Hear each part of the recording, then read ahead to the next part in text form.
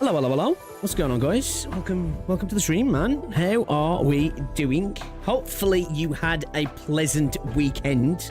I had a nice one, actually. It was an enjoyable, semi-relaxing weekend.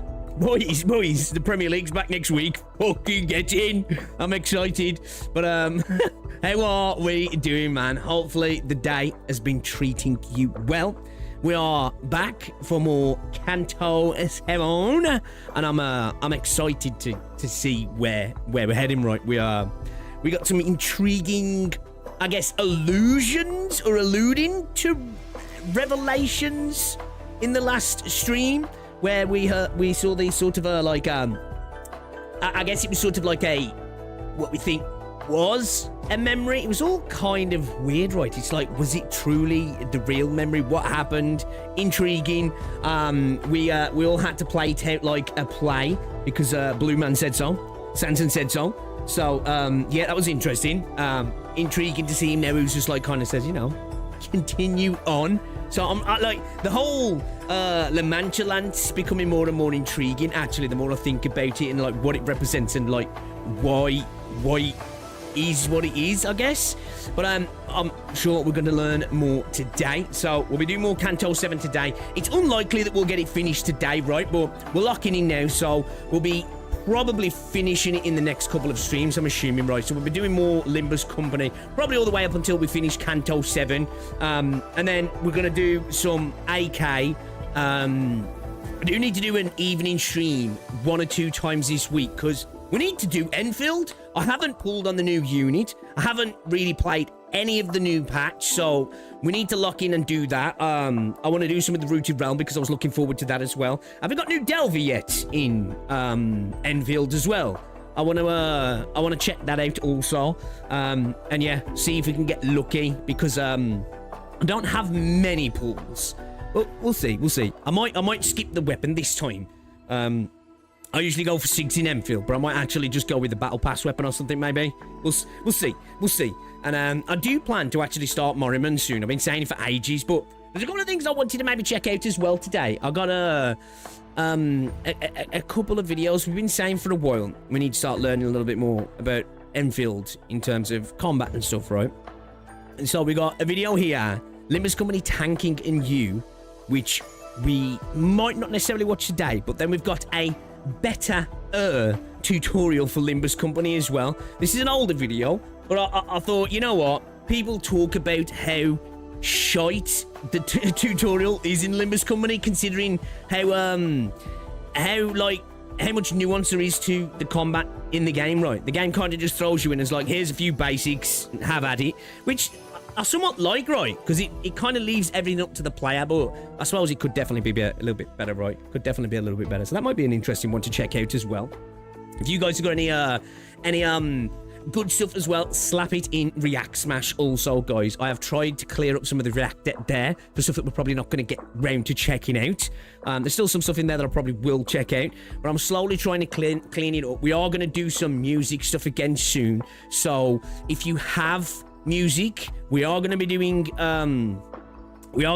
more Ultra Kill, because I did enjoy that. I do want to do some Zenly Zone Zero, but if there's any good music for some games you want us to check out, we'll do that as well, because I do want to get round to trying to get the odd music react up, because I enjoyed the Millie stuff, right? I'm probably going to do some Ruiner stuff as well. But yeah, I kind of enjoy that. And also, I did check it out. I've reinstalled Wuthering Waves. I've reinstalled Wuthering the Waves. To be fair, I jumped on the other day and I was just like, and I jumped off. I pulled, lost my 50 Feeny, got Marina, and was like, yeah, I'll come back another time.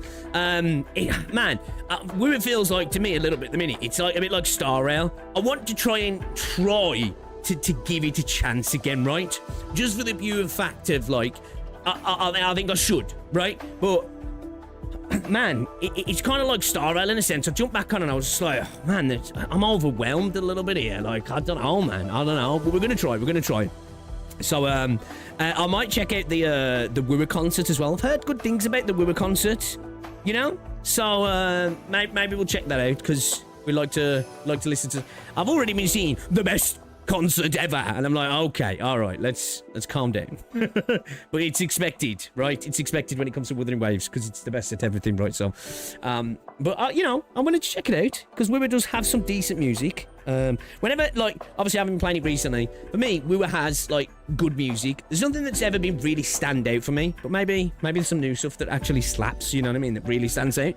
And we'll have a look at that as well, I guess. Let me just close some tabs here, chat, because I've got a shit ton of tabs open that we don't need.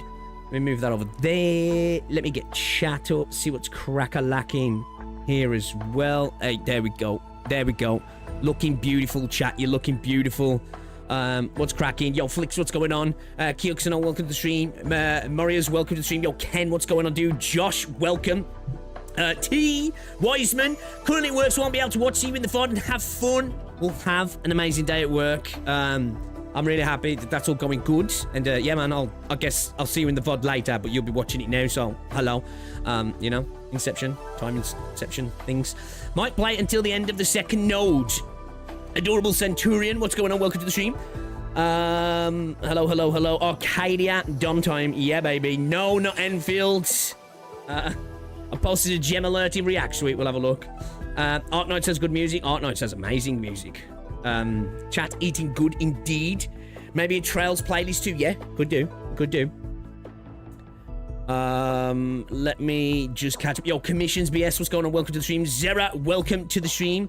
How is it going, everybody? How is it going? Have you had a good weekend? Have you had a good weekend? Been chilling a little bit, man.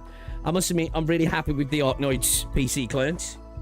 And I do want to get some good gaming sessions out, man, to really, like, to appreciate it, you know? But so far, what little I've played, it feels good, doesn't it? It feels good. It's like you're playing Arknights for real, in a way. That's how I could describe it. It's like you're playing it for real. Before, on the Google Play games, you know, obviously you were playing it, right? You know? But it's just like, It's premium now, right? It's premium. I saw Cat scheduled an AK stream now the client dropped. To be fair, it makes sense for CCs, right? The client's just dropped. It's getting some SEO push. People probably more willing to try it because it's got a PC client as well. So it kind of makes sense to jump on it. Arc Knights does really well for new players. So, yeah, man. I don't blame people for hopping on and one riding the wave of the PC client. But, you know, it's a great game, man. More people playing it is good. No, I haven't finished chapter 14 yet, no. Welcome to the stream, Jesus. Jesus. I saw Kamoy started playing it as well, yeah. But yeah, I've just been really busy recently. I had to help my mum out with a bunch of stuff over the weekend as well. Yeah, we're planning to getting back into a bit more of a routine again now. So, streams are going to be more regular. I'm hoping to get back to the point of getting videos up more regular as well. Like, videos have just been sporadic recently. But honestly, do you know what it has been with the videos? It's kind of just... I don't want to just force content for the sake of forcing. I've still got around to my CANTO VI video, which I don't want to rush it, to be honest. I haven't really properly started writing the script yet, so yeah, I'm procrastinating on that one. But, excuse me. But yeah, like, you know, obviously, there's stuff to talk about, but it's just like, you know, I really need to get back to trying to get some videos out, man. This is why I think I need some React slop at the minute, chat, because there's just there's nothing outside of a few videos that I've got planned, but are just ones that I need to work on, really. They're not just ones that I can get done overnight. So yeah, I do plan to maybe do some stuff around Arc Knights as well. I think once I get back into Arc Knights, I do, because I never really got round to doing my, you know, a new player perspective. I sort of touched on one, but I kind of want to go a little bit more into the gameplay and not the specifics of like character kits and roles and all that sort of. Just an overall like perspective on why it's more than a tower defense game and kind of what makes it special in that sense. So I'm planning to try and start working on that at some point this week as well, actually. But I really need to get this CANTO VI video sorted. More people obtaining their doctor license. Yeah, it's great to see, right? It's great to see. I always love to see people trying out good games. And as somebody who really thinks Arc Knights is a good game, it's great to see people checking it out. Perfect time as well. Clients just dropped. Best way to play the game, right? The definitive edition of the game now. It's on PC. And obviously, of course, you get that extra source as a content creator of, you know, the PC client's trending, new players. Arc Knights community loves new players. And it's good all around, man. Love to see new people checking it out. I started playing Arc Knights with the client, got Silver Wolf in my first temple, so I'm starting good. Hopefully you're enjoying it. Hopefully you're enjoying it. So you mean Silver Ash, yeah? I was like, Silver Wolf, wait a minute. I've been away a couple of weeks. It's not that long though, right? You mean Silver Ash, yeah? Wait a goddamn second. My gem alert is something that could be a React vid. Okay, I'll take a look. React slot now. Silver Ash, yeah. And I want to talk because I'm the loser who goes into Ainsford to see the slop. I don't think it's really going on. Yeah, there's not really much going on, man. Like, and honestly, like, I know I reacted to Egg's reaction to my video. But like, again, I am not averse to getting into it if I feel like I need to. I don't want to just be, you know, that's not... I'm not here to be like reacting to other people's content all the time just to like shit on their opinions or anything. It's just not me, right? It's just not me.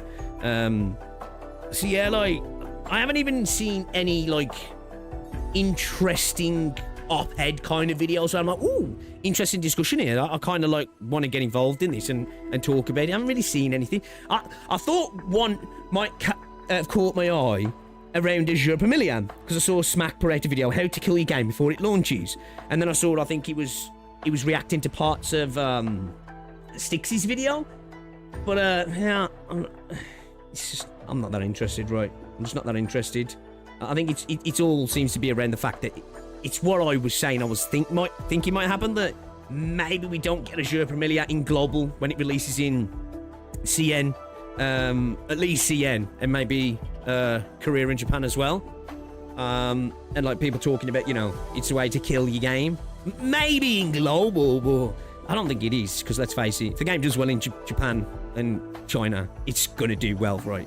But yeah, it is a shame to see games like, man, I also want to play Honor of Kings, and that shit ain't out yet. I think CN's got it now, right? So it does suck when that happens, but sometimes it's just the way it is, right? I mean, it's like a conversation that I'm just like, I'm not overtly interested in, really. You could make two-partner AK vid, why it's more than a TD game, and why the story is one of the best in gacha. Could do the same with Limbus too. Could do, yeah, because I definitely do want to go into that a little bit more about why, like, again, not to break it down into, you know, talking about proccing units and the way you want to do this and unit kits, because that's something that's a lot more of a vertical slice of like how the game works and getting into like the nuances around specific units and stuff, but just as an overall view of like what the game does in terms of, well, again, it is a tower defense game, right? It is, but it's like, it's such a reductive way to look at Arknights, isn't it? Because it's just so much more than that. And I think that's one of the interesting things about Arknights in regards to the gameplay, that I think when people say they don't want to play Arknights, and even if, well, it is more than that, you still might not like it, right? But I think so many people go, I ain't bothered about playing some tower defense game, and it's like, oh man, trust me, it's much more than that. It's much more than that. Super's guide is pretty decent. What's that? Guide to what? Sorry, BS. Sorry. I honestly, I haven't watched a Super video for a little bit, to be fair.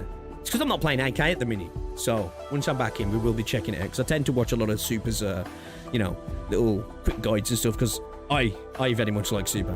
What makes AK special? A long list, varied game modes, lots of operators, great repeatable content, amazing music, good writing, revival of old operators. Well, yeah, I think that's more of a given, but for me, I want to have a conversation a bit more about, I guess, I think you might be talking about, was it video when he's talking about being a sandbox game, maybe?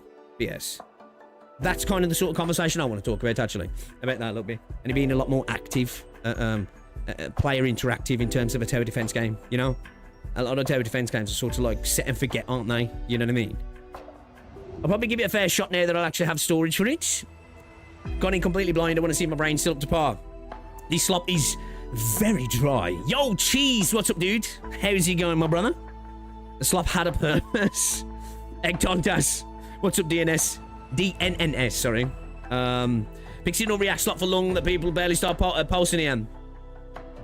Well, maybe, but I just don't think there's much in the gacha space that's, you know, that watched it at the moment, is there? Like, I'll be honest, like, I had to delete a bunch of stuff in there, because, like, of course, there's lots of good videos and stuff. There's, like, a load of videos, I was just like, I don't even know what I'm supposed to do with these. I can watch it in my own time, but what do I do with it in terms of react, you know what I mean?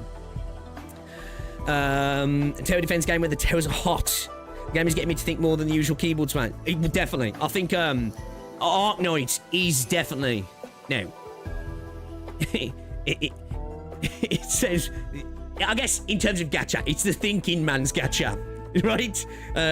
You know, it still can be very simplistic when you start to use, you know, you can strong arm content in the game. But I would argue, definitely, yeah, I think in the gacha space at least, I think it is sort of like the thinking man's gacha, you know? It does have something to it, especially if you, because obviously, you know, in a lot of gachas, you know, if you restrict yourself, because you can restrict yourself, but it's usually a mechanical thing you have to overcome, you know, be really quick at rotations, you know, maybe a little bit of team building and thought goes into it, but it's usually, you know, there's checks that are more account checks, really. With Arknights, there really is some content you can clear with a very restricted account.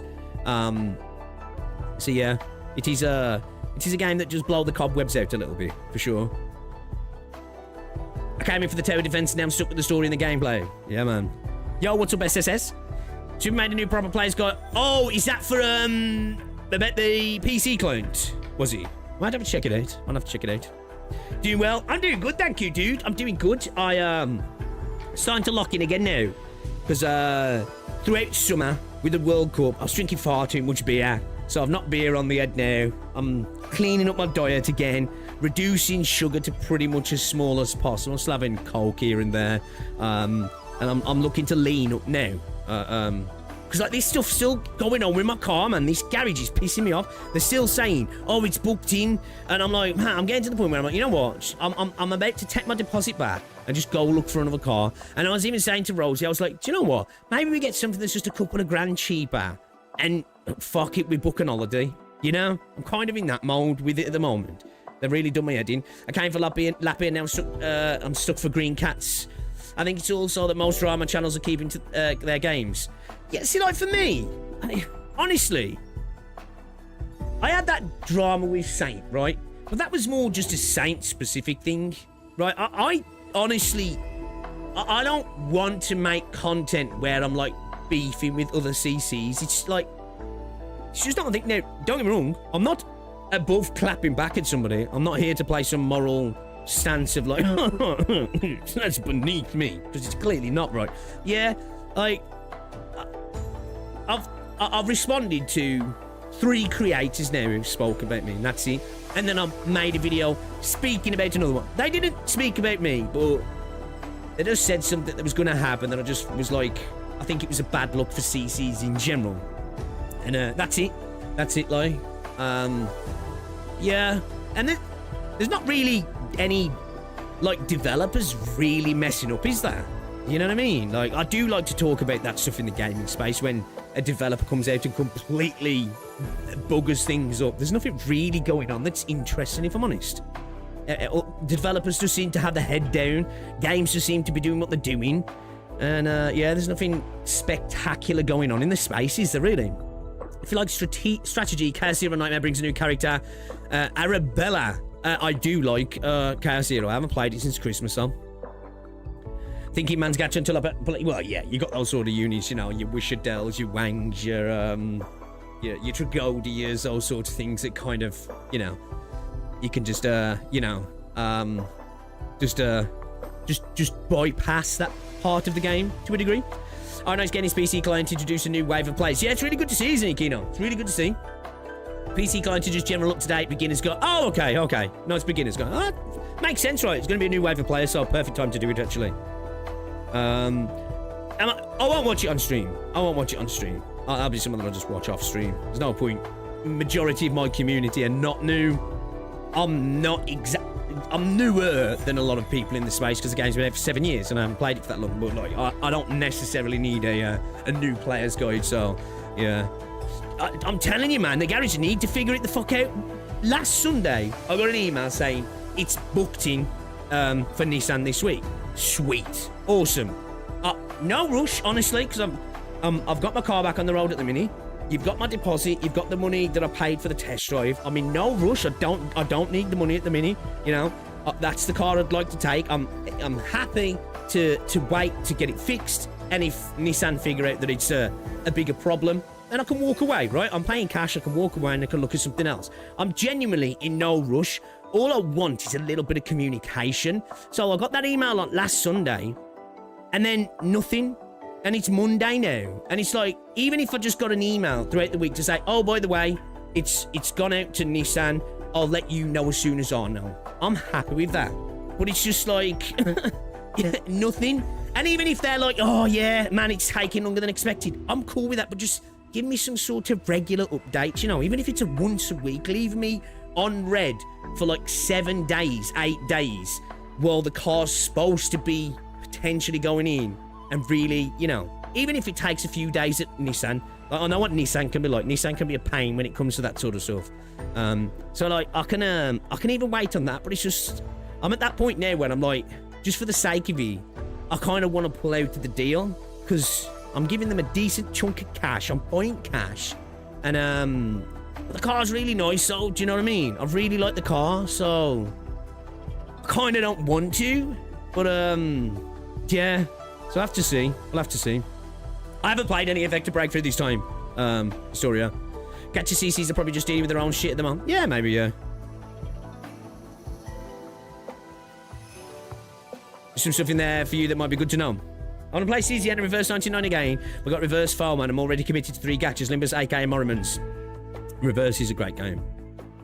This week was them warning, yeah, pretty much. Which I honestly don't mind is because the thing that's annoying, which I'm gonna go up there this week or the weekend, and I might make a complaint because obviously I paid the deposit, so the car is reserved, right? And it was showing on the website as reserved.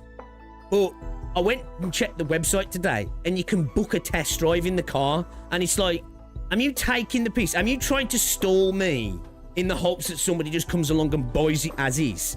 And then you're like, oh yeah, I don't know, whatever bullshit they want to feed me. Because I'm like, if that's the case, then I'm just going to go elsewhere, no matter how much I like the car, because I don't want to give you my money at that point. But I don't know, maybe it just could be a thing that, you know, it's automatically gone back up on the website because the car's still, you know, a lot of stuff's automated with the systems, right? So I don't know, I'll have to see. PC client is good, so probably unless you want to wait for a good update. No car for you, only bike. I think I do need a flying grappling hook bike, bro. Right? Stick Rosie on the back. You know what I mean? Pix, I have a feeling that I don't think this was your first time playing Limbus anymore. No, definitely. It's my first time playing this part of Limbus, right? So, it's first time. Actually. What's going on anyway, Renegade? Welcome. Also, Gamescom is coming. Yeah, you know what? Like, if I wasn't buying a new car at the moment, right? Which, who knows, that might not happen. I would have gone to Gamescom, because Hypergriff have actually reached out to me, which I do need to get back. I've kind of left them on red since last time, which I feel bad about. And they want me to make a bunch of videos, and obviously they're going to pay me. But because, obviously, and it's not expensive to fly out there, of course, right? But I'm just trying to sort everything out at the moment. It's just happened at the worst time. Like, if I wasn't sorting this car, I would have probably gone, because it would have been, you know.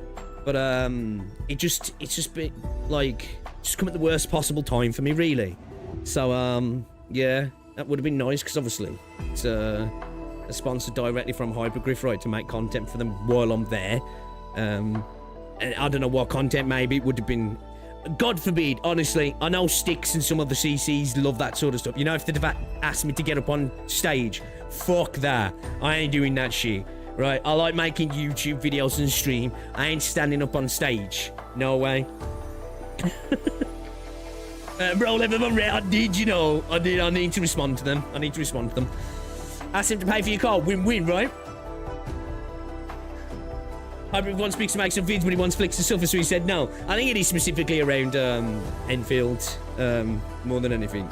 It could be a bit of both, though. Actually, I don't know. But yeah, they did want to sponsor me, actually, which is cool, you know, share the Hypergriff. It's the second time they've actually wanted to work with me. The last time, I didn't notice the message till 8 weeks later, and that was for, what was it, Renegade? That Popacom thing. It was, yeah, that's what it was for. That was my bad. I didn't notice it. I felt terrible about that.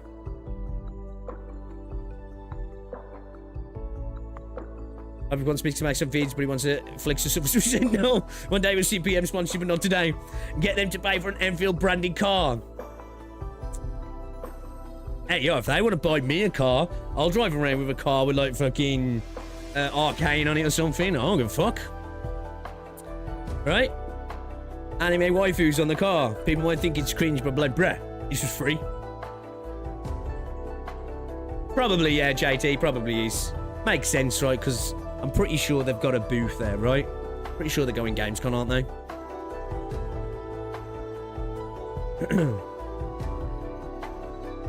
I remember Try AK a long time ago and got filtered by the amount of lore and exposition. I think in that moment in game we have some rerun event. Just got lost. I think a lot of people get filtered by Art Nights, to be fair. I think a lot of people do get filtered by... I think that's why, you know, for me, when people were getting filtered by Enfield, and I know it's for different reasons, right? I know it was for... I wasn't exactly surprised by it, because Hypergriff don't seem to worry too much about filtering out the masses, if I'm honest. Honestly. Now, you can say that's for good or for worse, right? But it's something that they seem to like be willing to stick to the guns on things that a lot of people might not like. And obviously there's a lot of people that don't like things like the factory, right? And they don't seem to be worried about that filtering people out. So, you know, I think it's just Hypergriff doing Hypergriff things. Any games you're looking forward to at Gamescom? I honestly don't know what's going to be there. The only game that I know for a fact is going to be there is that new game Bringer. But I haven't seen anything about it, so I'm not sure, to be fair. I really should look into it. Like, when is Gamescom now? Is it the end of this month, is it? Or is it like Soon, right? It's next week, isn't it? Was it this week? Does it start like the 22nd or something? I don't know. Also, like, Knowledge did some work. Yeah, I don't know. I'm looking forward to. Is it the 28th, is it? Thank you, Psych. Thank you. What's up, Exo? Well, hello. I'm saying that they're releasing a cyberpunk game called Neo Berlin 2087. I haven't heard anything about that, actually. Maybe we'll have to have a look at that. Sounds interesting. I do like myself some cyberpunk stuff. So, yeah, man. Zanku PV. Might have a look at that, actually. Gem alert. What's this here? Star Wars Zero Company after 50 hours. Is it actually any good? Is this a mod? Or is this a new game? Brax's thoughts on Enfield. Quick question. Is it a sponsored video? Is the Brax video a sponsored video? Alright, let me switch scenes a second, chat. Let's get started.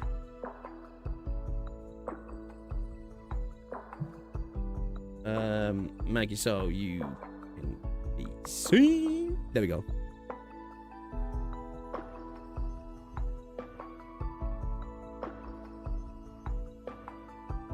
Hello. What's this? What's all this then? Here we go. Alright. Yeah, so this video, the Brax video, the state of Arknight's Enfield is shocking. Pretty sure this is clickbait title, right? So I think Brax does like Enfield. I don't know with Brax, actually. This is why I'm asking, is it a sponsored... let's have a look. When you think of a... What? Oh, I don't think it is, right? I don't think it is a sponsored video, right? When you think of a good game, what do you... Oh, maybe we'll check it out then. Oh, it's not right. Okay. Alright, maybe we check this out, actually. Brax seems like a nice guy, right? He makes good content, he does. But, like, typically when it's these sort of videos, it's just usually a sponsored video. Not got nothing wrong with that. Literally just talking about the one to sponsor me, right? But when it comes to talking about the state of a game and it's a sponsored video, I tend to just tune out, honestly. Now, I know some companies are a lot more, liberal with what you can say, but when you think of a good game, you don't think about this guy. So yeah, this is what I was on about. Azure Familiar, Dead on Arrival. I haven't watched the videos, so I'm assuming it's probably talking about global, because, listen, if it does well in CN, the game doesn't need global to do well, right? But, it sucks if it doesn't release at the same time, especially in the big 2026, right, or 2027. And a game with Azure Familiar's pedigree and backing. It's not like they're an indie studio that's just started up and they can't afford to go global, right? And they're like, let's just beg to make money in CN and then potentially we can publish globally. So, yeah, it's a bit of an L if they do, what's this? Hey, it's Luke from... I might check this out, actually. Star Wars Zero Company. Never even heard of this. This is a full-on new game, yeah. What is it? Oh, is this a PvP? Is this PvP? Wait. Is this like, sort of an RTS game or something? Is it like XCOM or something like that? It's kind of like an XCOM kind of game.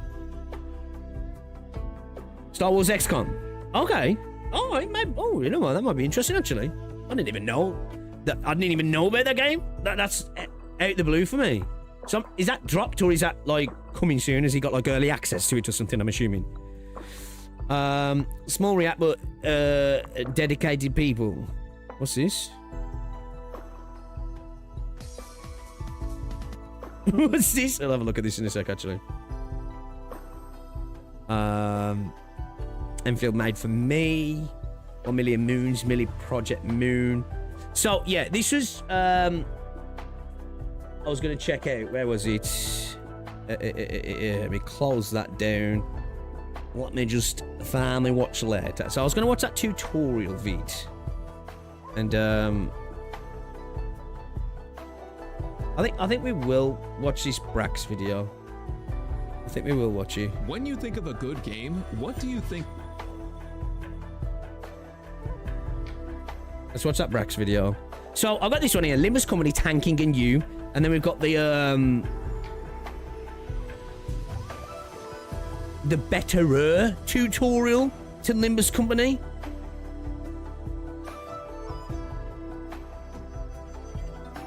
So we've got this. So bad. Well, We've got these, the betterer tutorial for Limbus Company from Esco, and then we've got this as well, which I'm curious as to what this is about in general, because yeah, what is it? Limbus Company tanking in you. This video will take a close look at the concept of tanking in Limbus Company. Oh, actually, that sounds kind of interesting. Okay, do we go for the tanking video, or do we go for the better tutorial video? Yeah.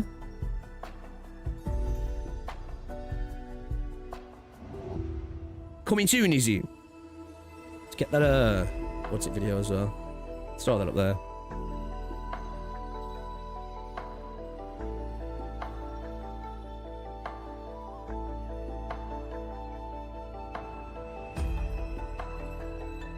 What's the Zero Company video? We'll check it out. Wait. What are we waiting on? What are we waiting on? What do you think I need to know more about? But it depends on where he's going with the tutorial here. Look, I definitely do need to know more about target manipulation, status effects. Shit, you know what? Maybe this is better for me, right? This might be better for me, to be fair. I think this might be better for me. So I was just thinking how... But he's got it chaptered here, and I can actually see. So target manipulation. Speed, I think I'm okay with. Redirecting... Yeah, I think this is going to be useful. Yeah, I think this is going to be a useful video for us, guys. And we've been saying for ages that we wanted to learn more, right? So we're in Canto 7 now. People are saying this is where things step up, right? So... Should we do this? Should we check out this State of Arknights Enfield video first? Yeah, let's just see what this is. We might not watch the entire video here, right? But, is there anything going on in r/gacha gaming? Oh, actually, I think there was a post that I wanted to maybe look at. Talking about stamina in gacha games. Yeah, maybe we'll check that out as well. So we'll leave that up. Yeah, let's have a look at this.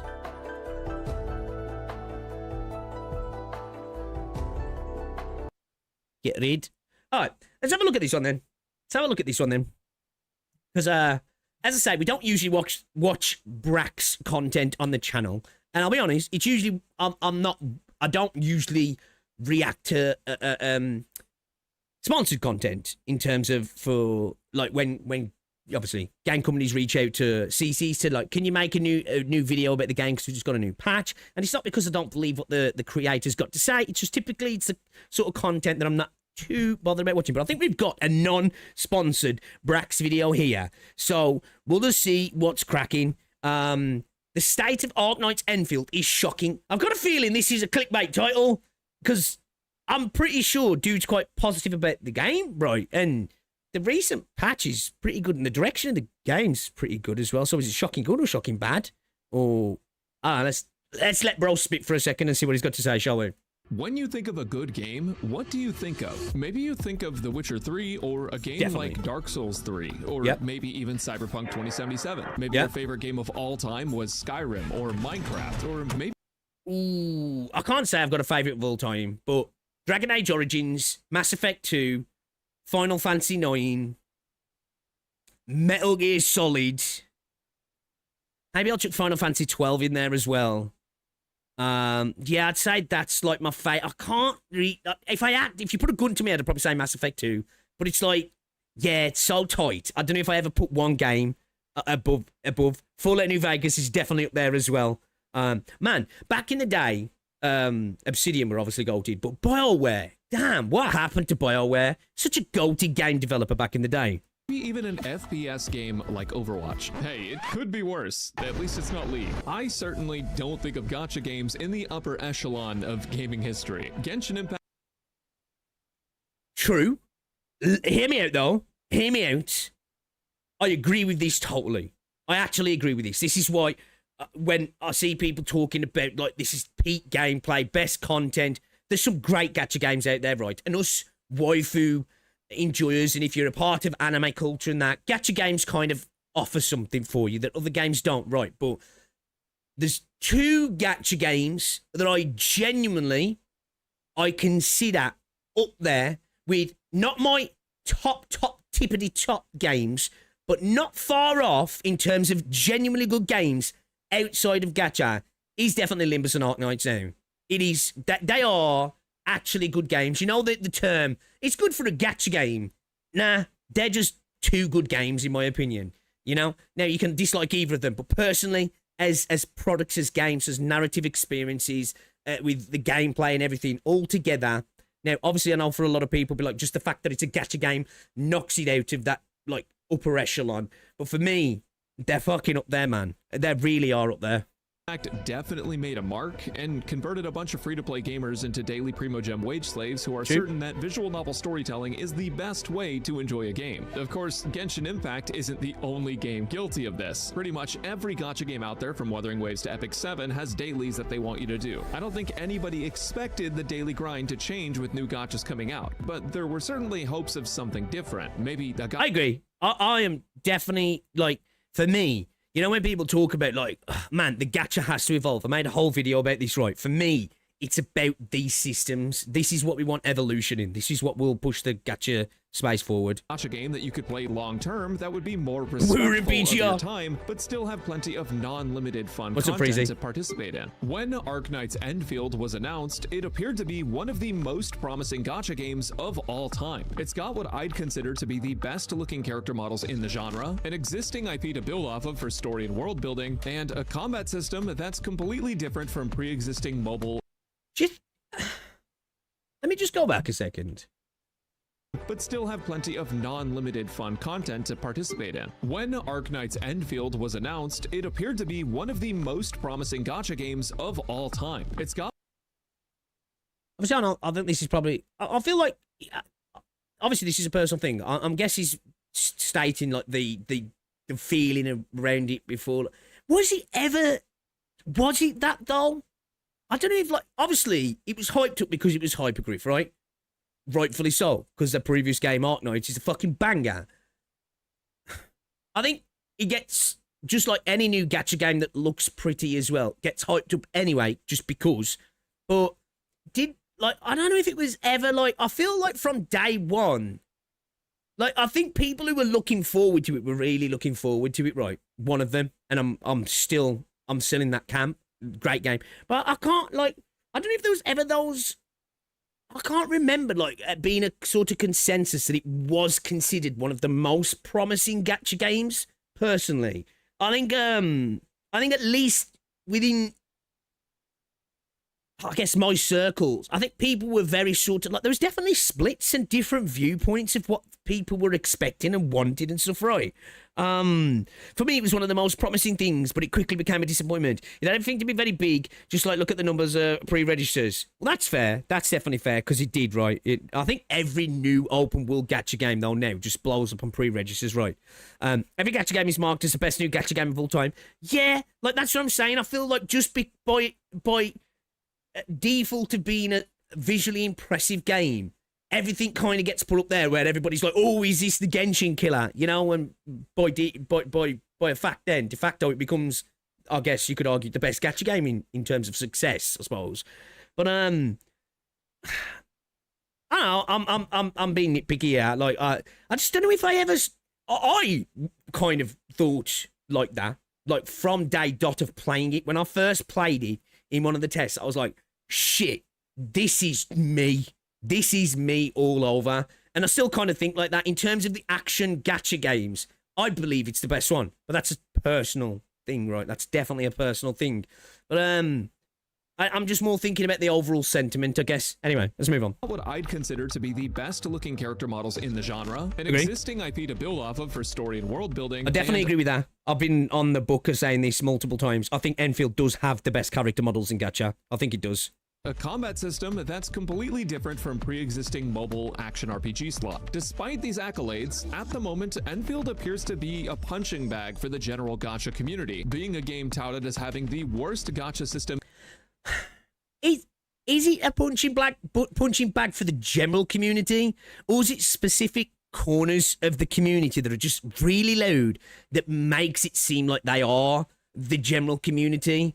Because I think there's a lot more people are negative towards the gacha system, but I think that's a feels thing, right? Which I understand that. A lot of people say it feels bad, and if something feels bad, it feels bad. You can't stop the way somebody feels about something, right? But like mathematically, it's nowhere near the worst gacha system. It's not the best, but it's way off being the worst, right? It's sort of upper middling in terms of gacha systems, right? There's systems that are better, but there's much worse. I think it's just that it feels bad to some people, right? There's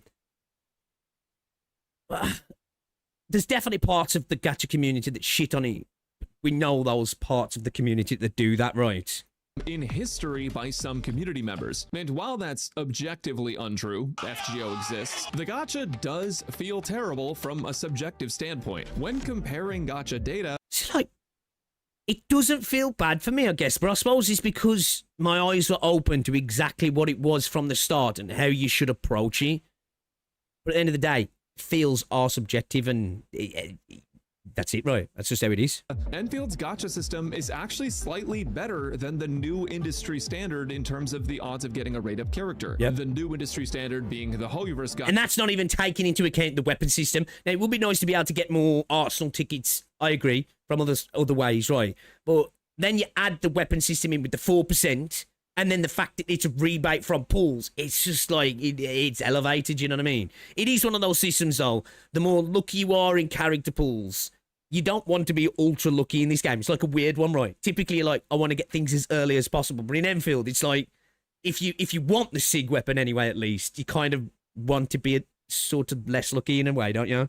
Gacha system that every new 3D gacha bases their initial system off of and hopefully expands upon. But with that said, the amount of pulls you can actually get in the game matters, and if Enfield has less pulls available than the competition, the system instantly becomes worse. But realistically, well, we've got to look at it in context as well, right? Now, again, I haven't been keeping up with how many pulls Enfield has. I haven't. Like, I've got all the characters I want to get. I'm sensible with my pulls, and I've spent a little bit on Enfield, so I have to add that out there, right? I'm not here to say you get more pulls than any other game, but you have to take into the context. One, let's just say, you know, the pull you get from the game. It's not equal. They're not all made equal, right? Like, one pull's worth of pulls currency in something like Wuthering Waves or something like Star Rail or something like Zenless Zone Zero or whatever. Think of a game that's got a character and a weapon, right? It doesn't equate to one pull in Enfield, if that makes sense, because you're just getting them. It doesn't, to guarantee you don't have to do as many pulls, and also we're taking into the weapon system into that as well, right? So 50 pulls in one game isn't 50 pulls in another game. They're not equal, if that makes sense. Do you know what I mean? Because 50 pulls is taking you towards almost hit triggering a 50-50, or 50 pulls is almost halfway to a guarantee, where, you know, they've got a bit slightly different value, haven't they? what matters more is the fact that Enfield's gacha feels bad. Since the guaranteed pity is at 120 and you can lose 50-50s multiple times on the way there, they've created a system that feels genuinely terrible to players. See, like, for me, I know people don't see this, but because I try to go into my pulls for characters I really want with the 120, I know I'm getting this character because it's a spark system, right? The way you treat Enfield is a typical spark system. The character's guaranteed, just like it is in NTE, right? But you do have 50-50s on the way to it, whereas NTE, there's no 50-50. But I just treat it's a spark system, right? But to me, if I've got 120 pulls and I'm happy to go to 120, now, if I want to get it early, say I've got loads of Arsenal tickets, buzzing. But it's not going to happen. But let's just say I lose 5 50-50s on the way to that 120. That's sick. Honestly, I'm like, bro, I've come out with 7 6-star units in 120 pulls. Now, that ain't happening, right? I know probably extremes it can. You probably maybe 2 to 4 if you're really unlucky, maybe. I've only ever lost 150-50 on the way to 120. I know people have lost more. I know it's happened.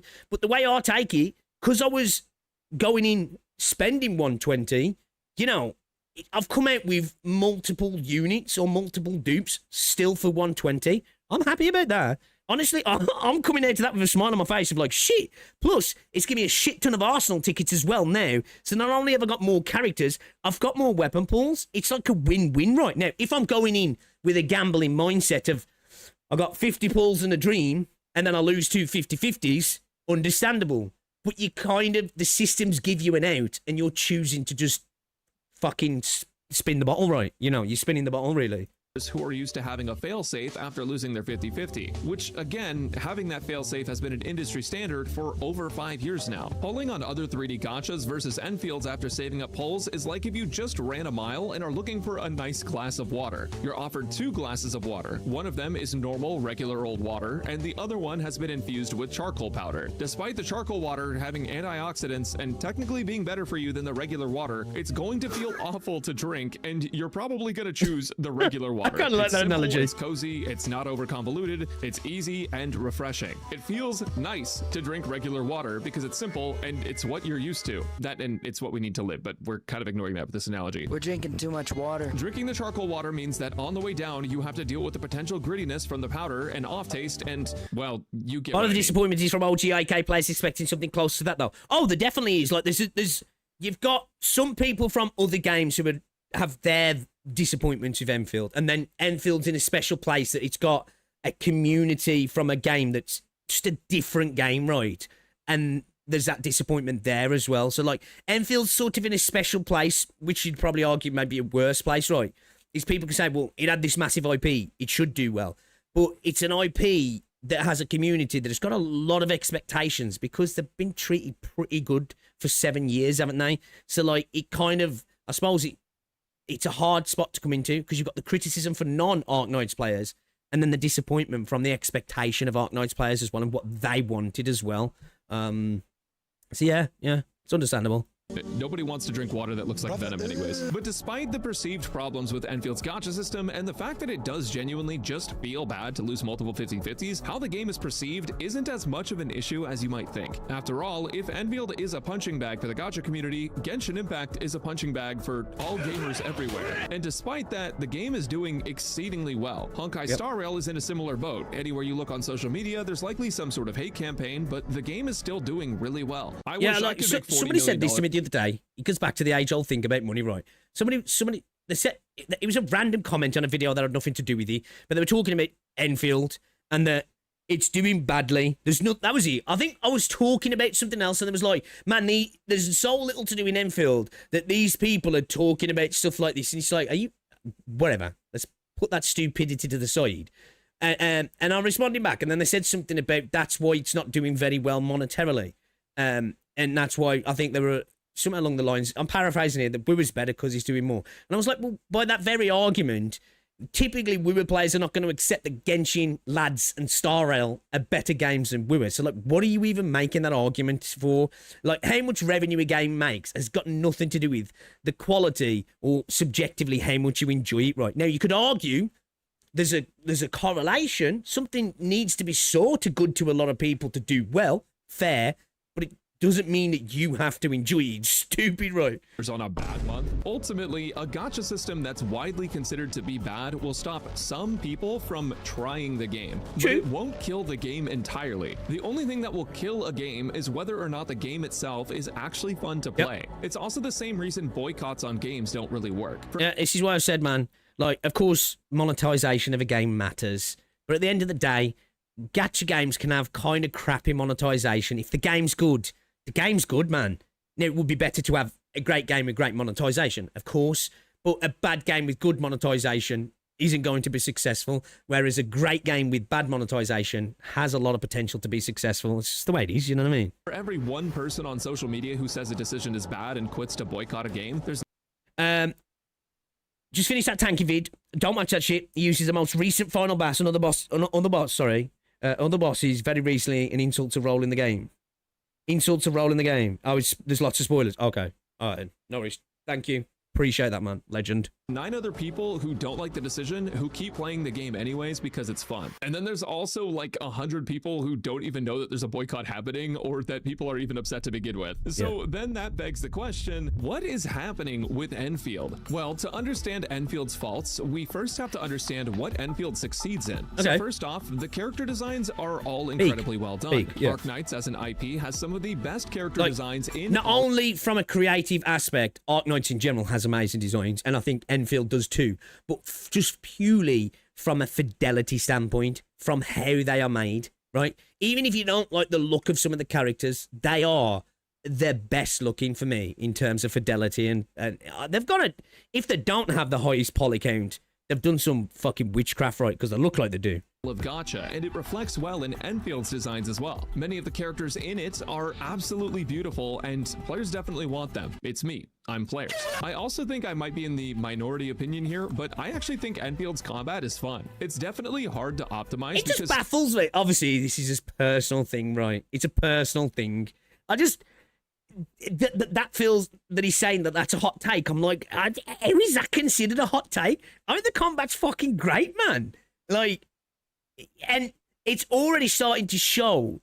It has so much more nuance than a lot of the other action games. Potential adjustments of, I guess you could call rotations to a degree, right? But it's not exactly the same. But I guess you're rotating in a specific way, your inputs. But yeah, man, the combat is fucking really good in my opinion. But again, this is a personal thing, right? This is a personal thing. It just is what it is. So much of your best damaging rotation is directly related to how many dodges you get and when enemies are defeated. But overall, I think it's a really fresh take on gacha combat, and I like it. In my opinion, at least.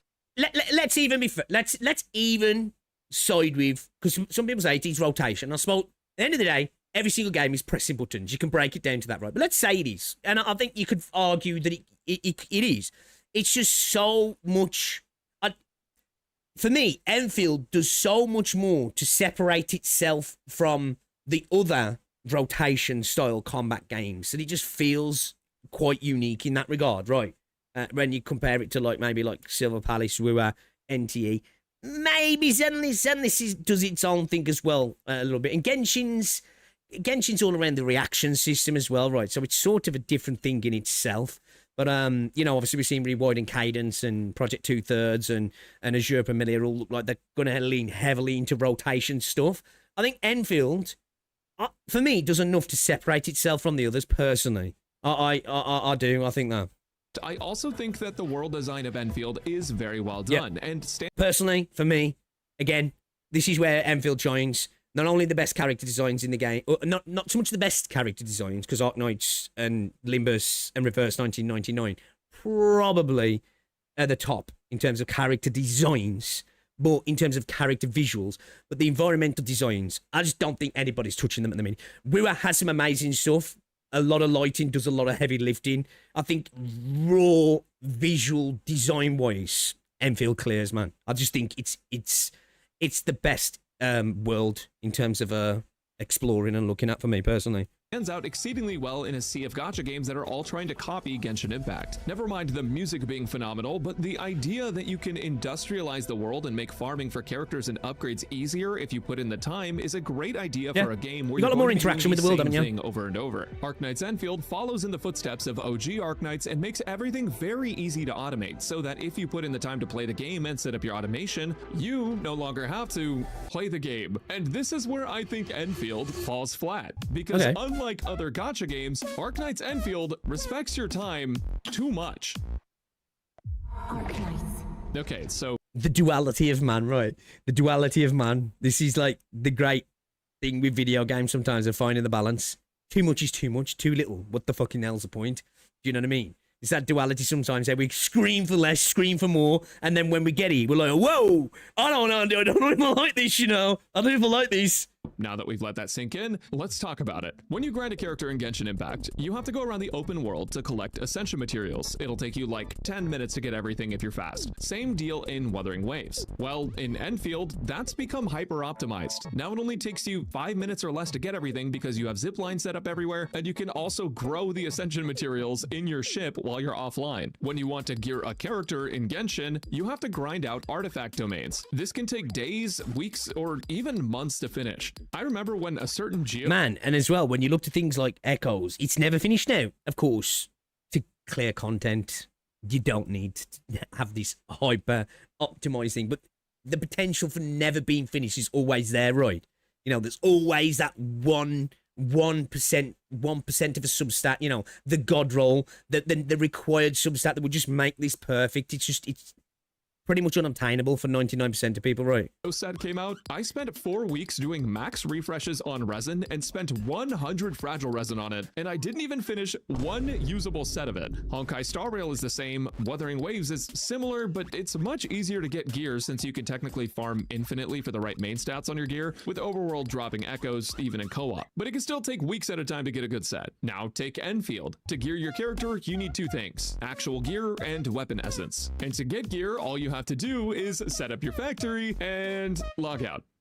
This is what, honestly, it blew my mind when I saw Saint saying that he'd rather be on the gear treadmill forever because it gives him something to do. It's like, nah, fuck that. I'd rather have something to do, but not the gear treadmill. I'm not interested in that at all. That's it, you're done playing. The factory will produce the items that you need for gear, and you don't have to worry about rolling for substats or anything. Essences, on the other hand, do require you to use stamina, and they have RNG rolls. But there's items in the game that mitigate that significantly, and overall, you end up getting the perfect essence in like 2 to 3 days. Not accounting for the extra stamina the game basically shovels down your throat on a daily basis. Like, as somebody who has neglected that side of the game, really, and I'm not like, is it Renegade who's got insane amounts of coolant gel that just literally bro's sorted? But like, sometimes it can take me a couple of days more than that, you know?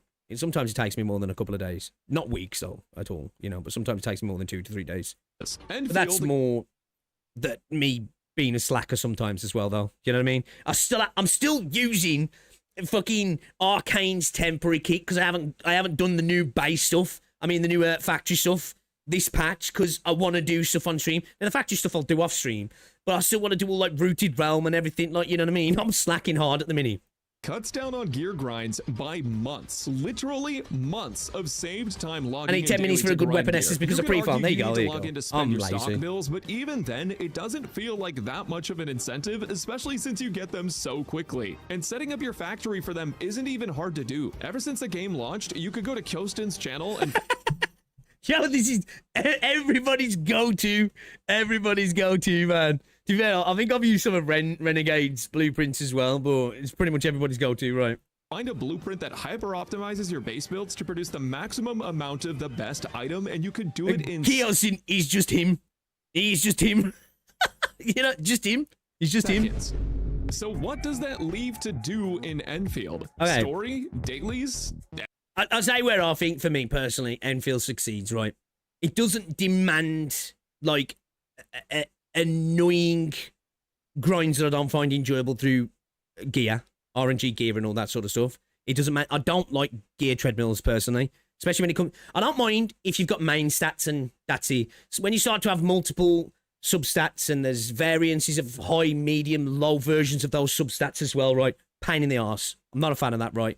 But for me, where it does well, I'm really starting to enjoy the story. I think 1.0 had weaknesses. It still has its weaknesses. I want to see more Enmin talking. I want to see more of characters without the Enmin, but that's something I think we still have time for. Still a little bit, maybe a little bit too early to demand that at the moment. I'm hopeful for the story. The production quality of the story has been brilliant for me personally. The gameplay itself, in terms of the combat, I think is really good. Take into the actual exploration for me, because that's where this game shines in the gameplay sense. I love going from A to B. It's why I think people really hate my points on everywhere because I'm so outspoken about him, because Enfield does what I want in a sense. There's just enough friction in exploration.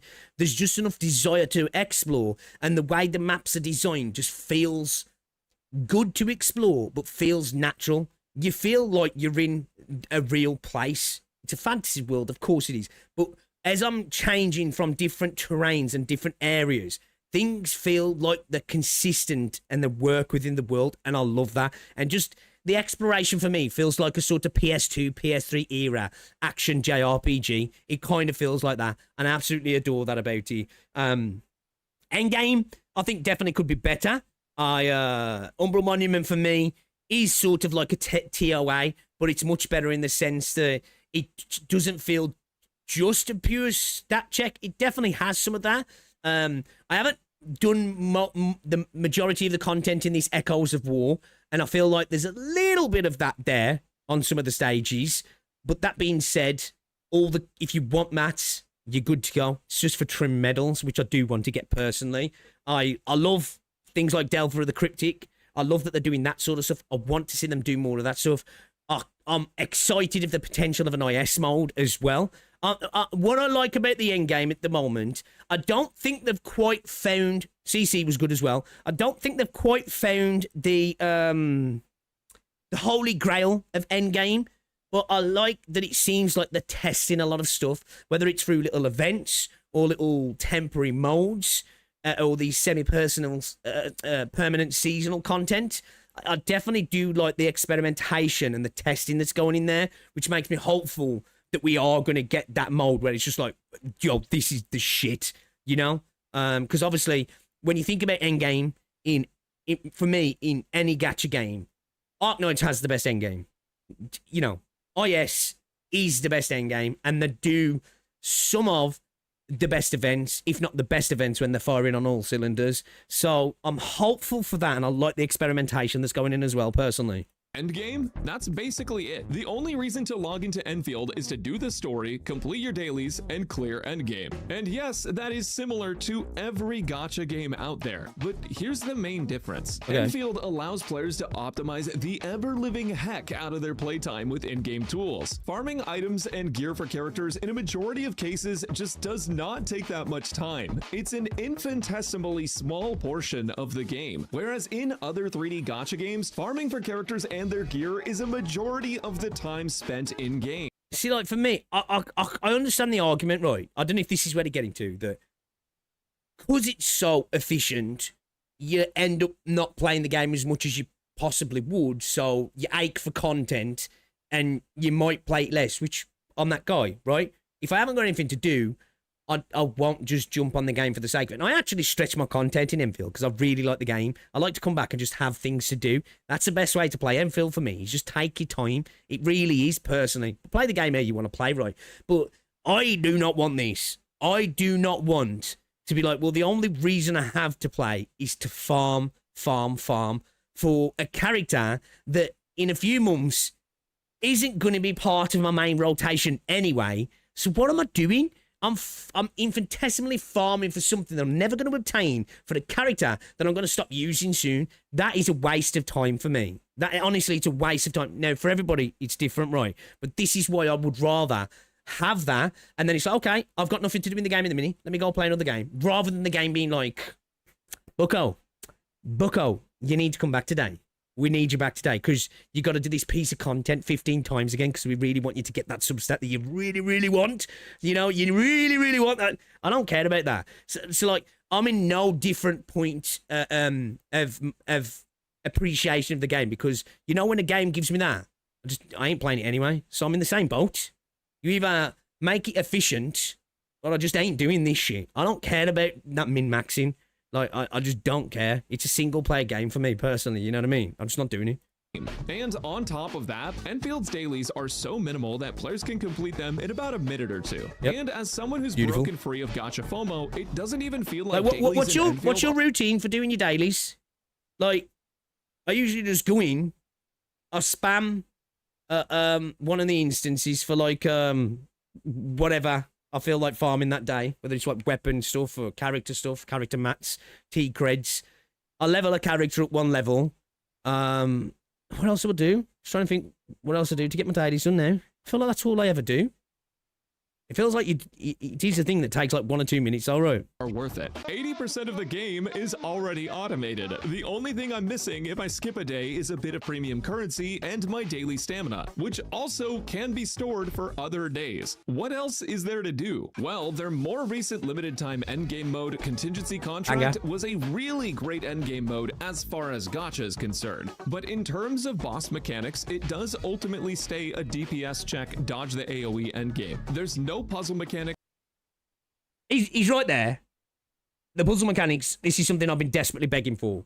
Give me fucking raid boss mechanics, man. Give me raid boss mechanics. I want to have things where even I can't damage an enemy and they might become passive and I'm getting flooded with ads until I do something on the stage. Give me that sort of stuff, right? But I feel like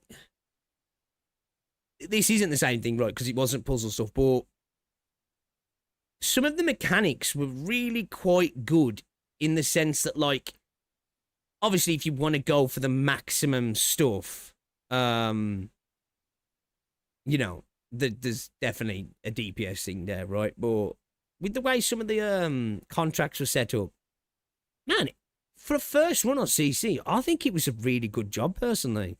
And they did a really good job on the first run of CC in this game. I thought it was going to be a lot worse, if I'm honest.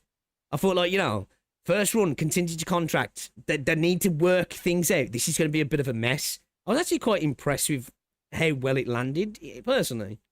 No instant wipes if you don't perform the required task, and nothing to engage your brain while you do your rotation. This is an endgame everyone has already played, with the exception being that you get to pick your own debuffs to make the fights fit more to your team. It's definitely more free-to-play friendly than other gachas, which means you don't need as many premium units, which is another reason you don't need to log in. Gacha Game's entire formula is getting you to come back and play every day. They use FOMO, or fear of missing out, to So, like, what I get from this, and I'm not saying that Brax has ever argued this argument, but it's a lot of arguments. It seems like a lot of the negative aspects outside of, like, the gacha model itself, or if you just like the game or not, is that the game doesn't have a lot of the psychological triggers that we say is terrible about gacha games.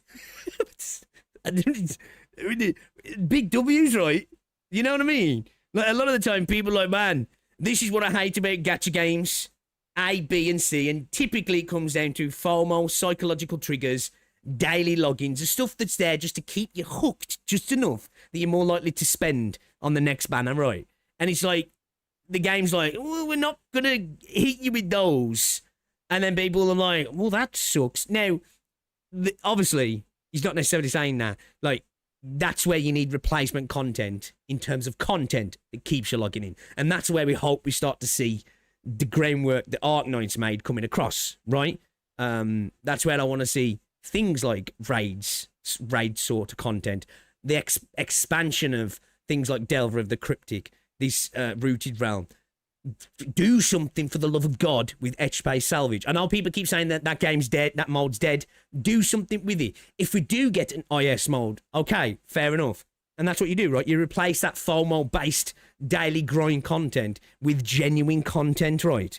That's what games are supposed to be. For me, games are there to experience content. Give me the content.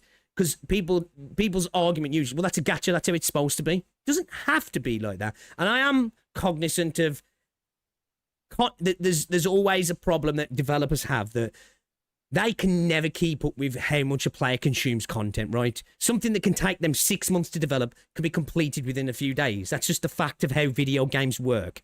And we have to accept that. And there is going to always be downtime, just like there is in any other live service game, whether it's an MMO, whether it's a shooter, whether it's a hero type game, whatever it might be. There's always going to be downtime, right? And we have to accept that. But it's about giving that baseline, right? And I think all gacha games need to improve on that, whether they've got daily triggers or not, right? To come back for limited time events with limited time yes, as well. I agree with something like that as well. To make sure that you play the game every single day for player metrics. Arknight's Enfield is the antithesis of that, and in a way, the most consumer-friendly 3D gacha game out there right now. Can't say that. It respects your time so much that people have stopped logging in. The funny thing is, that I've heard from particular parts of the community, from particular CCs in their community, is on one side they will say, there's nothing to do in this game, and you need a gear treadmill, and then they'll flip within the next sentence and saying the game doesn't respect your time, and it wants you to treat it like a job. It's like, bucko, what is he? It's one or the other, man. It can't be both. Into the games that don't respect their time. Why? Because it just makes sense. Why would you play the game you could play anytime when a bunch of games are incentivizing you to give your time to them? Truth be told, 99% of the time, the game you can play anytime is a better game. Usually, they're not a gacha game. But it can't be 100% said to be true for Enfield, because despite Enfield having great character designs, an immersive world, and being incredibly fun when there's content, Enfield doesn't have much content that incentivizes players to come back. What? Now, this basically goes into a whole discussion about FOMO versus making content that's so fun people choose to come back. Okay, I'm glad he's gone down. This is exactly what I was just saying. This is exactly what I was just saying, right? You know, I would rather have great replayability, great content over FOMO. Fuck gear treadmills. That's not gameplay. What am I doing with my time? You want me to run a rat race? You want me in the hamster wheel? I don't consider that gameplay, right, personally. A grind shouldn't just be a grind. A grind should be fun. If you want me to grind, you've got to give me something to grind towards. Give me an extra few percentiles of a stat number so I can clear a piece of content 2 seconds quicker. Get out of here. And then I'll just use a different team anyway because a new character's power crept it the next patch. I ain't bothered about that. This is what I want. This is what I want. Great replayability. Regardless of rewards, gacha games... Or even just solid, amazing one-off bits of content. ...rely on FOMO because most of them aren't consistently more fun than good non-gacha games like Slay the Spire, The Last of Us, Pokemon, Deadlock, Grand Blue Fantasy Relink. You get the picture. Enfield isn't relying on FOMO as I don't know, strongly though, man. as Like, Grand Blue Fantasy Relink is a good game, but, like, you know, it's not... You know, it's got its issues with, like, replayability stuff. Which means they must rely on content being more fun than other games. It is a one-and-done game, though, really, and ultimately, that's why I argue that the gacha system isn't the reason that people aren't playing, because what's stopping people from coming back is that they don't have a good reason to. Now, Enfield devs are 100% aware of this, because they're more billionaires over there at Hypergriff, and they can definitely hire things like analysts. But ultimately, what's going to decide if Enfield is seen as a good game or gacha slop is going to depend on if they're willing to add fun, repetitive content, or if they add more FOMO to compete with other... I honestly think I think the fun replayable content is going to be a factor. We'll have to wait and see, right? I know there's lots of people who disagree with me, but I think a big factor is going to be how well and how far they take the story as well, whether it's considered a good game. Do you know what I mean? Like, I think the two best gacha games in the space are the best gacha games. Not only are they good games, but they are narratively the best experiences. You know, that's what makes them the best games for me. Games doing the same thing. I personally really like what Enfield is, but I like the idea of what Enfield could be even more. When I look at Star Rail in comparison, HSR has both Divergent Universe and Currency Wars, which are permanent non-endgame modes that are fun to play. Enfield doesn't have anything like that to keep people playing even after they... See, like, this is where, like, we can't have these comparisons, though. You can't compare the state of a game and the state of its content when it's, like, a game that's multiple years old compared to a game that's just hit its 6 months. You know what I mean? Now, comparisons are fine. It's like when we look to, like, when I see people talk about the vast content in comparison to Arknights to Enfield, and I'm like, that's not fair. 7 years compared to 6 months, comparing it to Genshin, comparing it to... Now, compare it at the specific times, fair. And you can even say, I just think this game's better. How about it? I don't like it when people look to content in a game that's 2 to 3 to 4 years old and go, this game has more content. And it's like, well, what do you expect? Do you know what I mean? Like, what do you expect? That's like being like, you know, walking into a business and thinking that the dude who's been there for 6 months is going to have just as much as experience and expertise as the guy who's been there for fucking 6 years. If he has, that dude's been fucking up. You honestly expect him to be in a better position, right, to know more about what's going on. They've done their dailies or completed their main daily FOMO tasks. Now, sure. There's, from a consumer standpoint, you can look at and say, well, games are, you know, we're moving on each time an additional game comes out. The consumer doesn't care about that. But at the same time, if you're going to look at it from a critical standpoint and argue points, you've got to accept that it's not going to be in that state. Now, does a customer care? That's a different conversation to have. And, you know, I suppose he's talking a little bit more about how the customer sees that experience, I guess. But like, I mean, sometimes you gotta be a little bit fair, man, and be like, oh, I can't expect that. But you know, if you don't come back because something else is doing it for you, that's just how it is, right? Space salvage exists. No game will ever be good enough, really, because they're always going to have that, like, unless they just hit for you, which Enfield did hit for me. So that's why, like, you know, I don't worry about that so much. I'm like, I'm confident it's going to have the content. Now, if it didn't hit, it didn't scratch the itch, maybe I'll be less inclined to be willing to accept that it hasn't got the content. You know? I don't really know anyone that's logging into Enfield Different strokes for different folks. Specifically. The story for 1.4 was absolutely amazing as well, but it certainly isn't going to keep anyone repeatedly logging in. The story is basically a one and done until next patch. While their first, second, third, and fourth combat endgame events have all been fun, and I really like the mechanics of Echoes of War, by the way, by the fifth combat event, I like parts of it. Some parts are not that great, though. it gets kinda old. I'd personally love to see something that expands on the game's factory without blueprints being a 3-click option to basically bypass all of the difficulty. Some kind of factory or tower-based PvE or PvE mode could add a ton of replayability without having to rely on specific units, and it feel completely new. To be completely fair, Enfield is I've said this from day one, this sort of like, you know, in between that gives me a sort of Arknight's experience in Enfield would definitely be a great thing to have. Relatively new gacha game, and it hasn't had nearly as much time to add new game modes. It suffers the same problem that a lot of modern MMOs do, where when a new MMO comes out, it doesn't have nearly as much content as the MMOs that have been running for 10 to 20 years already. Players blaze through, and that's just the pain point of being the new guy, right? You know, that there's always something else to compare it to, and yeah. The content, and now there's nothing left to do, and the only thing that can fix that new MMO is adding 10 more years of content. Other competing gachas have been out for years and have way more content for players to play through and enjoy, and Enfield has quite a bit of catching up to do. In Enfield's case, though, they have a very important decision to make on what direction they want to take the game, whether they want to make it more predatory to get more players, or if they want to attempt to innovate in the space and potentially risk not holding as many players in the name of making the game more fun overall. And if they choose to innovate and make the game even more fun without adding other FOMO aspects to it, it could experience a full recovery and even a massive increase in the amount of players actively playing the game. But like, what do we mean by full recovery, though? Like, what do we mean by full recovery?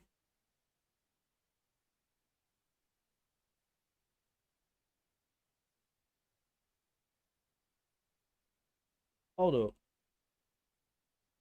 It saves me just going into a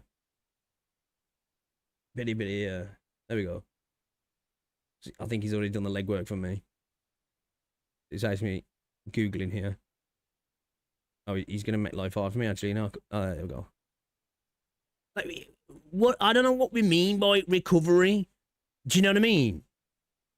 Like, are we talking mobile revenue recovery? Are we talking Twitch numbers? Are we talking YouTube? Are we talking where games are placing in the biggest gacha market? Do you know what I mean? Like, if this is the game that needs recovery, the gacha market's cooked. Do you know what I mean? The gacha market's cooked. The game's above Wua. You know what I mean? It's in the top 5 on Bilibili. Hypergriff's other game is number 2 on Bilibili. It's like, for me, if and I'm not like specifically calling out Braxy, because this is a conversation people have. Oh man, Arknights needs to come back from the dead. What the if this is dead? Do you know what I mean? Game cost problem. Oh, of course. Like Enfield, in terms of return on investment, of course it has to make more money than Arknights. Enfield has to make more money than Arknights. Its marketing budget is bigger. Its cost to develop it is bigger. It's a newer, fresh game. It costs more money to make it, right. But these are not operating in a vacuum. Now, of course, they've got their own budgets and what's considered successful. But the good thing is, Hypergriff is in a company that's indebted. It isn't a company that has a massive board of different corporate entities with its fingers in the pie. So this is all going into the same pocket. Now, of course, you don't want to be bleeding Arknights dry to support Enfield. Of course you don't. That was stupid, right? But, like, I'm just saying, these are 2 games that are in the top 5 gacha games going into the pocket of a small amount of people who own their own company. Do you know what I mean? So it's like, it's not like, it's not like it's Wua, in a sense, where it's got this massive conglomerate that expects ROI. And a company that owns the majority shares of it. Do you know what I mean? Hoyo's in the same boat, right? They I don't know who's invested in Hoyo, but as far as I'm aware, they're pretty much, they decide what happens, right? They don't have a multitude of investors. I could be wrong on that. I don't really know too much about Hoyoverse, but Hypergriff are pretty much running the show. They're not beholden to a bunch of investors who want their piece of the pie, right? Now, I know that they do have investment, but it's not to that degree where it's like, shit, we're going to be, the cosh is coming down soon if we don't turn this around. They want to turn it around if they think you have to turn it around because they want to turn it around. But I'd argue being fifth on Billy, does that need turning around? I don't know. Like, I think the problem is because what we decide is being turned around is we look at Twitch and then we look at gacha revenue and we go, oh, it's not doing as good as the other games. We know that 70% of their revenue doesn't come from mobile anyway. So it's like, it's not doing bad. Could it do better? You can always do better, right? But like anything can do better. So yeah, I don't know. I don't know if I buy into this argument that the game needs to turn round. Honestly, I don't. It's just saying itself built up from AK revenue. I don't know, man. I don't think it is. I think if you're in the top 5 of Billy, you're making bank. And if you're bringing in 10 million at a lowest estimate on mobile, right, you're making shit tons of money. Shit tons of money. Like if you say, let's go off an estimate, 70% of the revenue is coming from PC, right? Non-mobile. If they, what is it they made last month? 9 million, 10 million, right? Let's even be conservative and let's just say double it. Let's say it's a 50-50 split. They made $18 to $20 million this month. You've got to remember, the first 2 weeks of this game launching, it made $173 million. That's got to have covered the budget for this game and probably a bit of the marketing budget as well. I bet this game probably, cost $150 million to make? It might not have even been that much, right? And then they probably spent a couple of $100 million on marketing. So, like, I would imagine this game's in the profit now. Maybe when you add in running costs and stuff, maybe different, right?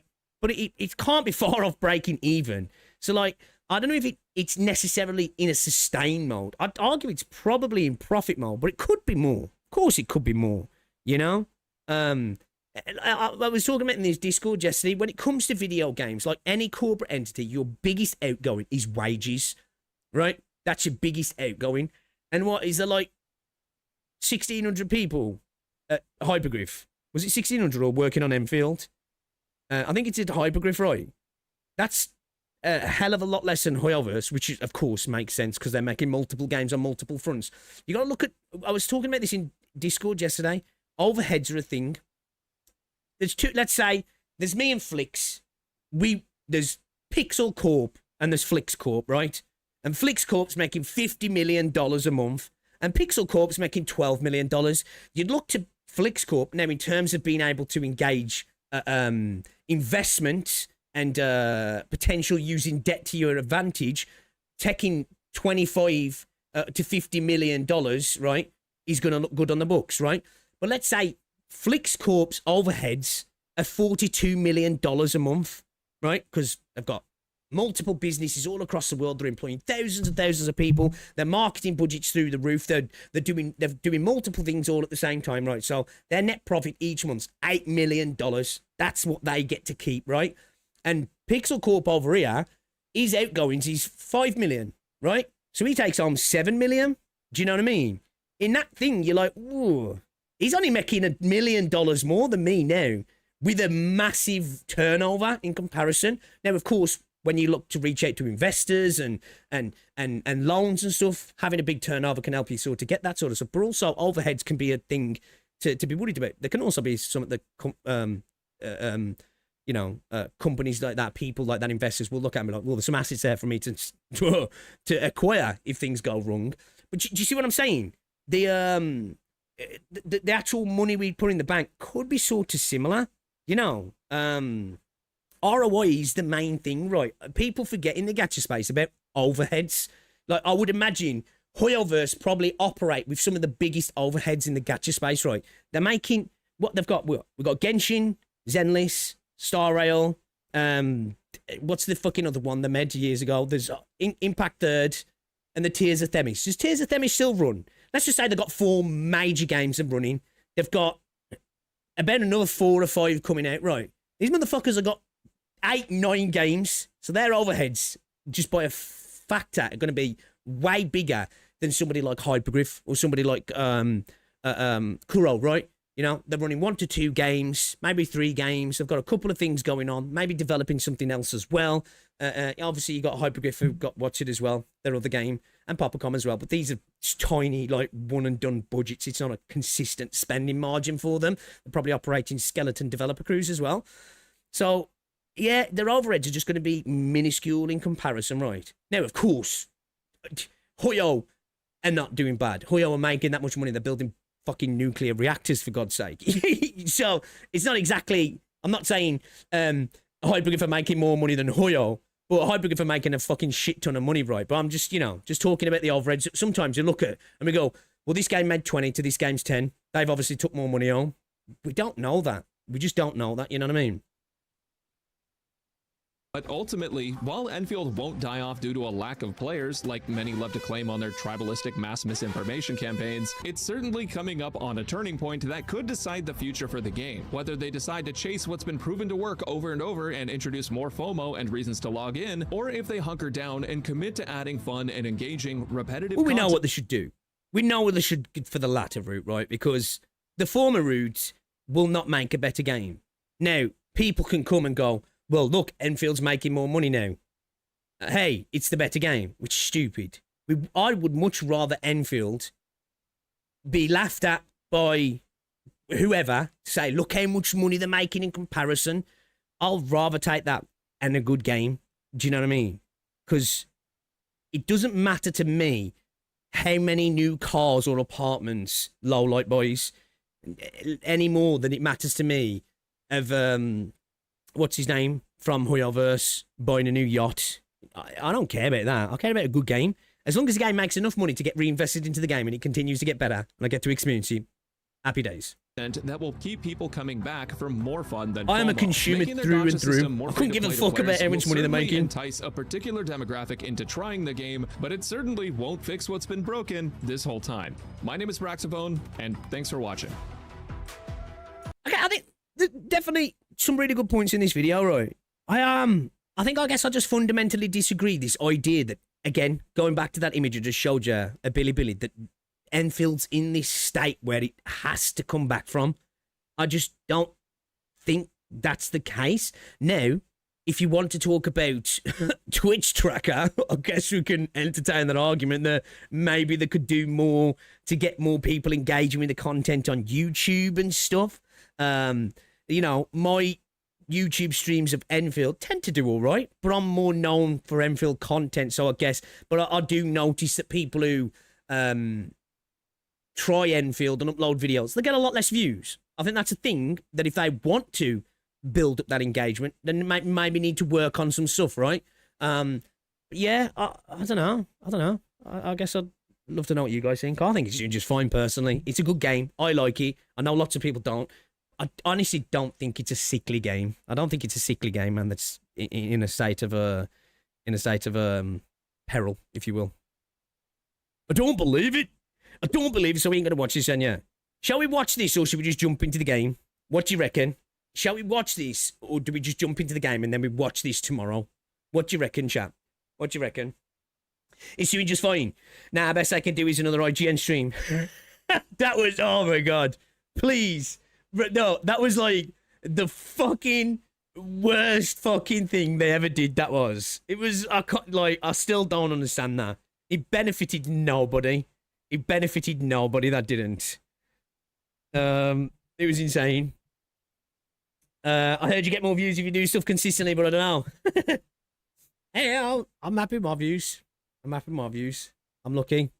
Like, oh shit, I forgot.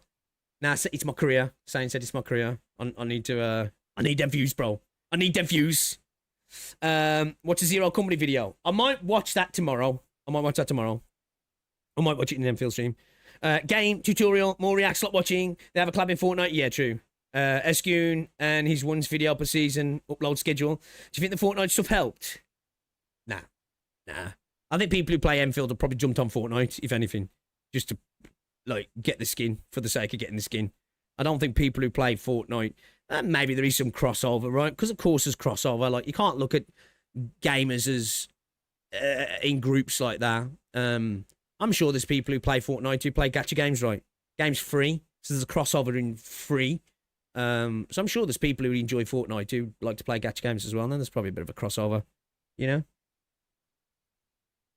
But yeah, I wouldn't imagine a big proportion of Fortnite players was just like, bro, what's this? I need to play this. It's just not happening, is it really?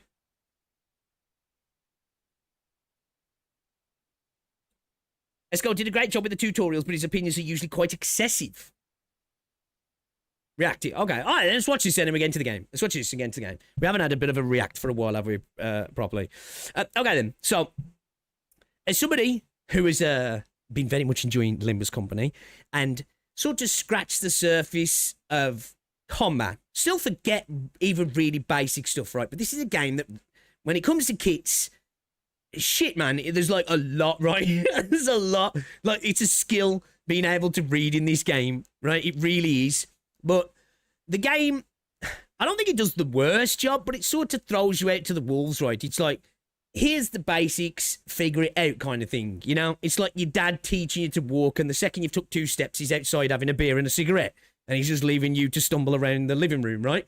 It's sort of like that, but it's a thing that a lot of people wish was better, right? And I think tutorials are important in video games, right? Tutorials are important. So, as somebody who's trying to learn more about combat, I want to learn more about, like, team synergies, I guess the nomenclature and the wording behind stuff as well to figure stuff out a little bit more.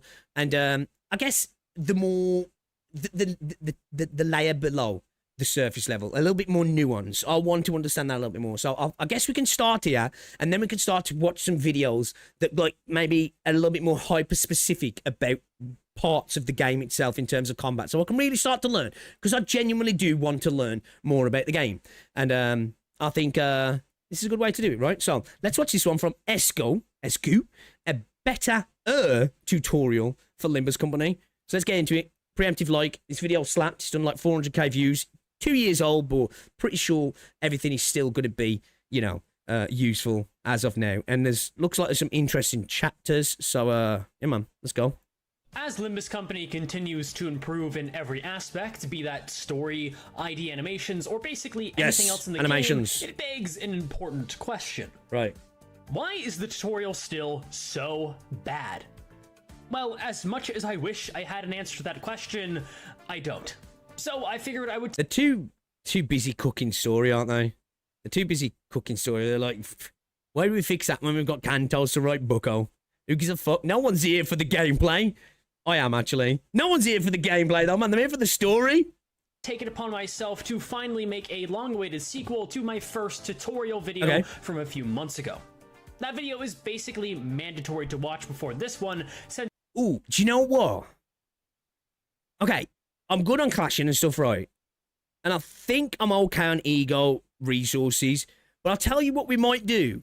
We might come back to this and just specifically watch this regarding general terminology and skills to re-up on that, because this is something I do genuinely need to fucking get up to scratch with, is the terminology in regards to skills and stuff. So, yes, we're going to check this out. We'll probably just specifically watch that around terminology, and we'll ignore the rest, because with that guy, it covers the basic rundown of Limbus Company's mechanics, whereas this video will build upon that foundation and continue to elaborate on the very simple yet horribly explained mechanics of this game. This is the intermediate tutorial, which means I'll be talking about things that are still pretty essential. Horribly explained. Maybe, yeah. Mate, do you know what, though? I think a lot of gacha games do that side of things pretty poorly. It's one thing I do really like about Enfield again. Stuff just makes sense. It seems to be written in plain English. I swear sometimes, like, gacha developers are like, let's pretend this is like a British excavation and they're trying to figure out a long-lost language. Let's give them some you know, let's give them some glyphs and they can figure it out, you know? That's kind of like how I think gacha game developers decide to write character kits. Like, let's just make it sound complicated. For understanding Limbus, but nothing too niche or obscure. We aren't wading in the kiddie pool anymore, but this also isn't even close to the deep end. Okay. I would recommend at least having played all of Canto 1 before watching this video, so you are more familiar with the combat. Okay. But even if you are completely new, I have tried to make everything in this video as clear and accessible as possible. Nice. So, good for me. just like that first video, I'll be taking this tutorial in 3 segments. Let's go. Number 1, speed, targeting, and skill slots. Right, okay. 2, status effects. And 3, team building. Okay, Also, status effects is definitely going to be something. I will be unable to cover absolutely everything when it comes to these 3 topics. That's fair. But the idea is to give enough of an overview that after these 2 videos, you can at least say, I kind of, sort of, maybe understand Limbus Company now. That's...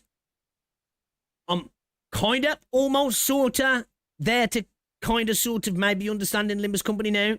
So maybe I can get to the point of kind of, sort of, maybe understanding Limbus Company after this video then. Because I'm sort of, kind of, maybe understanding it. Now, this first segment is something that probably should have been in the very first tutorial, but you can't really blame me because on a surface level, speed is a very simple mechanic.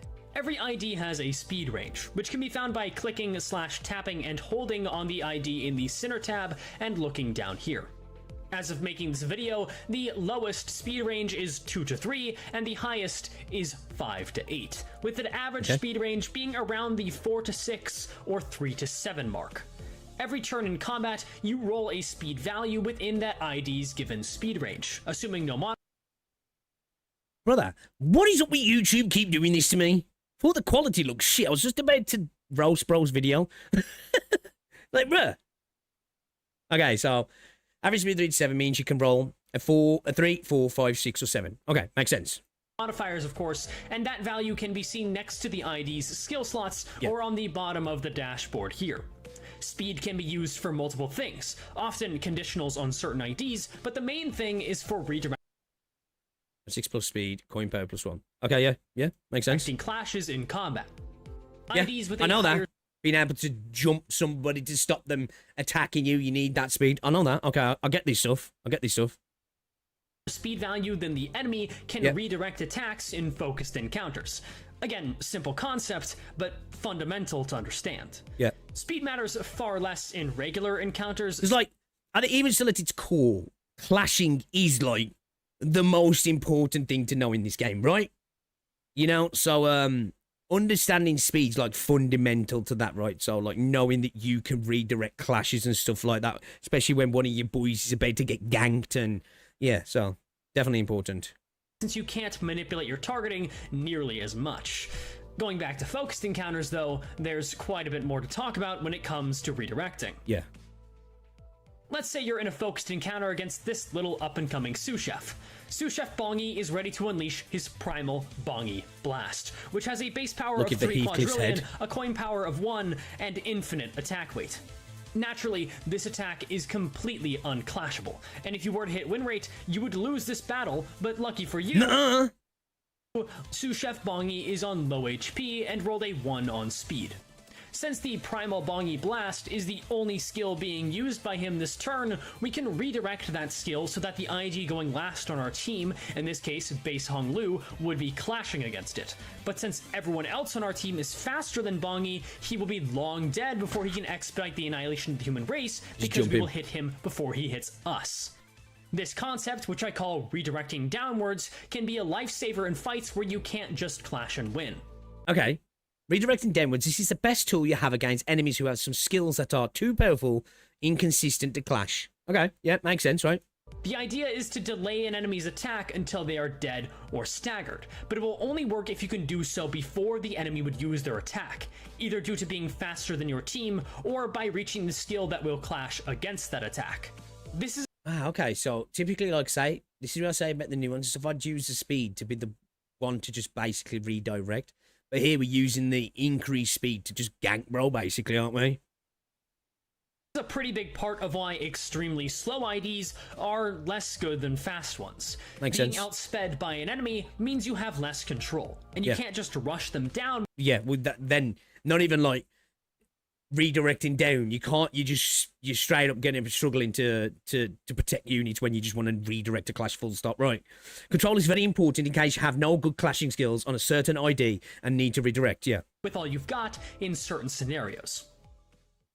But that's enough about speed and enemy target manipulation. Let's talk about other kinds of manipulation, like how I will subtly manipulate you into subscribing by quickly shilling, or how you can manipulate the targeting of skills with attack weight. I talked about this in my Railway 3 guide, but let me give a clearer explanation now. As I talked about in the first tutorial, which you definitely watched and fully remember to the point you could pass a high school level quiz. Your mother has 5 slot weight for real. You're like, this is not a thing that I haven't really considered too much, attack weight in regards to manipulation. I've just always thought of like, yo, you know, more things to hit, I guess. On it, attack weight is a representation of how many targets you can hit. In regular encounters, this will just hit whoever it can, really. Yeah. There's no way I know of to change targets in human fights, but in focused encounters, attack weight's quirks are revealed. Beyond the main target, also known as the target you drag the arrow to from the skill itself, extra attack weight will prioritize untargeted skill slots. In this instance, no other enemies are targeted, so this is the default targeting for this fight. Right. This means that before you use an eagle with attack weight, you can target every slot of an enemy that you don't want to hit with AoE, forcing the extra attack weight onto other body parts or enemies. Right, hold on, let me just go back to what he said there. Can target every slot of an target the skill slots you do not want to hit with your ego, with your other ID's attacks. Wait, so is that what decides where the weight's distributed then? Which ones are being targeted by other attacks? And they have to be specifically ID attacks, not other egos. Is that... Am I getting that right? Just go back a sec. Untargeted skill slots. This means that before you use an ego with attack weight, you can target every slot of an enemy that you don't want to hit with AoE, forcing the attack weight will prioritize untargeted enemies first. Right, yeah. I'm just double checking. Extra attack weight onto other body parts or enemies. Can you say that again? Sorry, I missed that. At the bottom. In this instance, I target the doll since I only want to hit the calendar. Attack weight onto other body parts or enemies. Afterwards, you can then remove the arrows, just don't mess with the ego beyond that because that will reset the targeting. Tying nicely into this concept is slot weight, which determines how much attack weight a skill slot takes up when targeted. This is 1 by default, of course, but plenty of abnormalities or bigger boned individuals take up 2 slot weight instead. This means 1 slot weight is only really a problem when you need to use attack weight on other targets, but it can be a really big problem in those situations. Imagine an enemy had infinite slot weight. That would suck. That no matter what you do, a 3 attack weight ego would only be able to hit 1 other target, and so on for further amounts of attack weight. Speaking of transitioning to the next topic, skill slots, specifically gaining more of them. In regular encounters, up to 12 skill slots can be gained, and the order in which IDs gain them is determined by the order you choose them in on the Sinner select screen. The first selected ID will get a second skill slot first, and so on. This will loop back around once every ID in battle. So then when you slime in Ryoshu, you really want her in early then, don't you? If not first slot, to gain those second attacks as she grows with more power, right? Has 2 slots. But regular encounters almost never last long enough to where it would ever loop around to give IDs 3 slots unless you bring in less than the maximum amount of IDs, but this is generally never worth it, in my opinion. Once again, focused encounters give us a far more interesting scenario to use this in.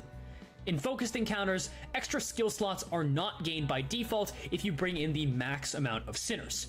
You can view that max number instead as the maximum number of skill slots you can have in that encounter total.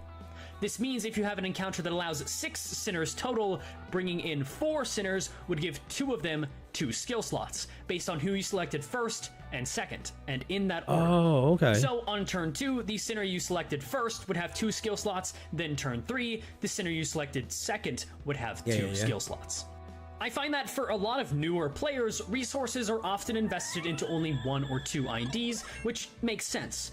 But giving those IDs extra actions for the encounter can be the difference between struggling on a fight or absolutely dominating it. Especially since this means sanity can be gained. Real simple point, but actually, kind of a big deal that, yeah. Something that I never really thought of early on. Still goes over my mind now.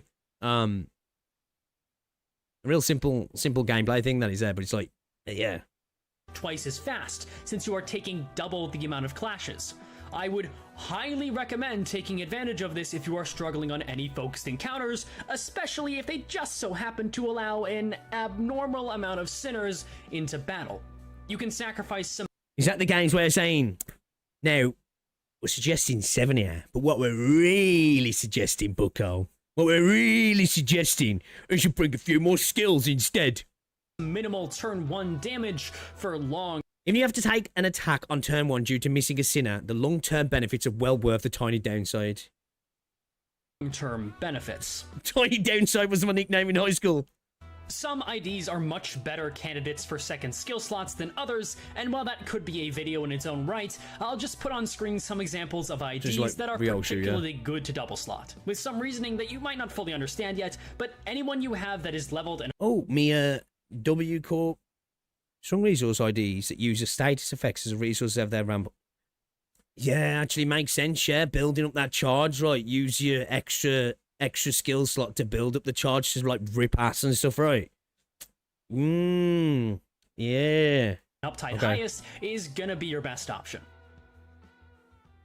Yeah. Status effects are a topic More I slots, saw more a charge, lot yeah. of people asking about in the comments of the first tutorial, and I never really thought about Oh. it, but Limbus... Yes. How does potency and count work? Still kind of, like, think I understand, really don't. Like I said, I think I'm close to maybe potentially understanding, maybe thinking I know. I understand, but really, don't know if I do. Once again, does not explain the fundamentals of a core gameplay mechanic very well. I think at this point, there are far more poorly explained ones than well-explained ones. There are Yeah, I think so, yeah. 7 main status effects. Sometimes I just... Because I'm streaming, and I'm terrible when I'm not streaming to take the time to look at stuff. But I just think, it's just because I'm streaming. I've got the streamer debuff. And then other times I'm just a bit retarded, really. But, yeah, I think this is just a gacha game thing in general, man. Of just, things just not being explained as simply as they could be sometimes. Burn, bleed, tremor, rupture, sinking, poise, and charge. Yeah. I know charge. Real easy. It's kind of simple. That's why I like it. These all correspond to their sin affinity too. IDs fall into one of these 7 archetypes, so it's nice to know what each of them do, but first, let me talk about the universal mechanics for these statuses. Okay. First of all, every one of these statuses has potency and count. Okay. The potency is shown on the left side of the effect, and usually indicates how... Oh. Yes, I'm definitely not nearly maybe understanding them. I think you guys have told me that before. Okay. All much right. damage will be dealt by the status / how strong it is.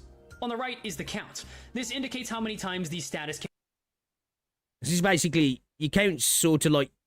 So I guess actually your potency is more of like your stacks, right? And you count just how many times it can happen, right? So how many times it can proc. So it's like stacks versus proc, I guess, in a sense, right? Can be triggered before falling off.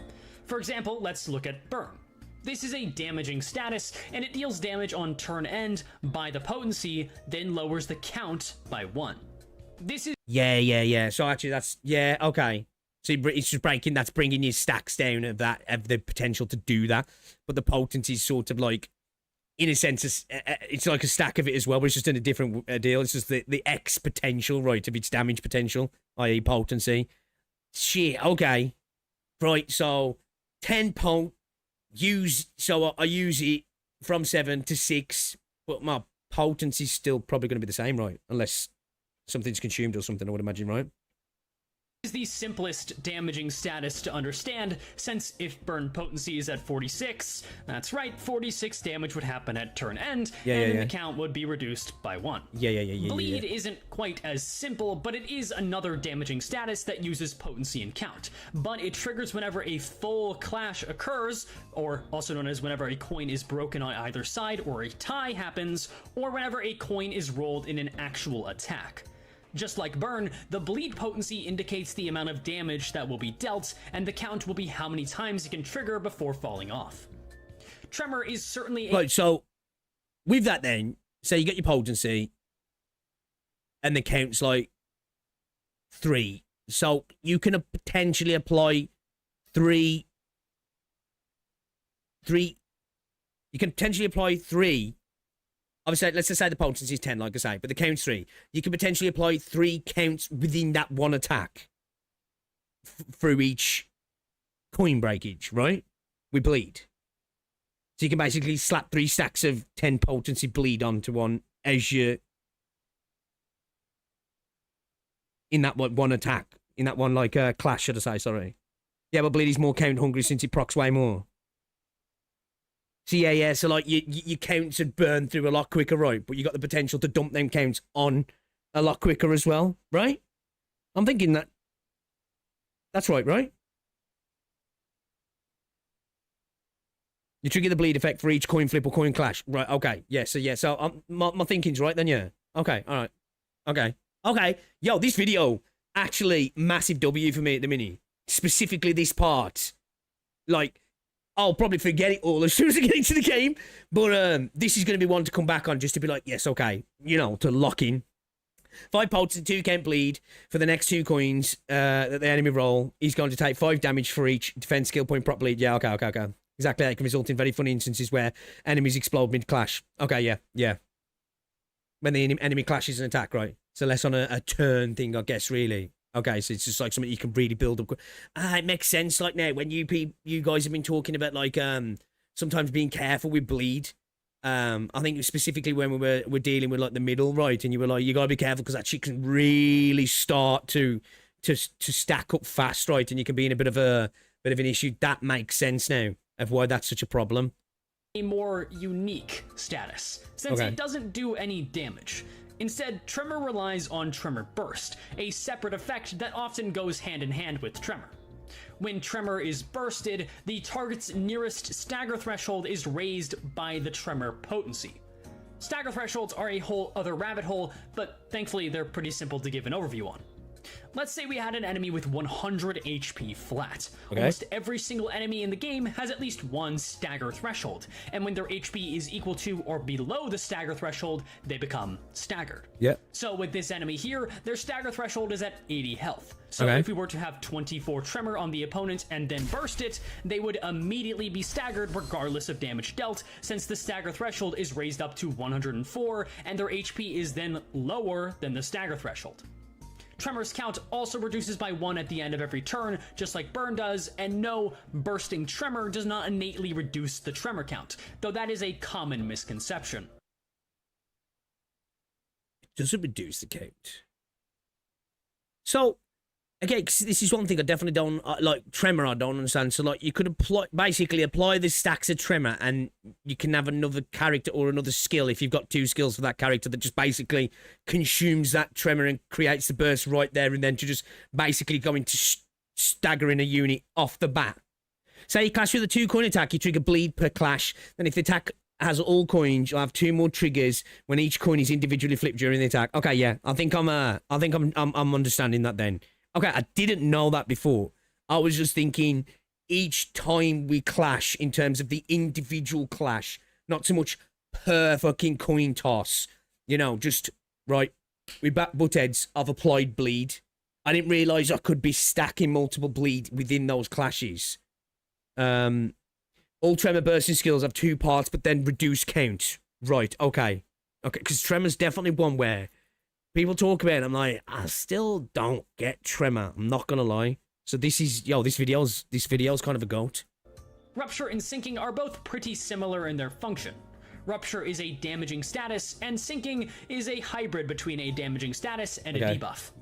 Rupture simply deals damage by its potency whenever the target is hit, then reduces count by 1. Sinking is a little bit... Okay, so it's just straight up upfront damage, yeah? It's just like straight up upfront DPS, basically. Tremor is by far the most complicated effect. Yeah, it seems it, at least, from what I've seen. More so what's this applied to defense shred or two something? Different modes. The first mode is against enemies with sanity, where sinking will deal sanity damage by its potency on hit. Oh, is it all about your sanity then? Enemies with sanity on hit deal sanity damage equal to the potency, then reduce count by 1. Reduce count by 1. This is the debuff mode I mentioned, but on enemies without sanity, usually abnormalities, sinking deals gloom damage by its potency on hit, then reduces count by 1 all the same. This means Rupture deals true damage, unaffected by damage type or sin resistances, but sinking, while it can... Oh. Okay. Alright. I didn't know that. Okay. And deal less damage, can also deal up to 2 times more damage if the target is particularly weak to gloom. Then we have Poise and Charge. These stand out as different from the other 5 statuses since they are non-damaging, like Tremor, and they are even stranger because they are not inflicted, but rather gained. Yeah. Poise first. Well, at least I know we charge anyway. And there's 7 different kinds of Tremor. It's funny hearing how much things have changed. Yeah, like, this is an eye-opener. Like, this is a video. Like, I'm reacting to this right now, and this is blowing my mind. But, obviously, I've got a mad stream of debuffs, right? Like, I struggle to take information in.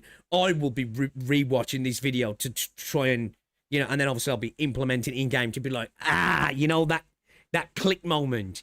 Because, yeah, again, this is exactly what I need to be learning here. Exactly what I need to be learning. And this status effect allows you to deal critical damage at a 5% chance per poise potency. This means at 20 poise potency, every single hit you do will be a critical hit. You may be wondering, well, what does a critical hit do? Well, going by trends of other video games, you might think it's something like 2 times damage, 1.5 times damage, but in Limbus, a critical hit is only 20% more damage than a normal hit. Easy. Poise count is reduced every time a critical hit is landed, and is also reduced by 1 on turn end, like Burn or Tremor.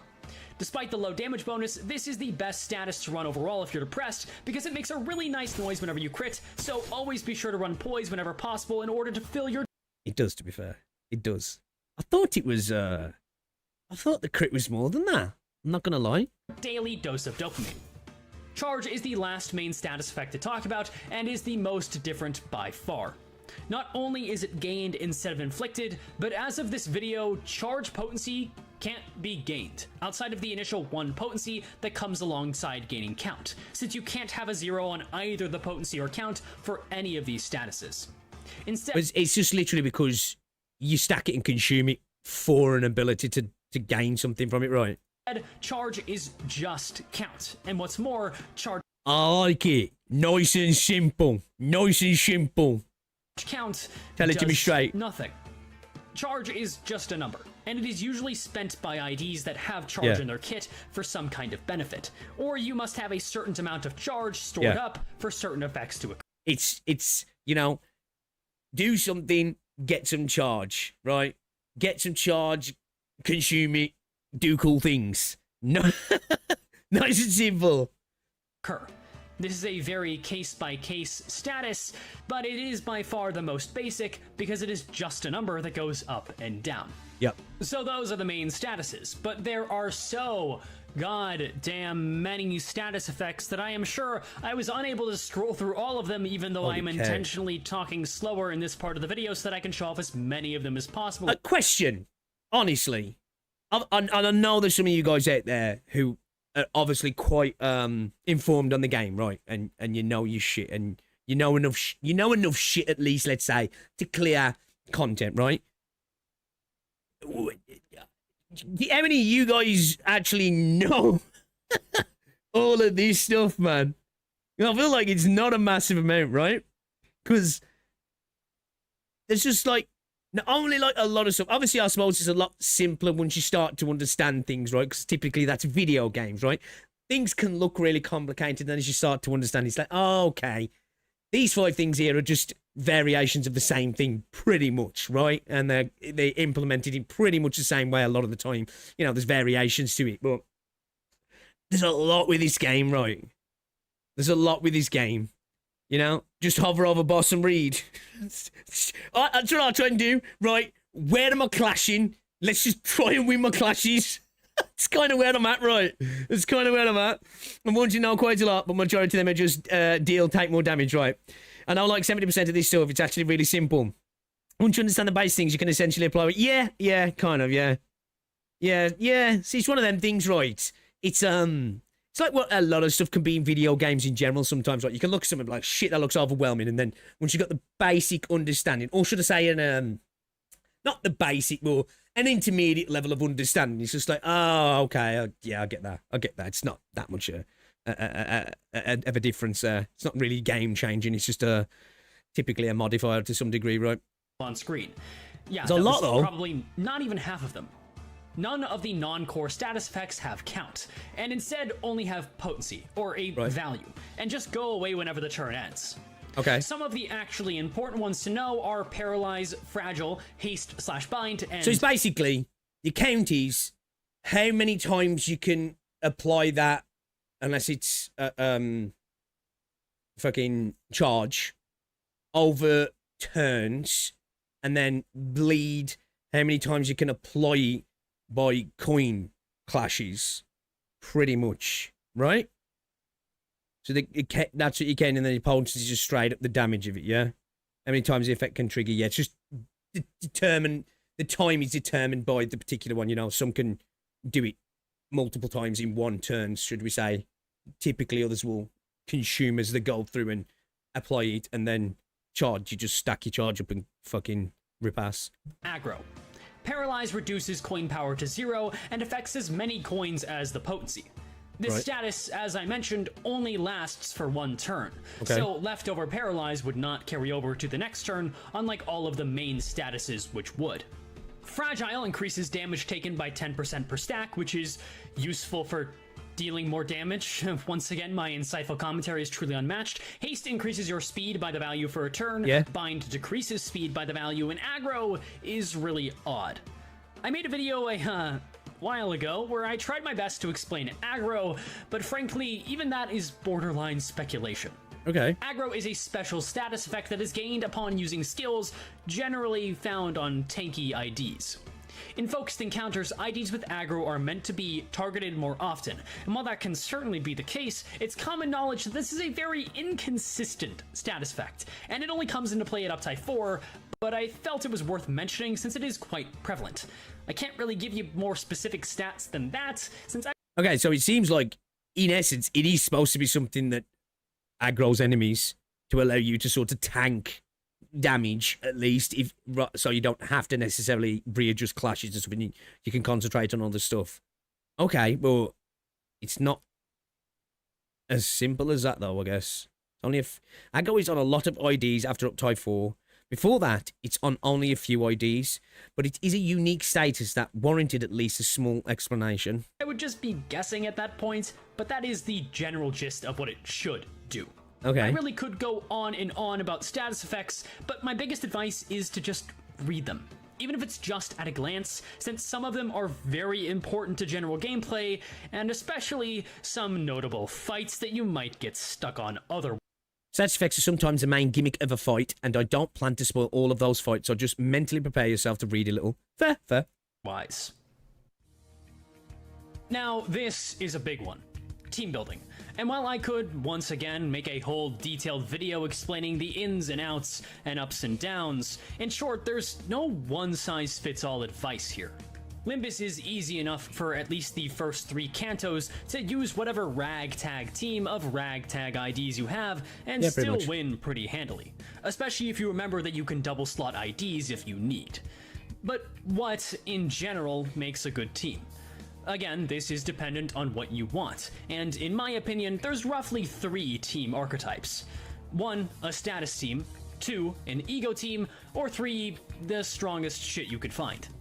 Since it's kind of like me at the minute. I'm just like, you know, before it was just like, I like charge. Charge is good. Now it's just like, yeah, let me just, like, this unit's powerful. Let's just cobble it together, man, and hope they do things right. To be fair, at the minute, I do like using my Ryoshu slime team, right? getting into slime Otis and then sliming the other two. But I also do like having that mixed Dawn office team as well, where skincare becomes a beast. So it's one of those teams that kind of like really at its I guess its most potency, it requires kind of a majority of people to get clapped, but it's kind of fun. I really do like my Rodion, Teacup Rodion as well. I actually really like Charge. I really need to build a full Charge team. Like, I do want to try and shard Middle Heathcliff, right? But I think after that, I think even though I know it's like it's I guess the uncool team to have, I do want to get my Dawn team built out as well. But I really would like to build a charge orientated team. I really would like to do that. You know what status effects are. A status team is self-explanatory. You build around making one of those main status effects work. The issue is that most of these statuses will require at least 4 IDs with good synergy for that status, and often will recommend having at least one specific non-base ego. Okay. If you're a new player, takes a little bit more account progression for something like this in terms of units and which makes sense. Like any game, if you're building around, it's just about team synergy pretty much, right? Status team's about full-on team synergy. Same with any gacha game, comes with as you build your account out, right? So I would not recommend going all in on a status team unless luck just so happens to favor you and give you a whole bunch of IDs for one archetype. Yeah. And, of course, you enjoy it. If you are insistent on building a status, so that's a good thing. I like there. It's always nice to see in gacha games, isn't it? You know, that use a team you find fun, since basically anything can beat the game. And I know when it comes to story content, that's pretty much 90% of gacha games, right? But it's always nice in a gacha game where it's like, this is the meta. But just do what's fun and have fun with it. That's the best part of gacha games, man. Now, I know there is content where you have to hyperfixate on specific things to do certain things, and you really want to use particular kinds of characters to get the easiest route through this content. But yeah, man, that's what it's all about. Just use whatever the fuck you want to use. If you've got the weirdest mixed up team, who cares? If it's fun, right?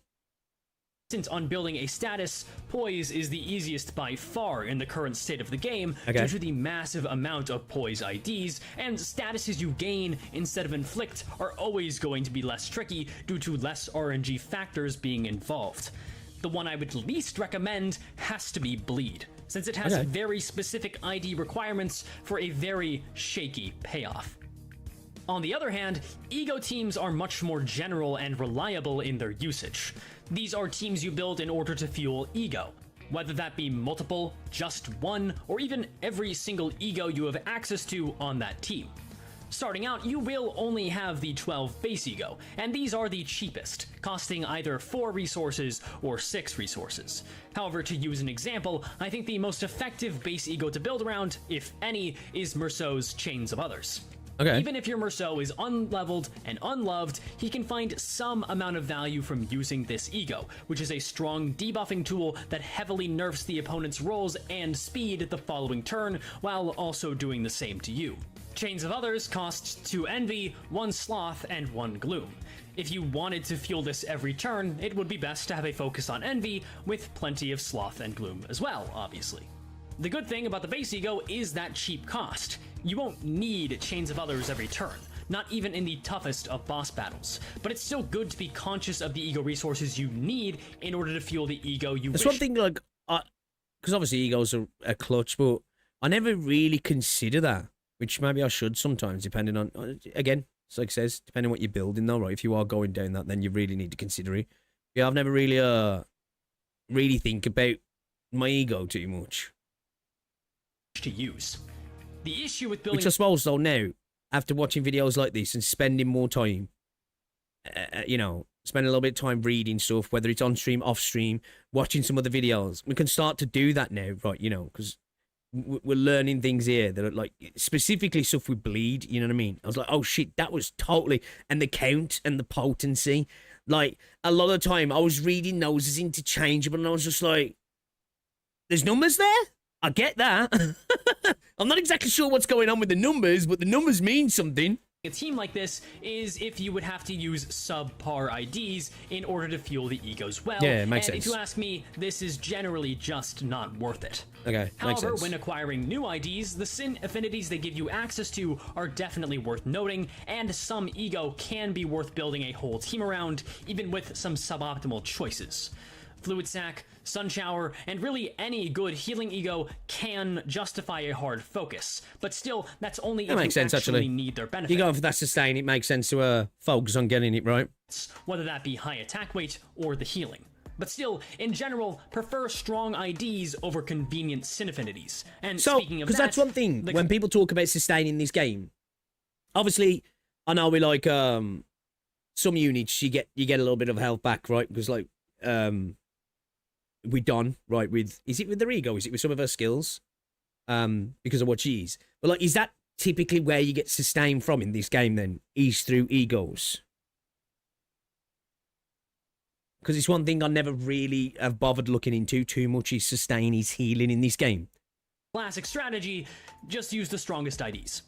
However, what makes an ID strong might still not be entirely clear to you at this point in the game. For general purposes, the biggest Flashy animations. That's it. things you want to look at are the amount of coins and the numbers. I hate to say it, but 9 times out of 10, the effects are usually third in importance to raw damage, with the exception of certain status teams and some specific conditionals on specific skills. Clashing is king, As yeah? discussed in the first tutorial, more coins means more hits, means more damage. And higher clashing / higher offense level means better odds to get the damage off and not take any damage back, as well as... Even though he said bleed can be a what's it, so more coins with bleed. Do typically bleed units not have the highest clashing then or something? Obviously, I know he was talking about other specific things when he's talking about bleed, but I'm just curious of that. Are they usually not the best clashers? Or what? I would say this part of the video is the most outdated. Right, okay. Nowadays, some skill with 1 coin can deal more than 4 coin skill. Not anymore, it's outdated. It's just extremely volatile and hard to maintain. Okay.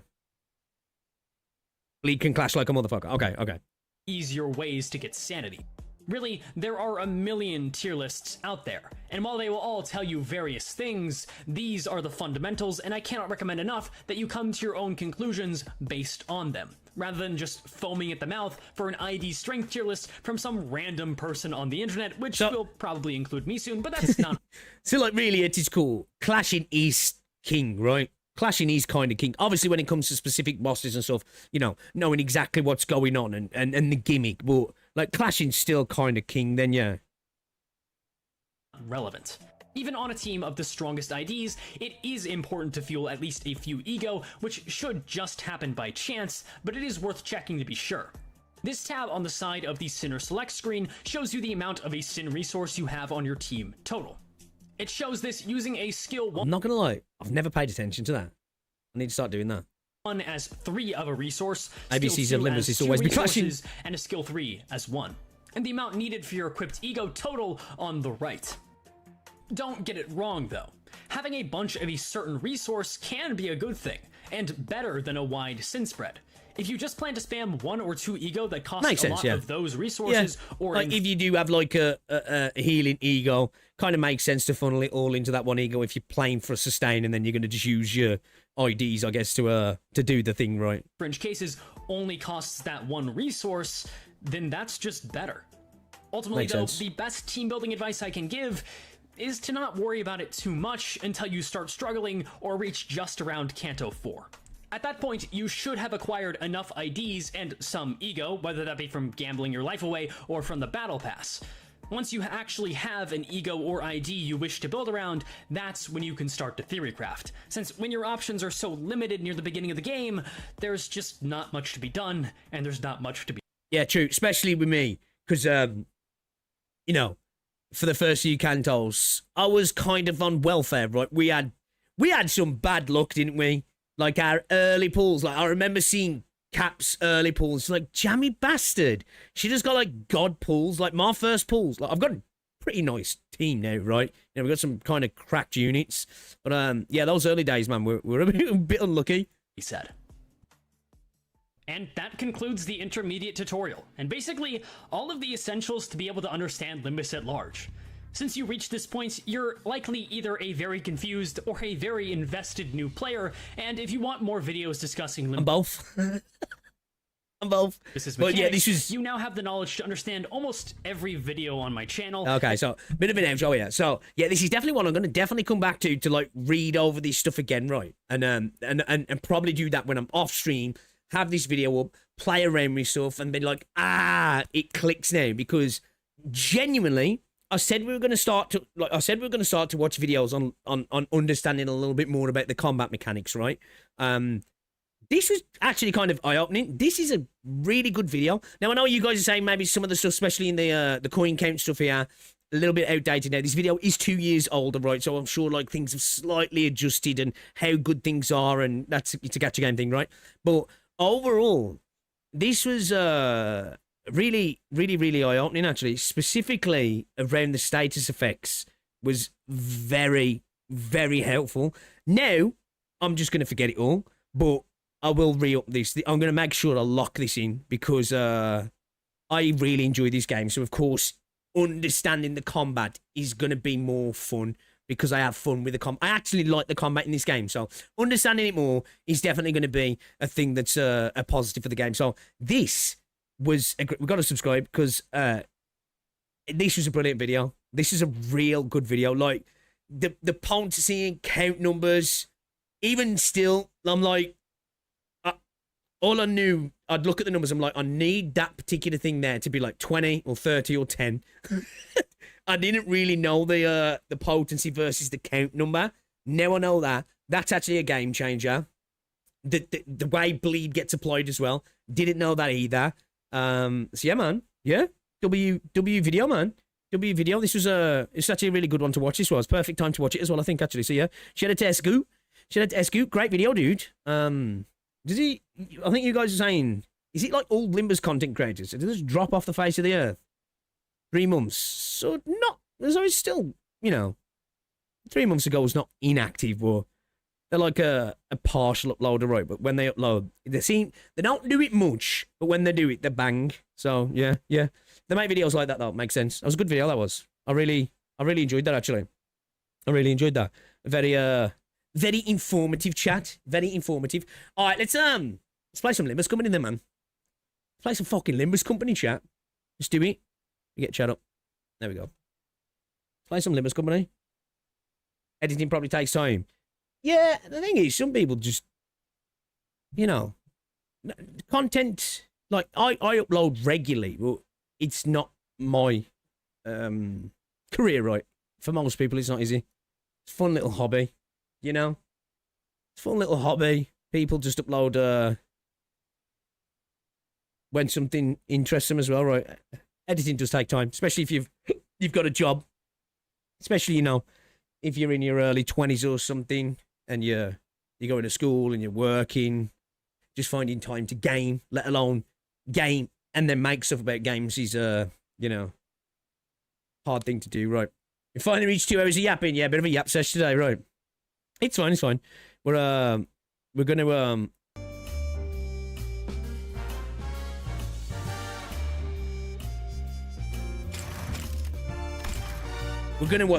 We're gonna be grinding, CANTO VII. We're gonna be grinding.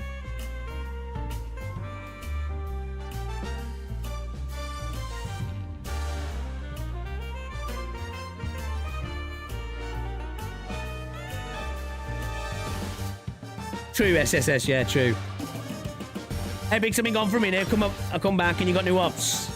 Who's my new ops now? Bro, there's always someone. There's always someone. Yo, what's up, some man? And there's still some aspect you still haven't known. Oh, for sure. Yeah, for sure. I've started to understand certain stuff in certain body parts. Like, simple one. Like the snake. The electric snake. They gain shield by the health of their head and stuff, like, simple little things like, I need to kick the shit out of the head, little things like that. But yeah, you're right. We're miles off it. We are miles off it. But videos like that, real helpful, aren't they? The centipede, I think it was, right? I think it was. Centipede, snake, something like that. Yeah, we've just been reacting, so you haven't really missed anything. It's just an Enfield react, a bit of yap, and just learning. That was less of a react and more of a learning video. That was. I was learning there. I'll probably upload it, but 2 seconds, chat. That was me just attempting to learn.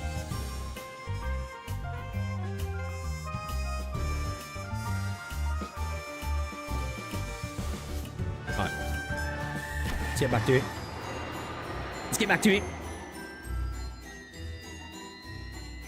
Yeah, which one, Chase? You want to make the whole egg thing? You say slightly, but well, yeah, true. Item. Let's go, because last time we just encountered Mr. Magic Man, hadn't we? And we did our play for him. Before, what was it, Bear Heathcliff, yeah? Alright then, let's do it then. Wherein the sinners each share their impressions of the haunted mansion. Sex effects have kind of become hybrids. And tease me not, jest me not, as on my venture is one for four. That was 2 voices. I wonder, like, it's part of me. Because what I'll get, hear me out, let me cook. From that, like, story that the dude had us enact, this part of me is like, is some of the memories actually Don's memories? Do you know what I mean? Like, obviously she's took on the character for a reason. And part of me was like, oh, it was probably when she got made into a blood fiend and it just become a coping mechanism. Maybe something else happened and it was like taking on the you know, taking on the character of somebody else, maybe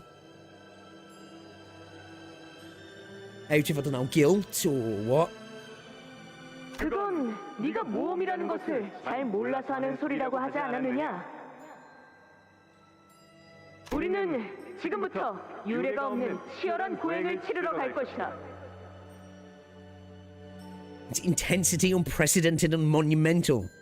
I really should read this out because you guys can't see some of this. 위대한 모험의 문이 우리에게 활짝 열려 있다. Do you not see the grand gate of adventure risen, unlatched before us? 그러니 잔말 말고 어서 채비를 갖추고 출발하자. Thus, silence your prattling and resume the preparations. Let us leave, post-haste. 하지만 조금 이상하다는 생각은 드는군. This is quite odd, however. 로신한테가 언제부터 말을 할 수 있었단 말인가? Since when was Rocinante given the gift of speech? Well, we had our reservations. We took the path Sanson opened for us and made it to the next area. 걱정이네요. 이 구역은 시춘 씨를 포함해서 다른 해결사분들이 갔다고 들었는데 모두 무사할지. Just keep so moment talking to shoes. When did my shoes 이거랑 관련해서 talk, bro? 재미있는 농담이 하나 있는데. 뭔데? 저희 집에선 13살까지 혼자 살아남은 형제들은 외곽 한복판에 던져놓아도 살 수 있을 거라는 말이 있거든요. Damn, what was his upbringing like? Rich as fuck, but saying things like that. 조금 서둘러야지 않겠어? 여기도 1구역보다 Oh, is that their way? Is that just a little? I know he said it was an inside joke. Was that just a little soft? It's such a madhouse. If you make it to 13, you can survive anything. I guess. Should we hurry back? I bet Area 2 is just as bad. if not worse than Area 1 if something bad were to happen to your sister in front of your eyes. 그럴 땐 유해라도 수습해서 언젠가 집에 돌아가면 잘 안치해줘야겠지요. Damn. 시춘도 제게 똑같이 해줬을 거예요. 그러냐? 그러고 보니 좀 춥지 않아 다들? Very matter of fact. This place feels very different from Area 1. Unlike Area 1, which was extremely gaudy and overtly decorated. What's this? The Haunted Bloody Mary. This place is teeming with ominous, depressing silence. 여긴 조금 으스스하달까. 정막이 감도네요. 불길하게. 좋은 의미의 정막이면 좋겠는데. 이곳에 먼저 온 해결사들이 미리 다 쓱싹해줘서 마주칠 혈귀들이 아무도 없다거나. It is pretty suffocating to just sit here, not knowing who won the fight, or if there even was a fight. 우리는 그 전단지 속 사람 중 하나가 되지 않길 빌자고. Good point. 라만차랜드가 다치기까지는 몇 시간 정도 남았죠? Another good point. 5시간가량 남았어. 5 hours. Okay. 좋아. 이 정도면 Seems like plenty of 순진하네. time, but then on the other hand, 이거 설마 우리가 제일 빠르게 To do 장치를 this. 누른 팀인 거 아니야? I just noticed that noose there as well. 비록 이탈자는 발생했지만요. 이탈자라니. 배신자에겐 과분한 호칭이다. Actually, based Otis. Did we suffer losses, or we just dropped some weight, right? We just dropped some dead weight, really. 하나 신경 쓰이지 않을 수가 없군. 우리가 1구역을 통과한 것이 아니라 그 요술장이 복장을 한 자로부터 통과를 당한 것만 같다는 생각에. True. 뭐 좀 특이한 혈기 같긴 했어. 맞아요. 그리고 어딘가 익숙한 느낌이. Something familiar about him. What do I mean about that? 그랬나? 약간 예술파 같다는 점이 류슈랑 비슷하지 않나 생각하긴 했는데.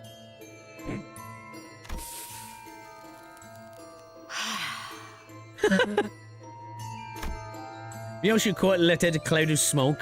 It briefly lingered mid-air before turning into a bizarre shape. 귀엽네요. 고양이인가요?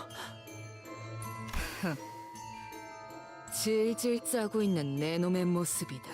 Damn, she's out here blowing Gandalf rings.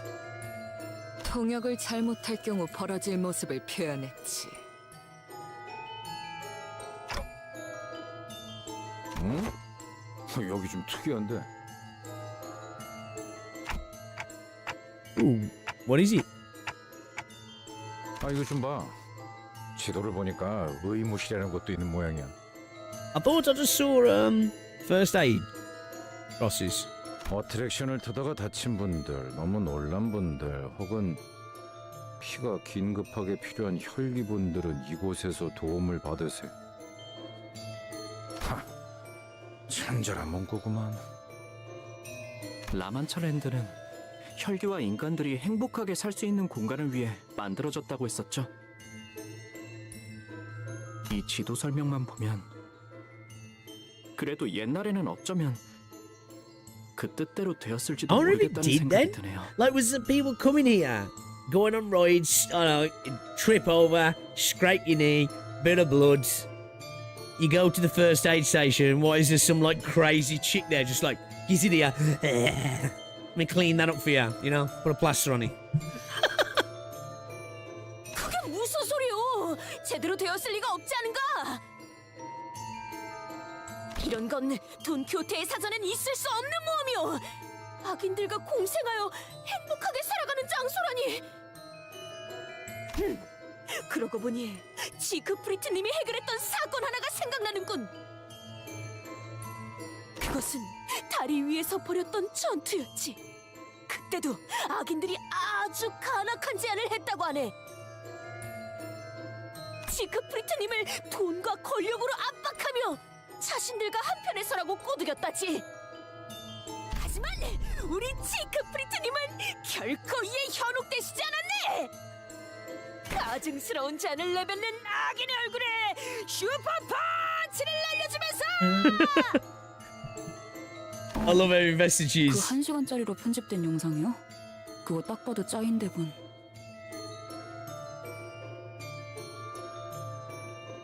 이렇게 말씀하셨지. And declared thusly. 감히 이 치크프리트를 고작 이 더러운 돈으로 끌어들일 수 있다고 생각하는가? VA just, oh man, what a job. 그래서 슈퍼레이저를 그자에게 쫙. We got Don Quixote special effects sounds now. 자, 모두 여기에 집중하도록.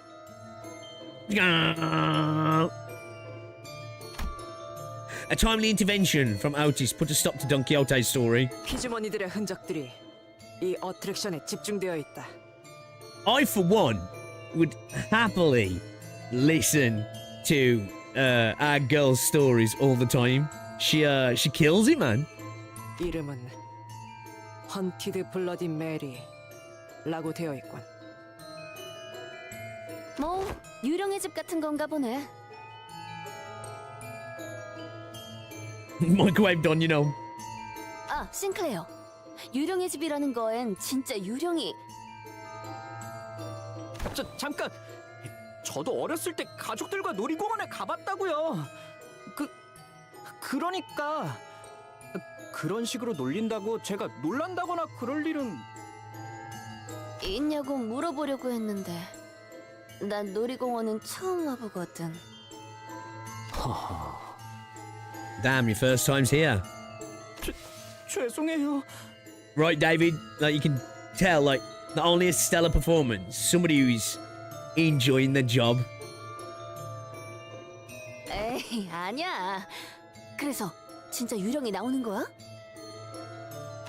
보통 엉성한 인형들이 나오는 게 전부일 거예요. 어린아이들 또한 이용이 가능한 어트랙션이기에 실제 유령을 배치하진 않는다.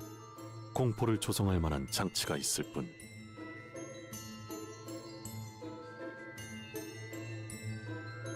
네, 주로 가족과 함께 방문하는 곳이니까요. 가족이나 형제는 없었던 거니? Where's your family, your siblings? 나는 날 때부터 혼자였어. 언제나 추웠고 외로워서. I've never had anyone, not even on the day I was born. I've only known the cold, the loneliness. 그렇다면 내가 And let me. 더 이상 죽고 싶지 않게 만들어주마. Grant you the will to live. 너에게 영원히 함께할 가족을 줄 테니 나를 따라오렴. This bro encouraging her to come become a blood fiend. The family I shall grant you will forever be by your side. Come with me.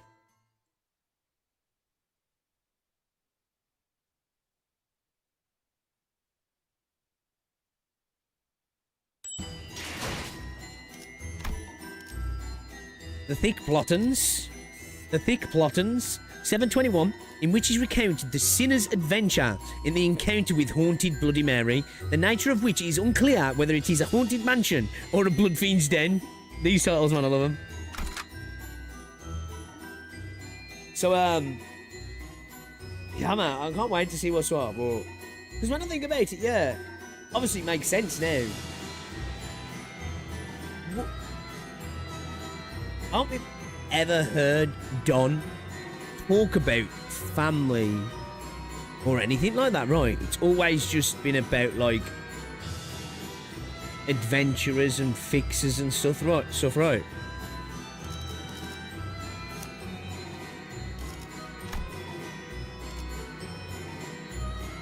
Oh yeah, I forgot. I think I got this with the Battle Pass. Is it any good?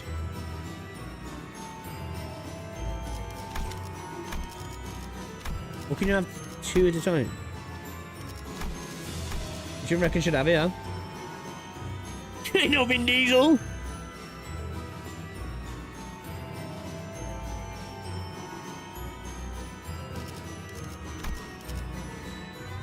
Go to the middle, yeah? Okay. Nice, yeah? Really? Okay.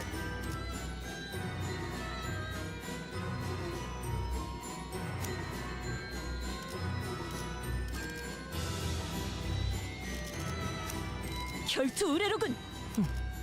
전투의 예법대로. Let's do that. Then, we slime her first. Right? No, actually.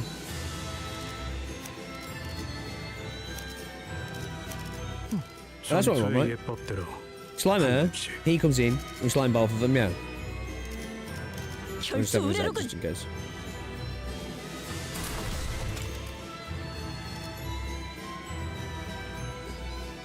봉쇄가 시작되기 전에 파우스트가 나서겠습니다. 유령의 집은 오랜만이네요. 다시 온다면 가족과 함께일 줄 알았는데 이렇게 혼자서.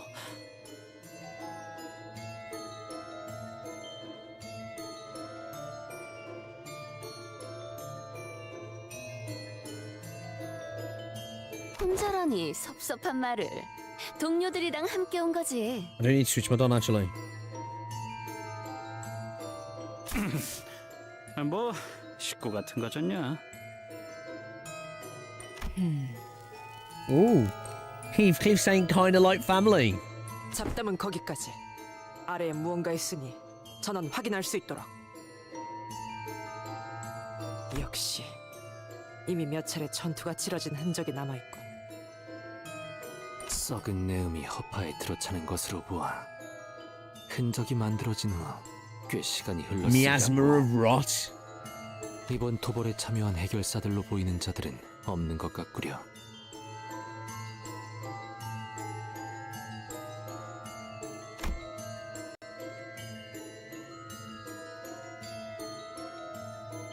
Or maybe they've all been turned into blood bags and are shambling through the haunted mansion. But it's probably better to not share that kind of thought here. There's blood everywhere.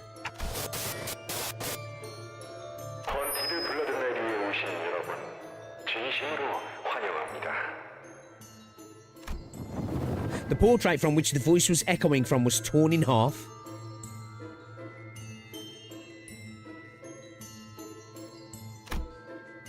From what we could deduce from the remaining part of the portrait, it was likely a depiction of the king of the castle, of this castle, or at least that was the story it tried to convey. 다 망가져 있네요. 찢어진 형태로 보아 이곳에 걸릴 때부터 의도적으로 절개했을 것으로 파악된다. 이곳은 지금 몰락했지만 한때 찬란한 번영을 이루었던 어느 왕국의 고성. 자, 이제 여러분은 성 곳곳을 탐험하여 옛 왕국의 비밀을 밝혀내야 합니다. Okay. 다소 두려울 수 있는 장치가 많으니 심신이 미약하신 분들은 탐험을 재고하는 편이 좋을지도 모르겠군요. We're gonna scare the shit out of us. 이런 것을 겁먹지 않네. 오, 그렇게 세게 잡으면 아파요, 돈키호테 씨. 팔 좀 놔주세요. 산초, 말씀하실 게 있다면 가까이서 말씀해 주셔야. 대사를 빠뜨렸다니 그게 무슨... 그건 안 했군요. Is that the name of the first one then? Because what is it? It's the blood of Sancho is in her ego, right? 차가운 공포 속에서도 용기를 잃지 않는 탐험 되시길. 여기부터 시작인가 보네요. 구조를 보면 아마 저쪽 거울에서는 숨어있던 혈기들이 갑자기 튀어나왔을 거고, 이 천장 접합부가 헐렁한 걸로 봐서는 그런 식으로 다 설명하는 놈들이 제일 재미없어. She was right. angry blood fiend.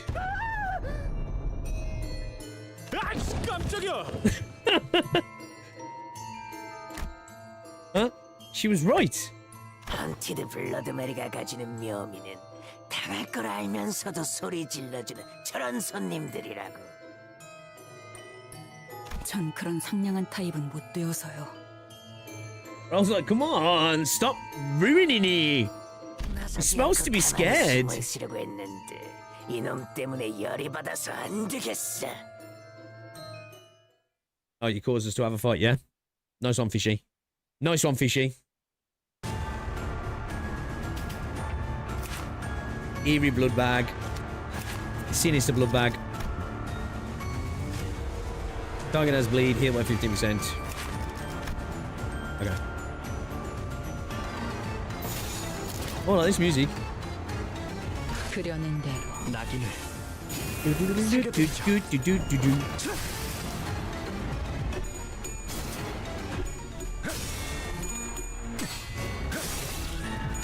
새벽녘.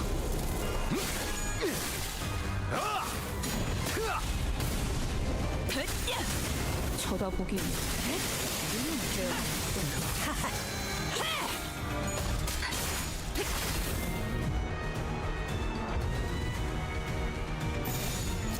당신의 판단을 따를게요. 나비가 날개. Terraria OSC. Blood bag should be easy peasy, the lowest after all. These blood fiends seem kind of chill, they only attack because fish. Right? You know, I was like, yo, bro, we're gonna let you through, but like, she's kind of ruining the vibe, man, so. You know?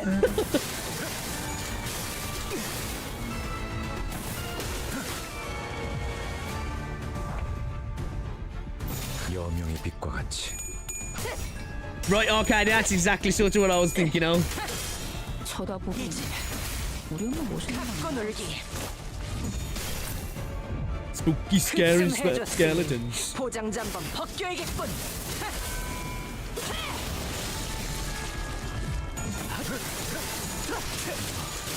과감하게.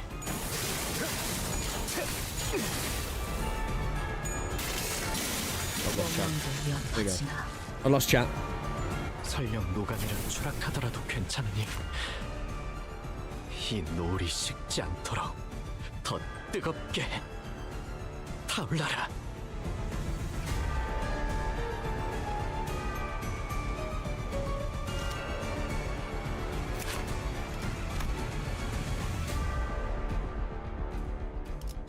And fragile and damage at one turn. Start.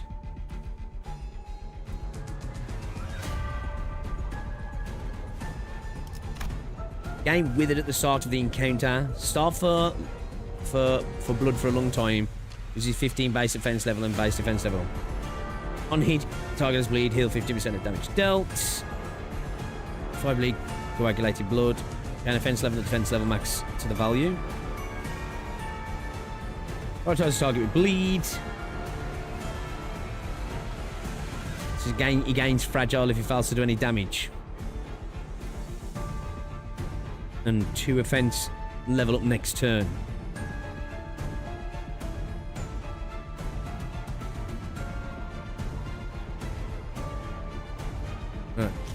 Eggy diggy. Eggy diggy. 재밌겠는데? 쳐다보기. 멋있는 건 알아가지고.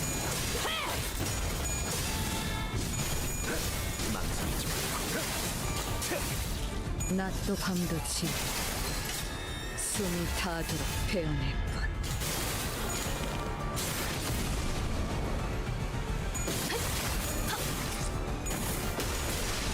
What did the stage affect me and the blood fiends mean? Check the levels of the blood beings too and see how nerfed they are compared to the sinners. 바로 그거다 딸렘.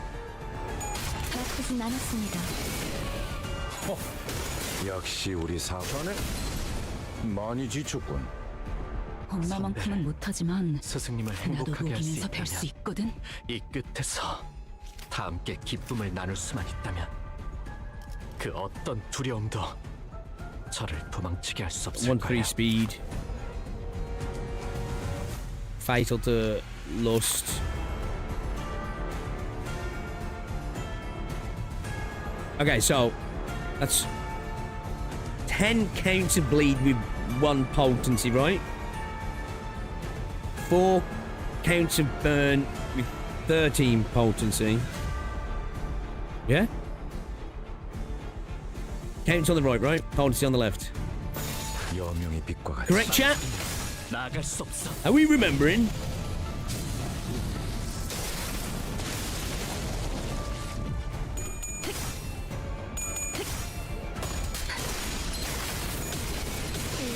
잘 이용하지 못하셨을 뿐. Man, the flame effects on the Dawn Office IDs look so fucking good.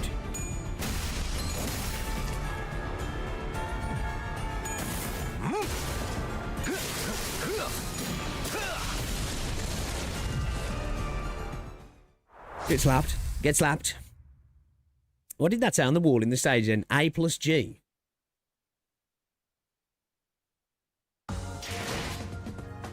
오늘따라 상태들이 많이 안 좋았나? Wherein is discussed the blood fiends in hiding and the fixers who arrived 다른 first. 분들의 책도 찾아둘까요? 그래. 하는 김에 구수입도 챙기자. 그럼 입장해 보지. 그럼 여기 있는 혈기놈들은 다 처리된 건가? 아무래도 다 해치운 모양이라네. 아니, 더 있다. 저 관서, 볼품없이 떨구나 있는 것들. 최소한의 They're 지조가 scared of us.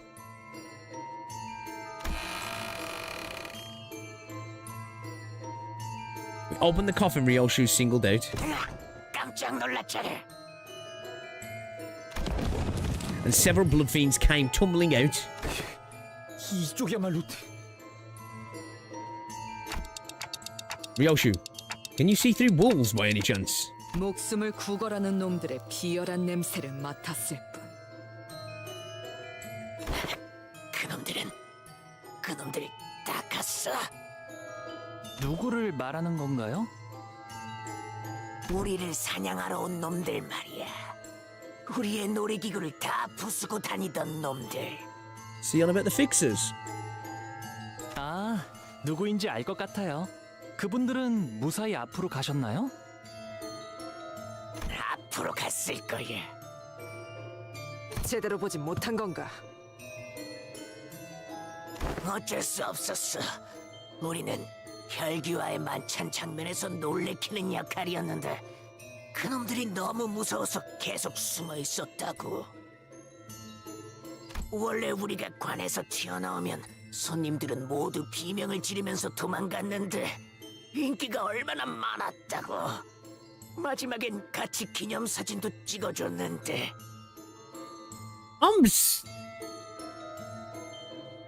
So it seems like some of these guys genuinely just like working at a theme park, yeah?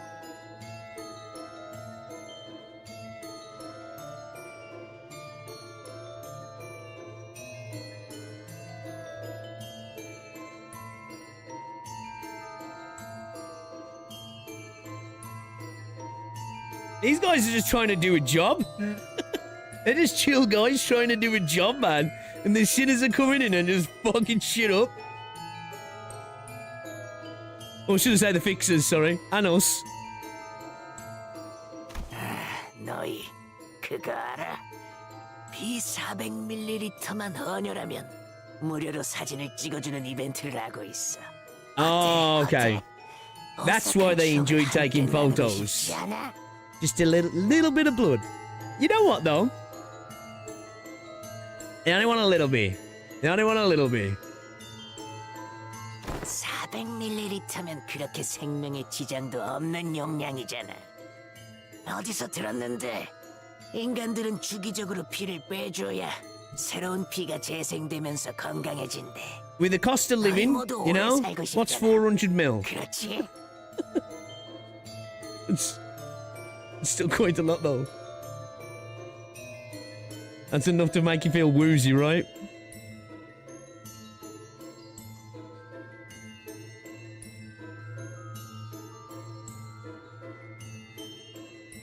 이것들이 무슨 소리를? 아니야, 잘못했어. 피 절대 안 마실게. 난 사실 그 계획에 별로 동참하고 싶지 않았어.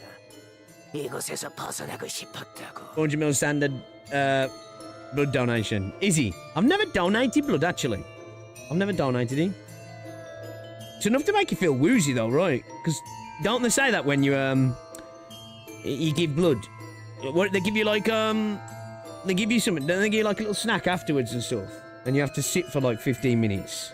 Because you can become, like, woozy and a little bit lightheaded, can't you, when you give blood?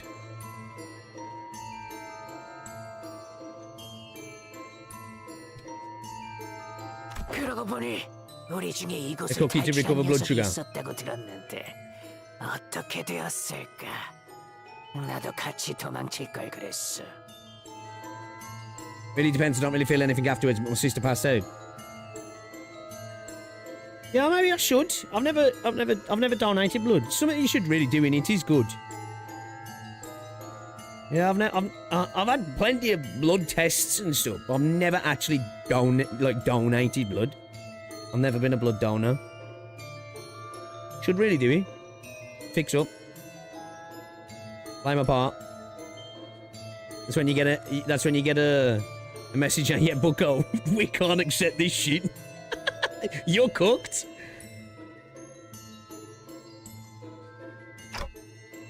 카세트를 말하고 있는 것 같군요. Oh yeah, makes sense. 하지만 나가면 난 어떻게 살지? 인간들의 눈치나 보면서 빌빌거리며 지하 구석에서 살아야 하잖아. 그건 싫어. 아니, 여기도... Cassetti's situation kind of makes sense now. 어차피 뭘 해도 죽거나 죽는 게 나은 삶밖에 안 남았다고. 이 망할 나만 차례인데. Oh, poor dude. Poor dude. You also passed out from having your blood drawn during the day. Didn't eat breakfast. Caught slipping, bro. Why don't we use blood instead of wood for AI data centers? La Mancha land for fucking ChatGPT, yeah.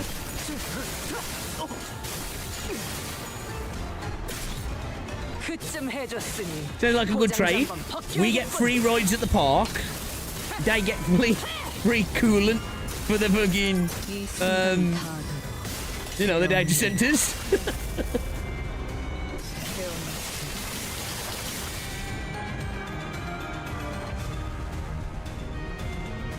Sounds like a win-win, man. Oh, I could go wrong. 나비가 날개짓하네. 나쁘진 않았습니다. The Mancha data center land, right?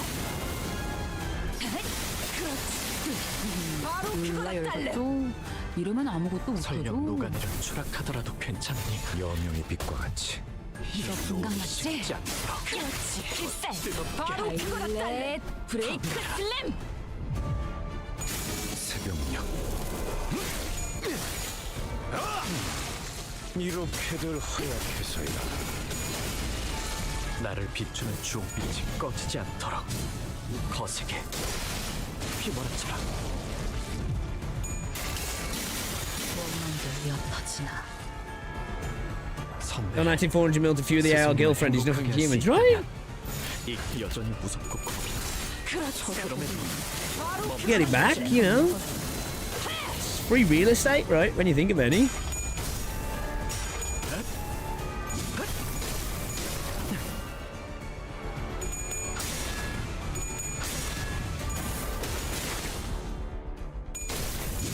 Have it, Bucko.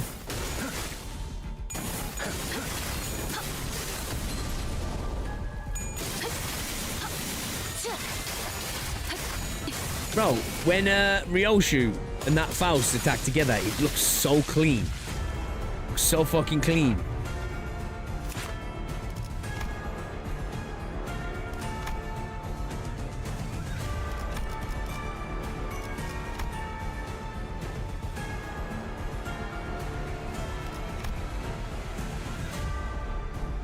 Please answer the survey. Don't cut me off. Faded Patience. Endless Atonement. Counter. Hardblood Thrash, Hardblood Lash, Hardblood Strike. Counter.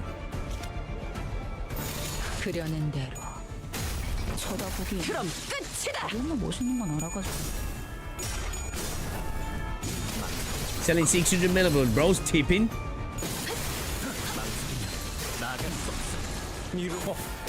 역시 우리 사무소의 자랑이야. I haven't no zero, should really. 몰라 열받죠. 바로 그거나 잘래.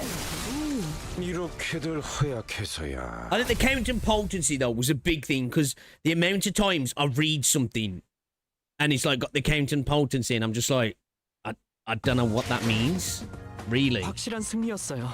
So 돌아가면 저번처럼 홈파티라도 할까요?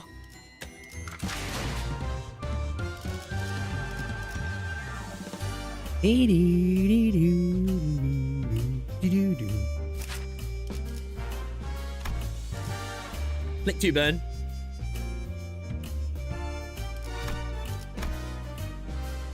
Hence it when in a volatile ego state, reuse coin once per skill. Target has 4 burn, clash power plus 1. So that when it says he has 4 plus burn, that means it's count, right, not its potency, right? So that will be however much burn it has with a potency counter plus 4.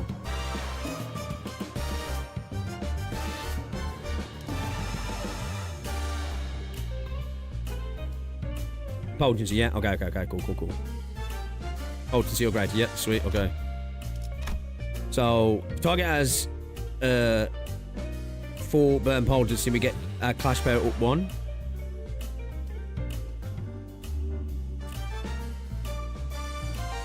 So we could potentially inflict 3 on this. Okay. So say if we had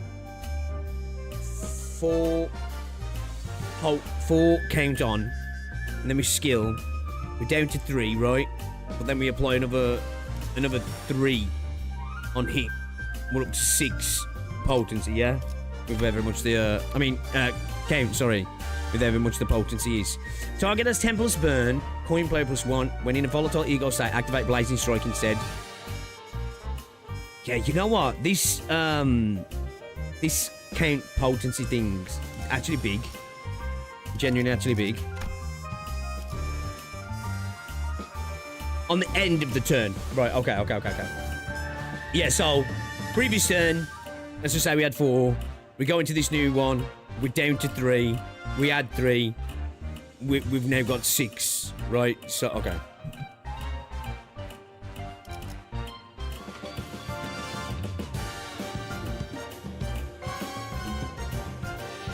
Also, reading brackets to unused. Yeah.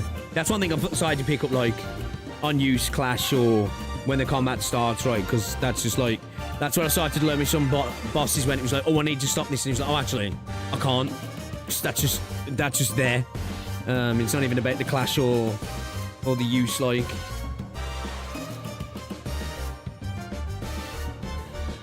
His passive doubles burn, doesn't it? Does it?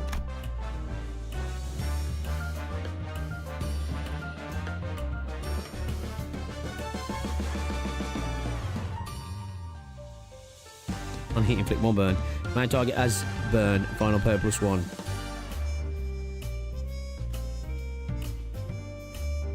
When hit, if this unit had a defense skill chained at the combat start, inflict burn against the attacker for the turn.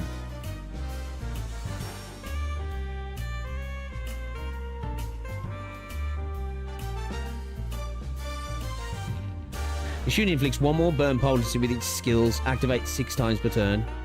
Oh shit.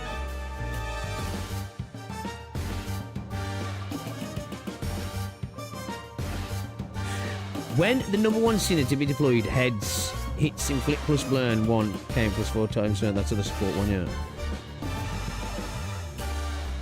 Okay.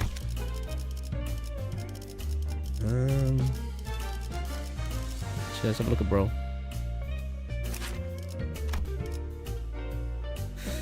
Okay, so on use, +1 for every 4 burn, plus tremor on target. Max 3. So there'd have to be 4 of both, does it? Or just 4 burn plus some tremor?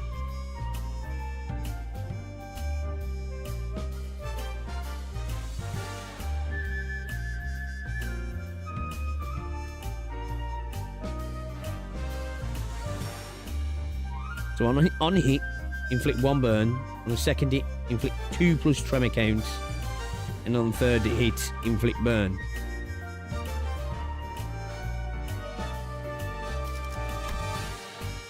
You want to bury me, Tom? Total of 4 between burn and tremor. Right, okay. Okay.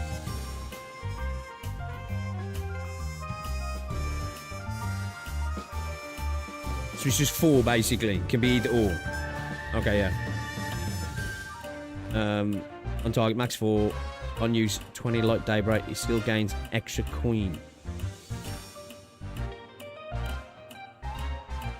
Gain up to 20 stack per turn. So I've got gain burn for every 5 stack, then gain 1 burn count for every 10 stack. On hit, using a base attack skill, gain plus 1 burn on target.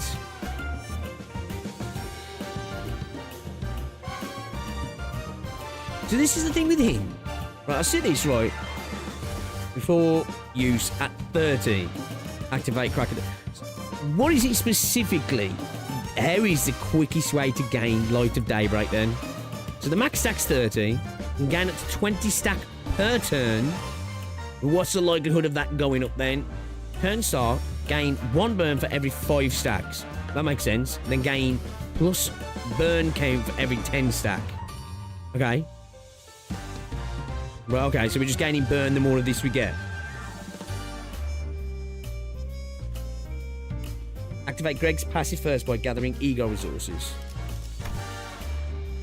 Oh, upon entering the encounter for the first time, gain 0 Light of Daybreak. Cannot be staggered or fall below 1 HP due to burn damage. Take 50%, minus 50% on burn effects.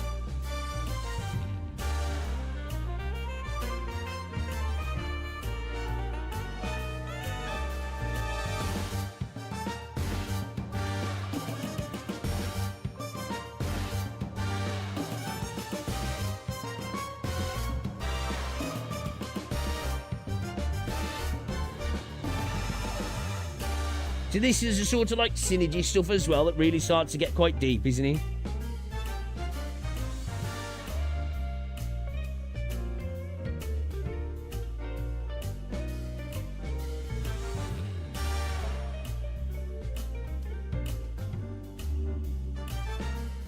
Gains it from the status to get some skill 3 or his passive. Okay, okay. What is his skill 3 then? Dawn Splitter. By 2 protection. On 2 random allies. Prioritize one's own army. Then prioritize Dawn Office allies. Converts all coins into this skill into unbreakable coins. By Dawn Herald.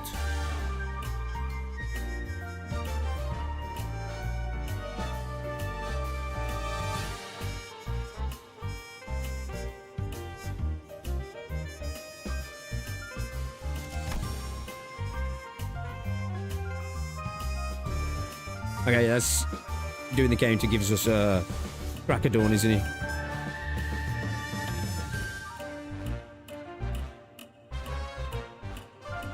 Oh, so our counters give us 5 Light of Daybreak as well once per turn.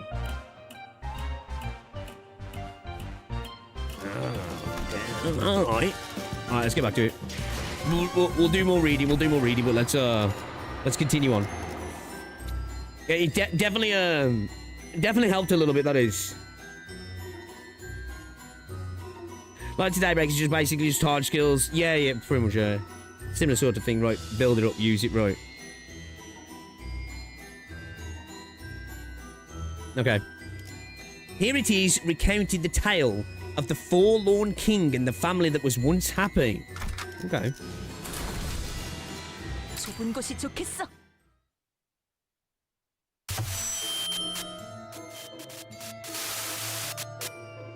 축하드립니다.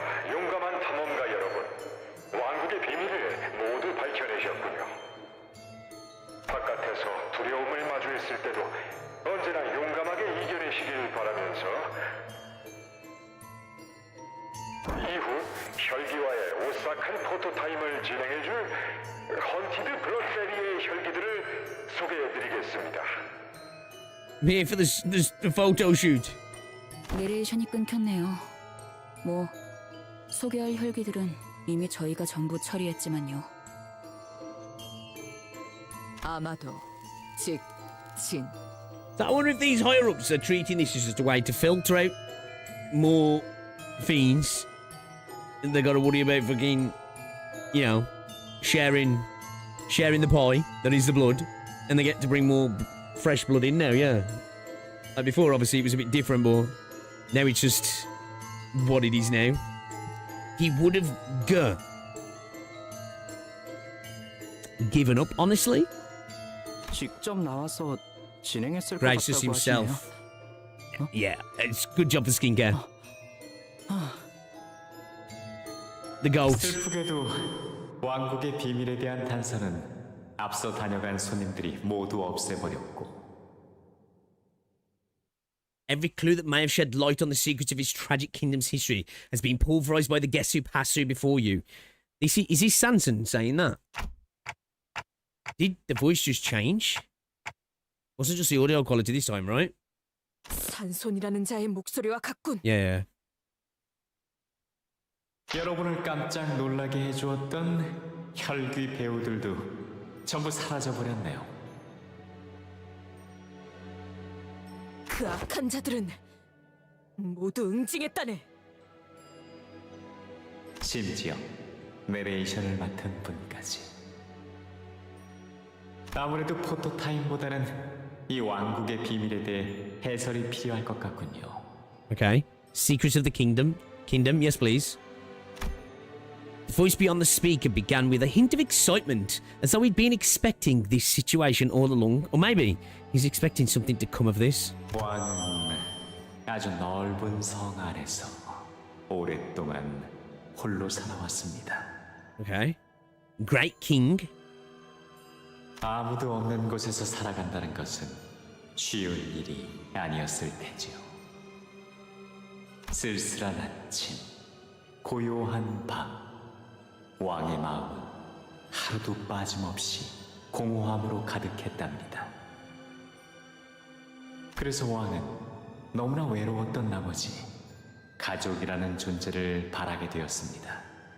Is he the OG? 간절히, 아주 간절히요.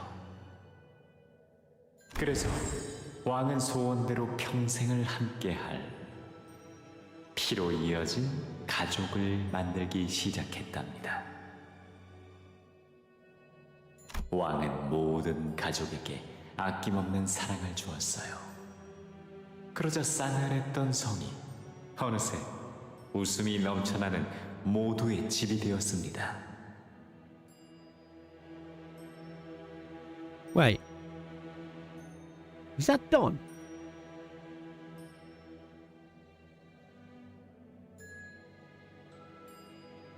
Remember when she turned on the train, she had like a throw on, didn't she?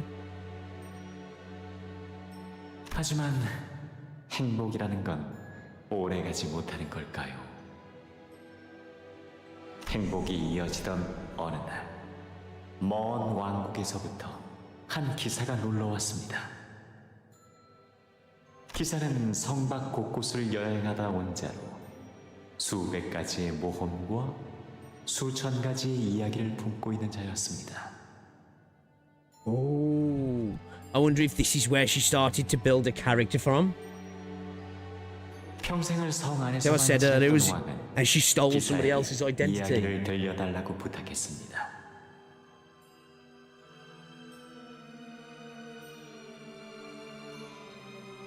This is just like what she does, recounting her tales, yeah.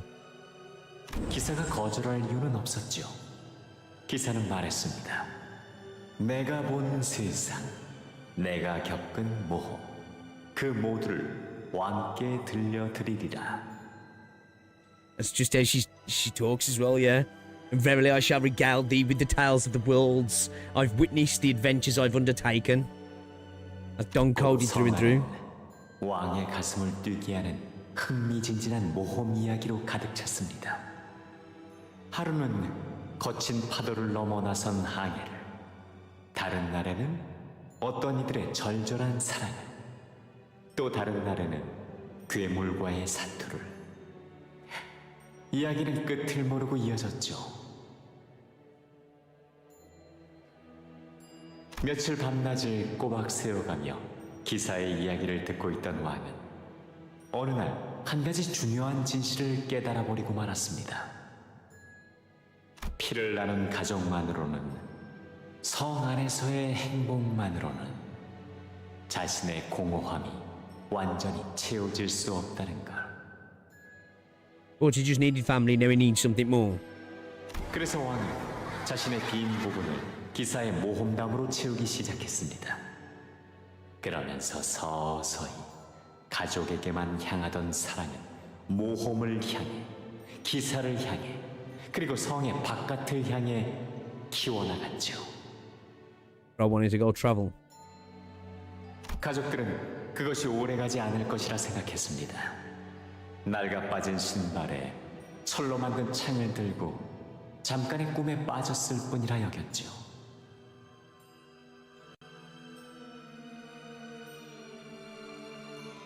Even down to that wording, donning himself a pair of ragged boots and wielding an iron lance.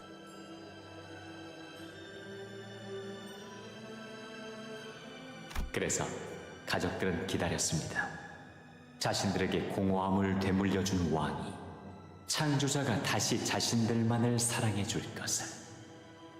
하지만 기다림의 끝에 들은 왕의 말은 가족들에게 조금도 달콤하지 않았습니다. Came thereafter from the king's mouth was bitter to their ears.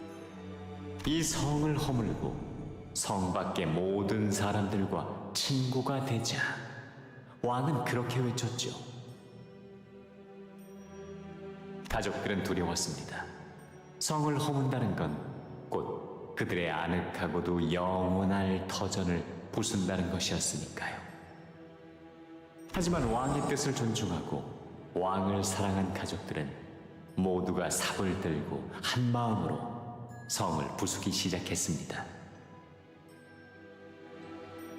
그러나 성 밖의 사람들은 성 안의 사람들과는 너무나 다른 삶을 살고 있었기에 왕의 가족들은 많은 걸 버려야 했습니다. 기쁨, 즐거움, 탄성, 쾌락, 희망, 기대. 이 모든 걸 포기해야만 그들은 서로가 친구가 될 수 있었습니다. 따라서 왕은 가족들이 행복해지는 걸 금지했습니다. Oh shit. 성 밖의 행복한 사람들을 지켜보는 것만으로도 가족들이 그 행복을 나눠받아 함께 행복해질 수 있을 거라고 믿었습니다. 그들의 행복이 언젠가 우리의 행복이 될 수 있을 것이라 믿었던 거죠. 그리하여 행복해지기 위한 우리의 모든 노력은 죄가 되었습니다. 왜 우리의 행복은 회개를 받아야 하는 걸까요? Bro went out and became like, I don't know, a hippie. Come back, says, we got to get rid of the house. We're going vegan, and I don't really care. We can't be happy now. We get happiness through other people being happiness, although happiness is a sin, so we can't be happy. We're supposed to be content, I guess. So I asked why we must repent for our happiness. 가족. 대체 무슨 이야기를 하고 싶었던 걸까요? Okay, that was a cool little story, right?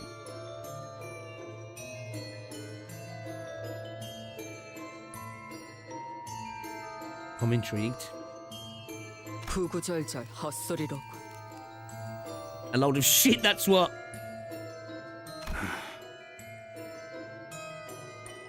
재미있는 이야기네요. 저 가족에겐 행복이라는 게 정말 있긴 했을까요? While everyone else found themselves rendered speechless by this gloomy tale, Hunglu did not hesitate to share his thoughts as though it was just another light-hearted tale. 아, 저기 출구 표시가 보여요. 이 어트랙션은 이걸로 끝인가 봐요. Yeah, it says something under there. Thinking about if these narrators may be unreliable. For sure. Don't quite know, right?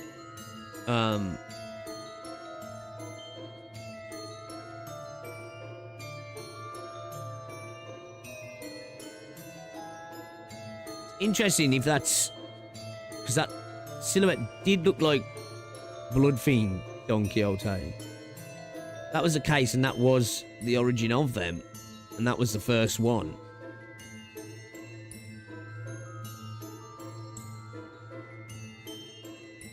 What were they doing about feeding and stuff then? Or is that something that... I don't know. I'm interested.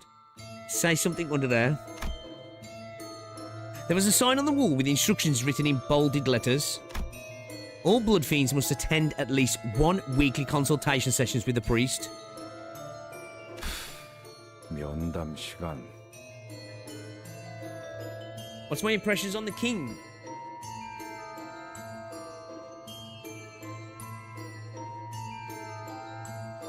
I don't know, it's hard to say off that, really.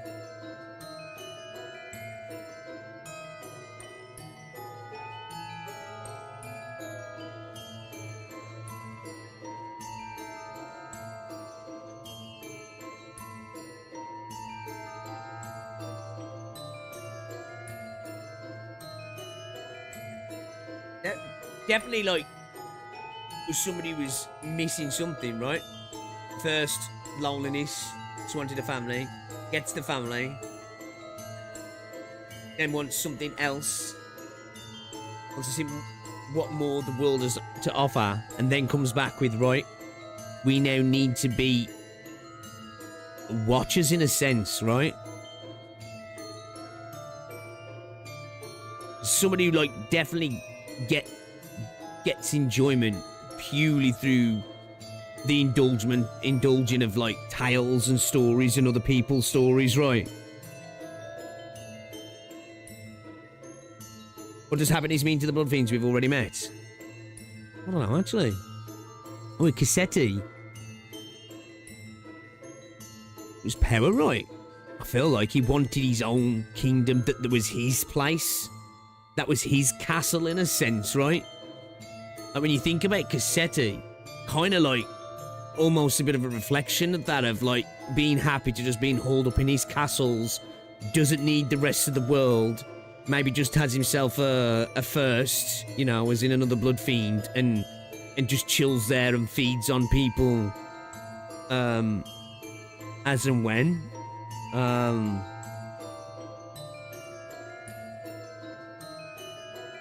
Trying to remember now with same with Sanson, right?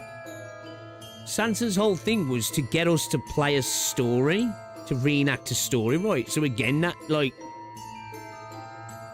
indulging in like watching, right? Are they like, are they like cooks? Is that what it is? Yeah. They're just they're like the IRL cook chair, but just for general. Been lurking for a while, been wondering if you're Scouse. No, I'm not Scouse. I'm from the Black Country. I'm from Wolverhampton. I'm from Wolverhampton. It's like forcing your dog to go vegan just because you did. Kind of, yeah. Yeah, what's up, Mr. Miyagi? I appreciate it, man. Thank you, thank you.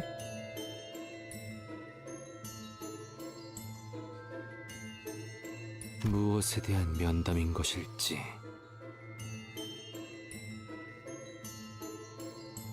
Consultations of what kind? And on which subject? One must wonder. 글쎄, 어떤 것이든 구애라든가. 뭐 그래도 옛날에는 나만 차례인데도 나름 노력했던 모양이네.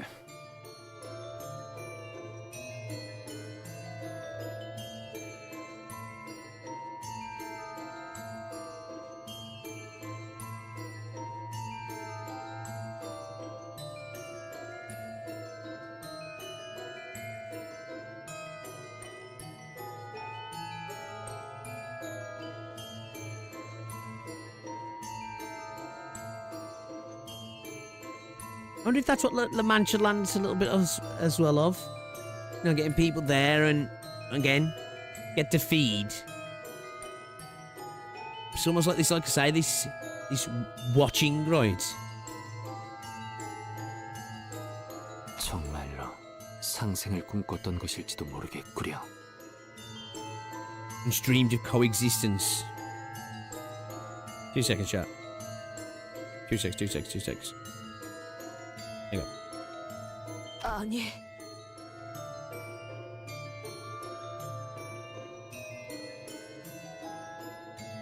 Yeah, I'm like. 그럴 리 없다네. 다 간악한 술수일 테지. It's still very. Yeah. What is the deal? What is the deal here? It feels. Again, going back to that comment about the narrator. That feels like that could be really real, right? Because it's like. It kind of doesn't match up with what we've seen of Blood Fiends, but also this. It's not just as straight up as they're just like normal vampires and they just want, you know, fuck humans kind of thing, at least, anyway.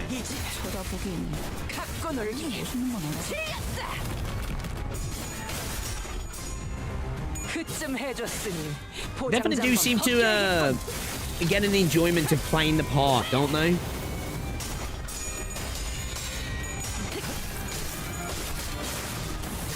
I wonder if that's what the deal is with all the masks as well, then. It's almost like a performative thing, which again kind of mirrors Don Quixote's performative nature in the mask that she wears, right? Which is a human knightly persona, which she's obviously got from the king, and the king got from the knight.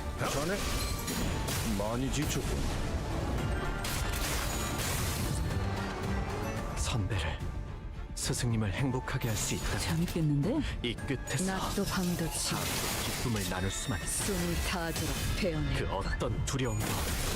그렇지. 되겠냐고. 바로 그거다 딸래. 나비가 날개짓다. Abich. Abich. 재밌겠는데?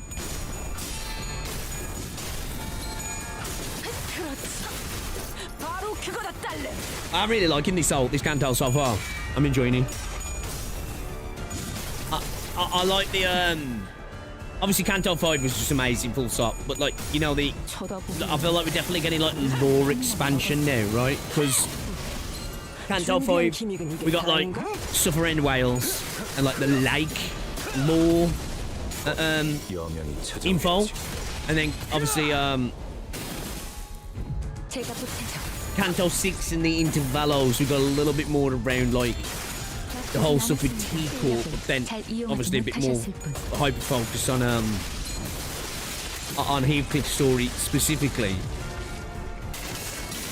Like now we're getting a little bit more around another thing, which is like, you know, the Blood Fiends, and I guess the origin of them, what the fuck they are, what it means.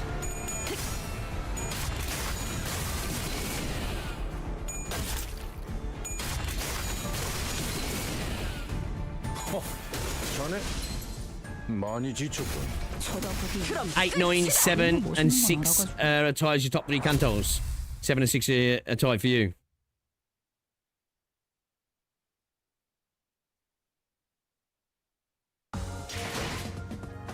오늘따라 상태들이 많이 안 좋았나? 이 정도 어려울 줄 알았으면 Blood 고민할 Fiends 필요도 and the 없었겠다. bizarre survey. 다른 이들의 책도 찾아볼까요? Okay, one of their attacks was called just take the survey, wasn't it? 보습도 챙기자고. 아, 저 바이 건 확실히 챙겨줘. 쏠쏠할 거거든.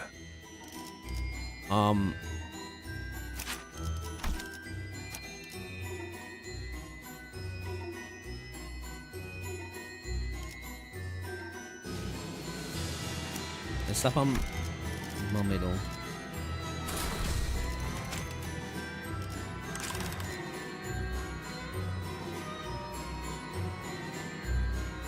Yeah, we're on average. You know what though? Let's give Don a couple of levels actually. A couple of levels. Who's our lowest?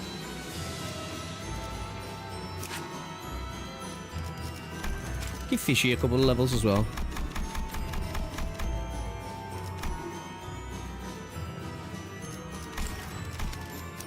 전투의 예법대로 한 놈씩.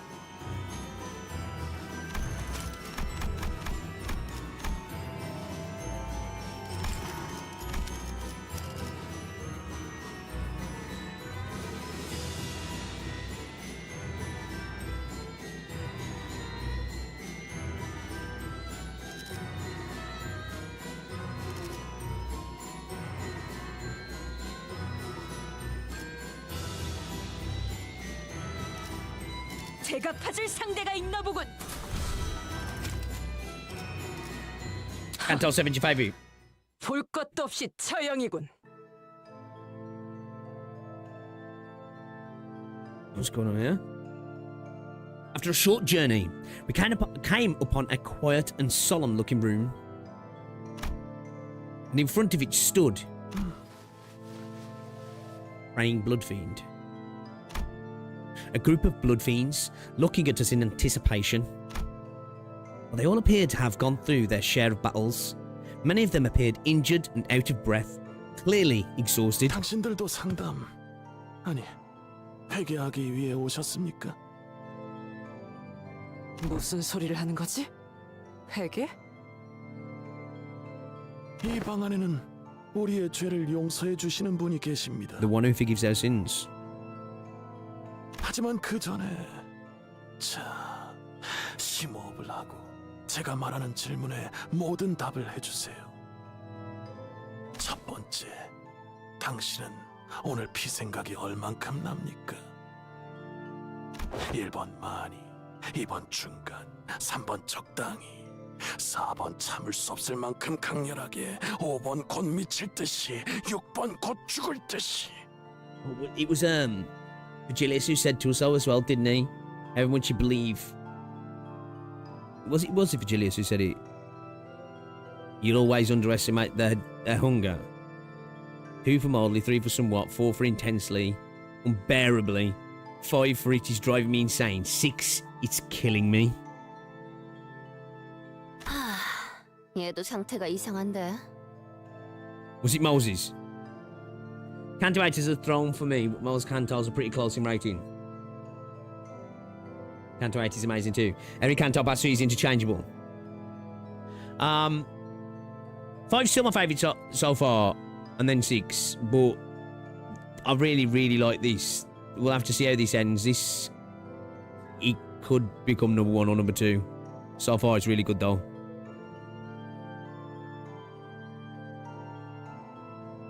무슨 소리를 하는 것인가? 당연히 생각나지 않았다네.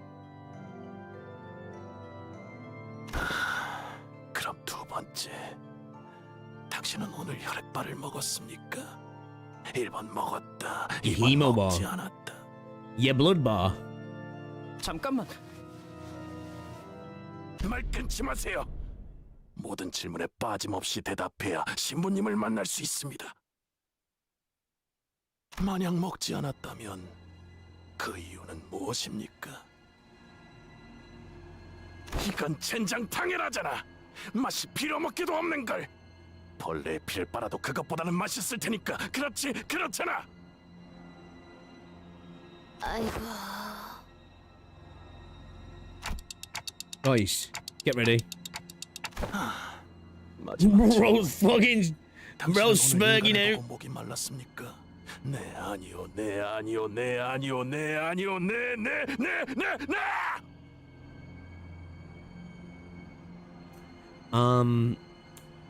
I think we're just gonna go, bucko. Right, you know, get back to praying. We'll leave the confession. 네. We're ready? 언제나 미친 듯이. 아니야. 사실 단 한순간도 그런 적이 없었어.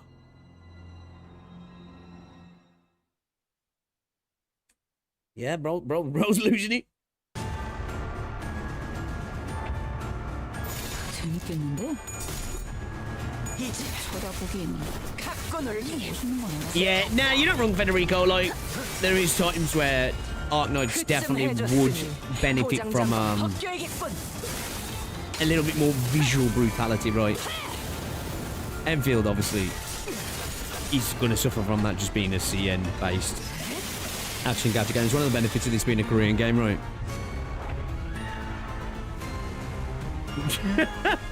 Me.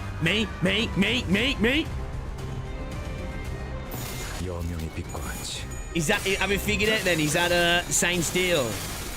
He's not him when he's hungry. He just needs a hemo bar.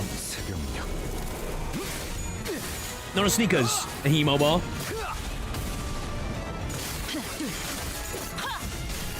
The anime show more. I need to get back to watching the anime. I do. I'm slacking big time with the anime. I'm trying to see if I can rock Rosie into watching it with me. Do you know what I've been watching recently? I watched Stargate SG-1 back in the day, right, but I never watched it from start to finish. I've gone back and I'm binging Stargate SG-1 at the moment. Man, it's fucking good. It's like, man, we were eating good back in the day when it came to sci-fi TV shows.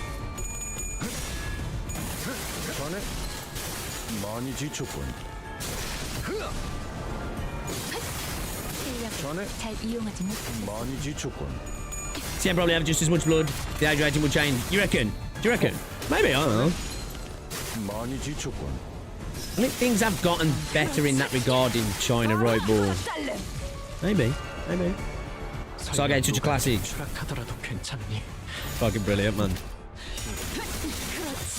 I did Babylon 5 last year. Doing SG-1 at the mini.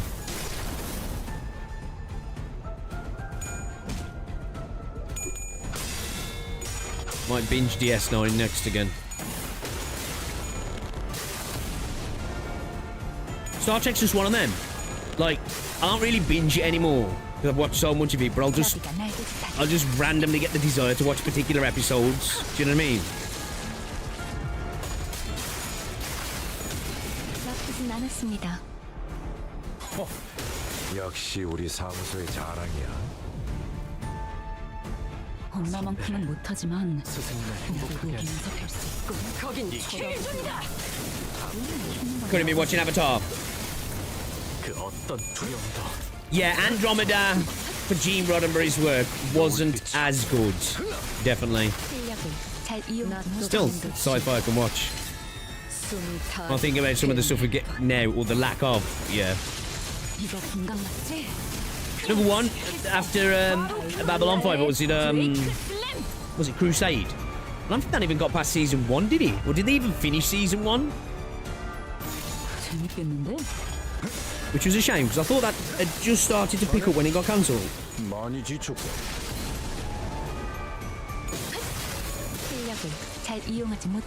Oh, what was that? Was that Beyond the Pale Moonlight?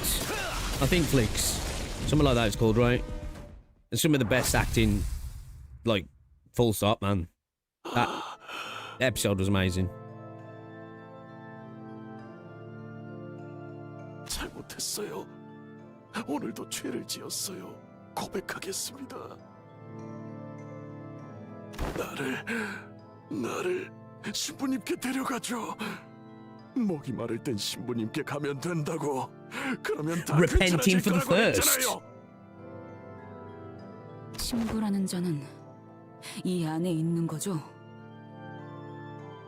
순서를 기다려야 할 거야. Yeah, fucking 아까 다른 brilliant Flicks it 놈들도 was. 죄를 지었는지 신부님을 찾아갔거든. That's what, like, you know, the original Star Trek was, like, sexy, right? The OG, you know, when it first came out. You know, it was a action heartthrob Kirk, and you know the 60s sort of a sex appeal. And then TNG came along and showed you the virtue of Star Trek, right? You know, of Starfleet and the Federation, and the majority of the positives of this utopian society. Like DS9 was the first time we got Star Trek where it was like, it was much more in the grey, wasn't it? It operated within the grey, you know. You'd got, you know, Starfleet officers, particularly in that episode, you know, doing things for the greater good, but which typically, you know, we would have never have gone there, really. DS9 was brilliant in that regard. Showed what war does, even to men who consider themselves beyond reproach in certain situations like that, right? Oh, the ends did definitely justify the means. It brought the Romulans into the war, right? You know, it was a turning tide, really.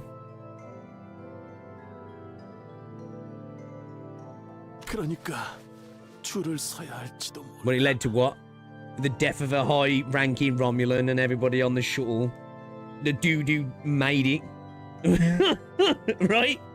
Because I'm pretty sure bro got strangled off sick camera, right? And then, yeah. I guess, the death of the, I guess, in a sense, the morality of a man as well, right?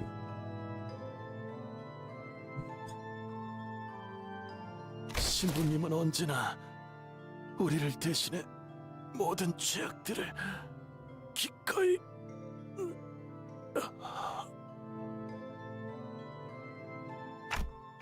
We should probably check what's behind this door, right? 나리, 본인이 앞장서겠네.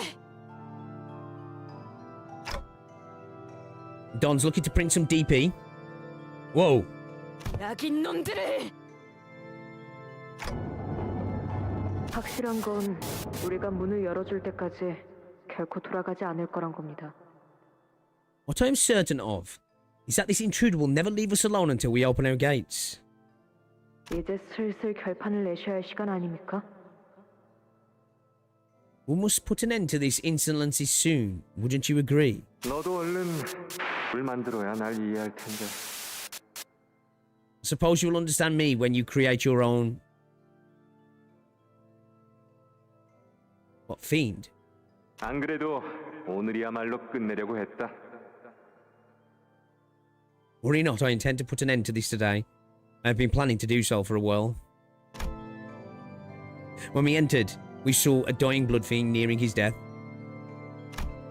His mask was already cloven in half, revealing the pitiful tragedy behind. It no longer served as a mask to hide his face. 당신들도 죄를 고백하기 위해 오셨습니까? Holy shit. 기쁘군요. 회개하고자 스스로 여기까지 발걸음하기 쉽지 않을 텐데. 이건 이미 면목은 남지 않은 꽁초군. 지그시 밟아버리기만 해도 잔불이 꺼지겠지.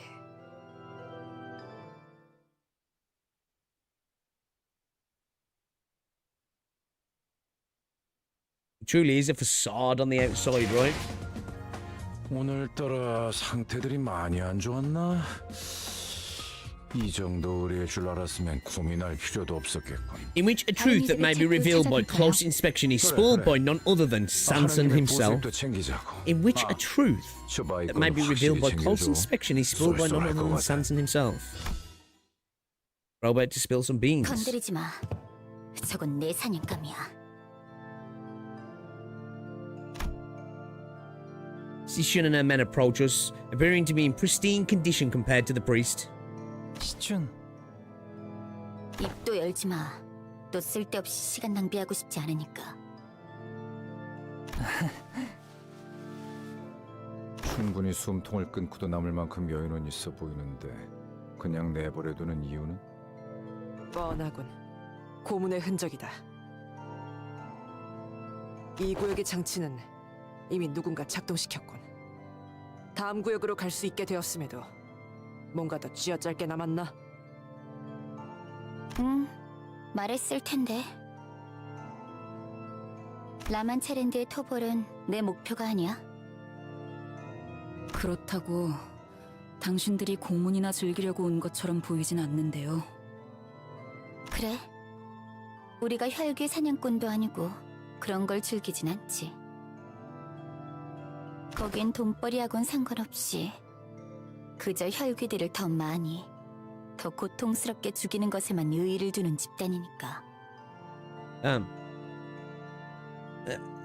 This is looking a rough spot to be a blood fiend, man. 하지만 난 달라. 내가 필요한 건 정보야. 나는 그 정보를 얻기 위해 여기까지 들어온 거고.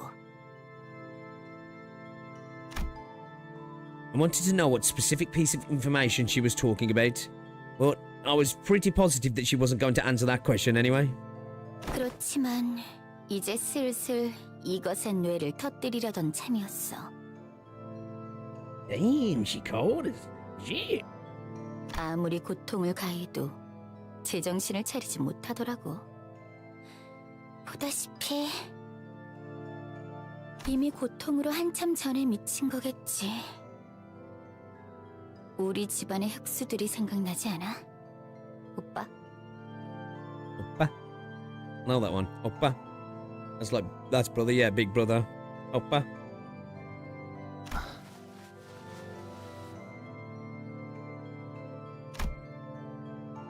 The Sichun asked as he gestured towards a priest, who was splayed out helplessly on the ground. Her voice was dripping with contempt. Despite her viciously threatening words, the look on the priest's face was serene. He looked at us with eyes that couldn't be more at peace. 당신들을 보니 지난 상담자가 생각나는군요.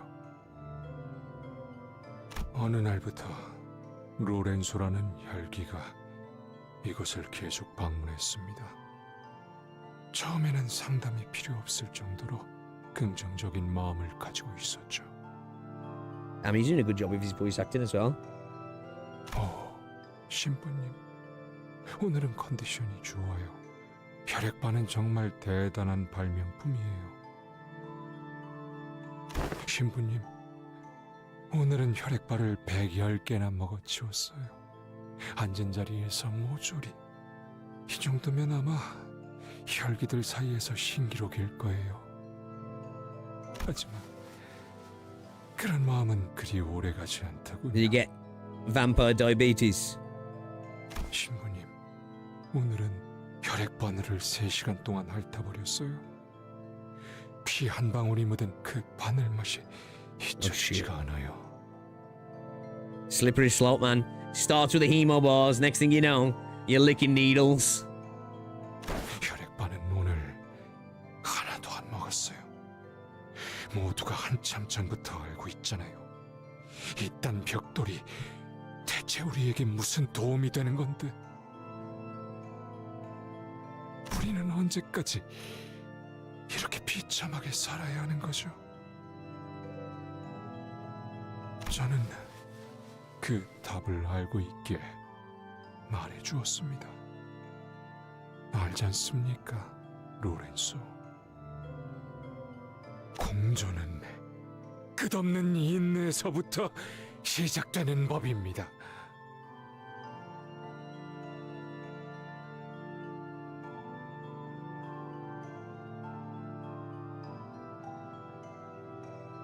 Endless forbearance comes coexistence.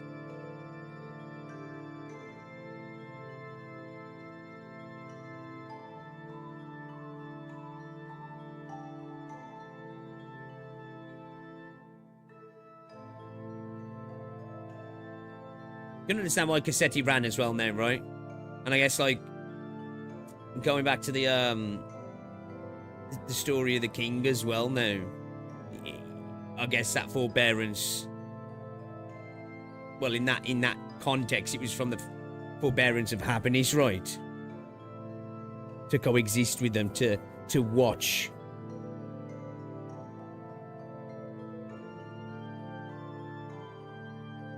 그러니 힘들수록 더 크게 환호하십시오.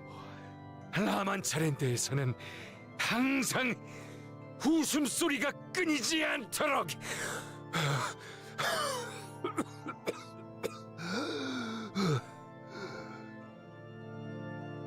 하지만 그 이후로 로렌소가 진심으로 웃는 모습을 보게 된 건 머리가 터진 채 이곳 아래에 묻히기 직전이었습니다. Oh shit.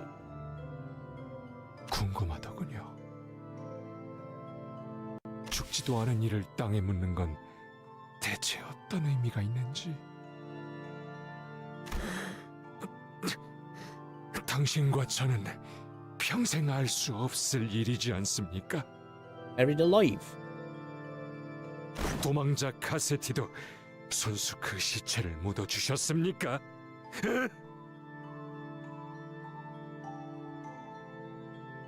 I think really it would have been like a scooping situation, if anything.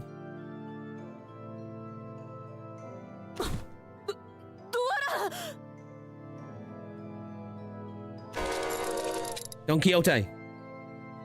너무 오래 살려줬나 보네. 비켜.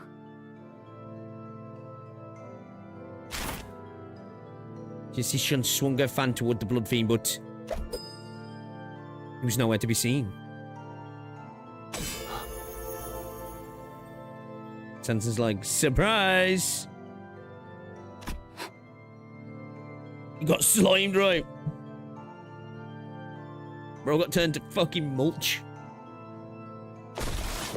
Wei stepped in at the last second to block the blood fiend's strike from behind. 신부는 누구보다 믿음이 깊은 자였습니다.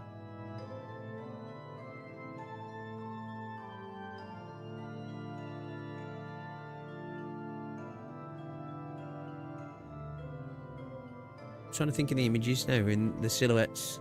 See one of them there as well.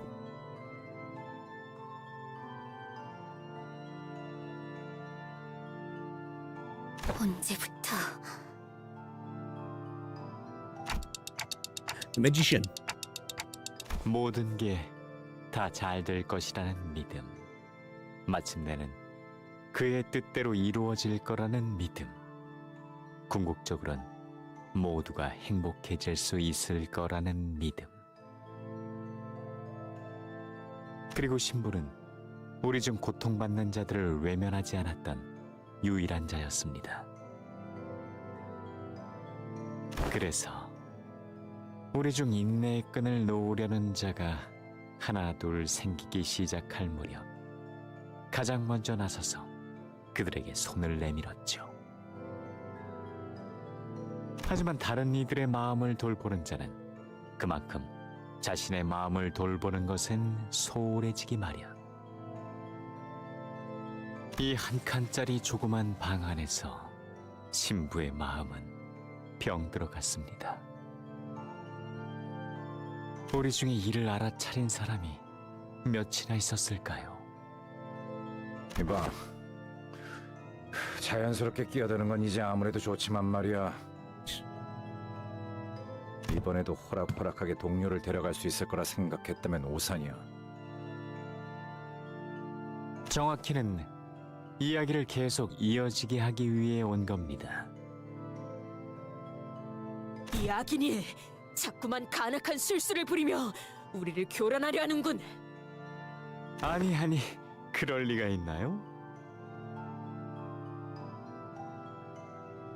제가 간악한 술수를 부리려는 건 당신들이 아니라 당신. 오직 당신 하나만을 위해.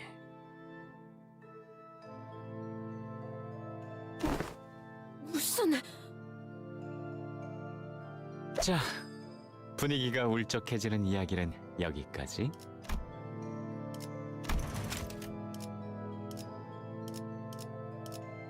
Hast thou come here to distract us again with thy vile tricks? No, not of course. No, of course not. My vile tricks are all for you and none other. Only for you.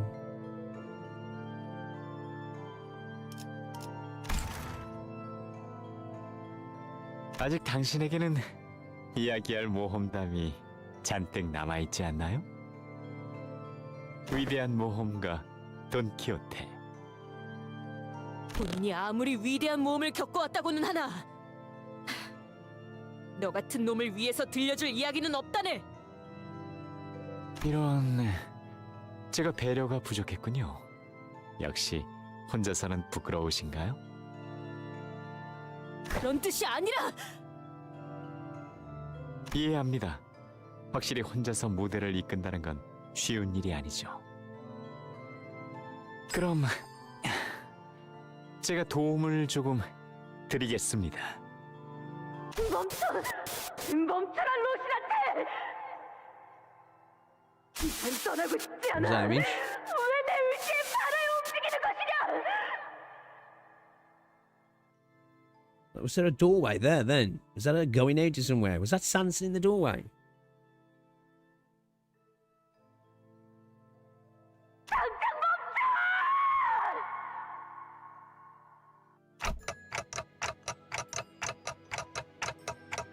That was... 방금 그것은 무엇이었는가? 오랜만에 공연에 긴장한 나머지 실수를 저질렀군요. 실수? 공연이 무르익다 보면 감정에 취해 가끔 순서가 꼬이기도 하는 법이죠. 심심한 Ralph's kind of dude you go to the cinema with and he's like... 다시 시작해. He does it then, by the way. 하얀 달의 기사와 겨루었던 그날의 치열한 전투부터 말이죠.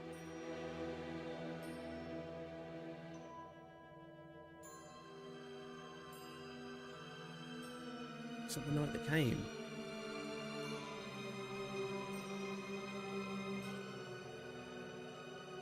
Oh shit. The plot does thicken. 그 전투는 본인의 인생에서 손에 꼽을 만한 대단한 전투였네.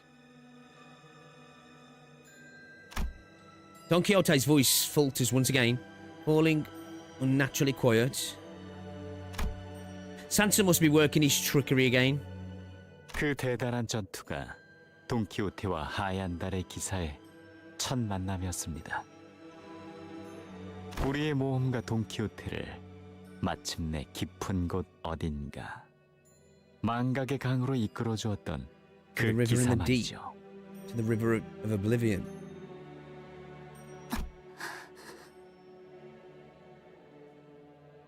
깊은 곳의 강. 관리자님, 저 이제 알 것 같아요. 저 사람은... 우선 대역에 집중하시죠. Rose done it again. Rose done it again. 보아하니 처음으로 만난 대등한 상대였군요. 당신의. 맞소. 그 자는 정말 강했지. I do like the way they do this like paper pop-up stuff for this stuff. 젠장 또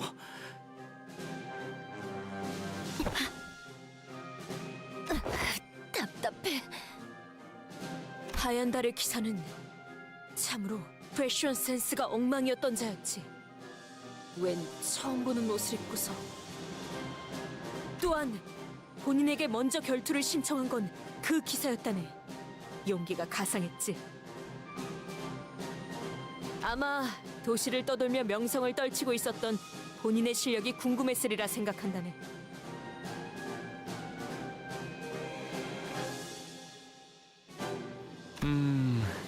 위대한 모험가인 당신이라면 거절하지 않았겠군요. With gusto. 당연한 말을 본인은 흔쾌히 외쳤다네. 진정한 Yeah, Greg was a 모험가는 horse. 걸어온 결투를 마다하지 않는다. 덤벼라 We had 기사. Bear Heathcliff, didn't we? Arrar. Arrar.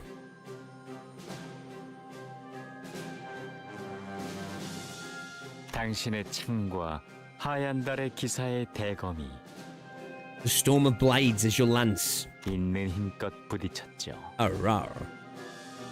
Still makes love of this. Damn! Sinclair got the damn. 모든 결투에는 응당 조건이란 게 있는 법이죠. 이 대단한 결투도 예외는 아니었을 겁니다. 나는 이 결투에서 승자가 되든 패자가 되든 상관없어. 다만 돈키호테여, 나와 정정당당하게 무기를 맞대어 결투에 응해준다면 맹세하지.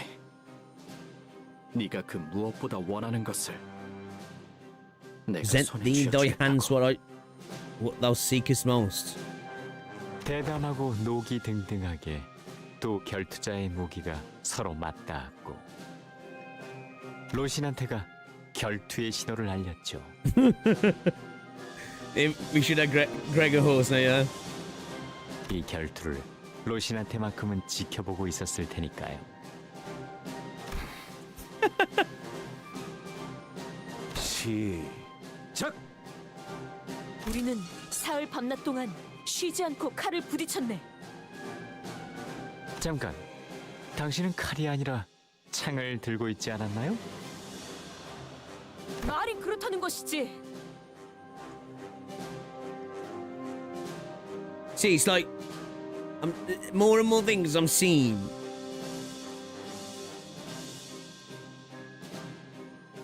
Like he seems to question as if these aren't memories. Like, are these relayed stories of the night?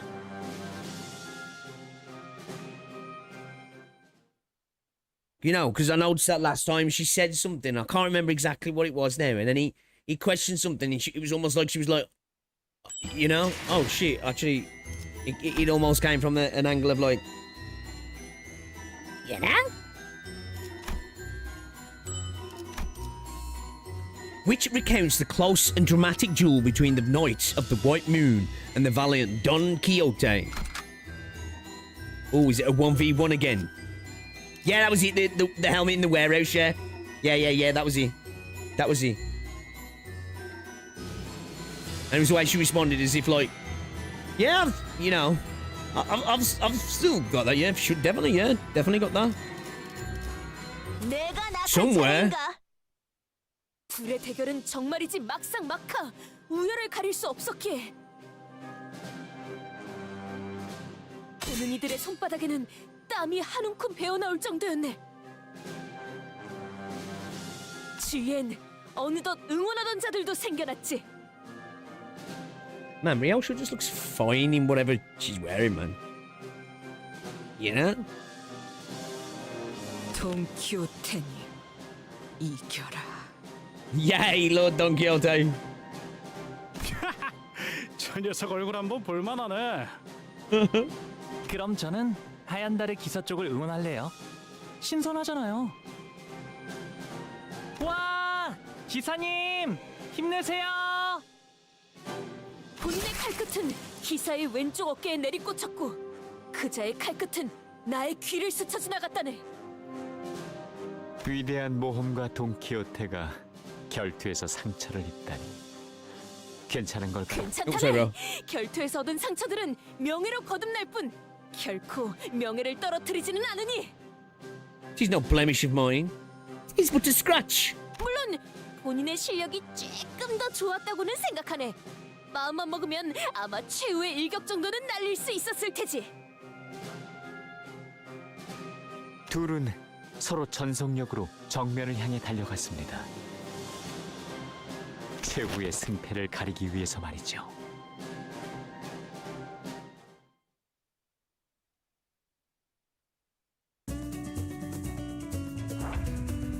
Look at that.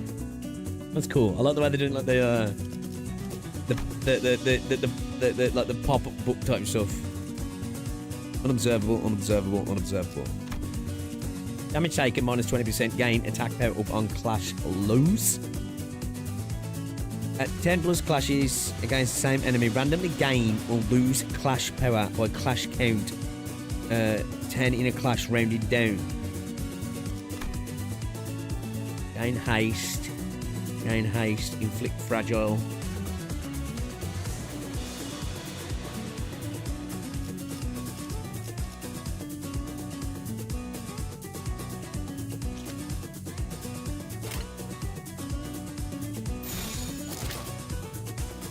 We don't. Maybe I'll keep my slow speed so I can steal his speed if necessary.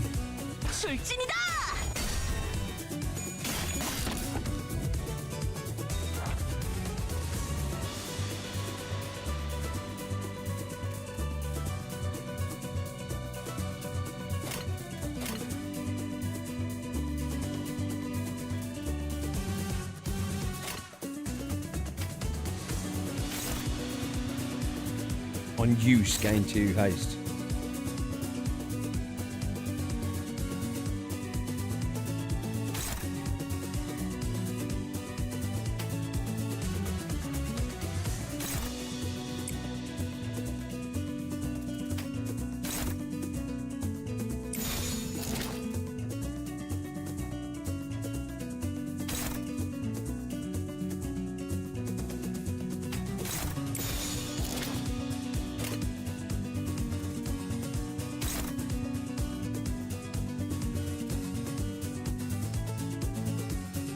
Yeah, Don seems to anger actually. 나를 지켜보고 있었군.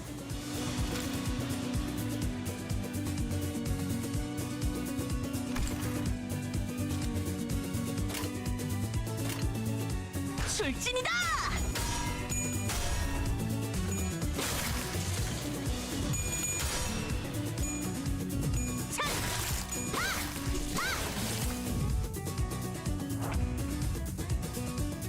Okay. Bruh. Can I win this?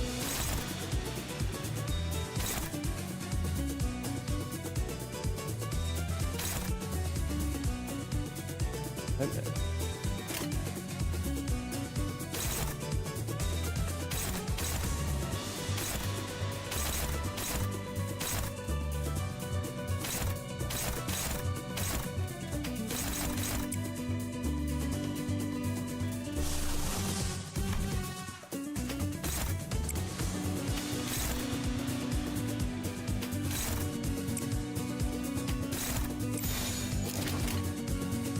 출진이다!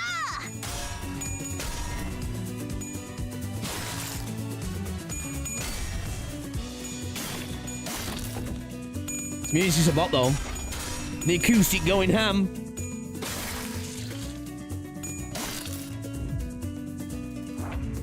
I got a little bit of damage there. Oh, I'm taking.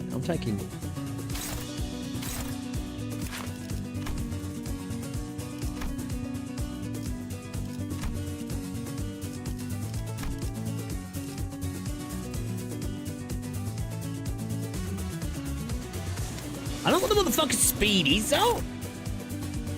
So like,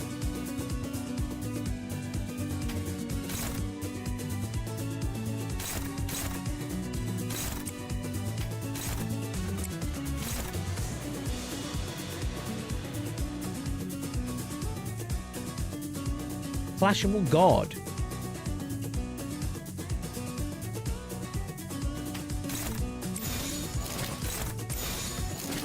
출진이다!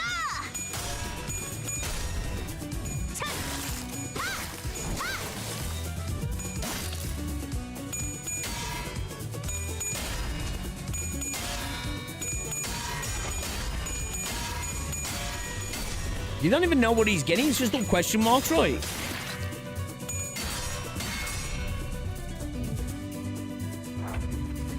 Onward, Rosinante.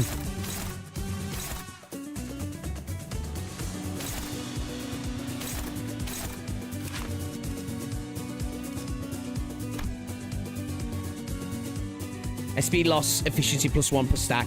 Max 5 expires when it reaches 5 stack and take 10 SP damage. Just got a bunch of haste. I've got a bunch of haste.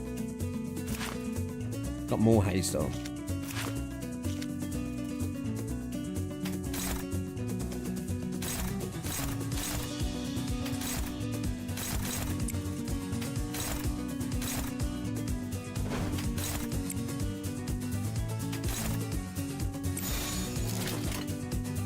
돌진이다!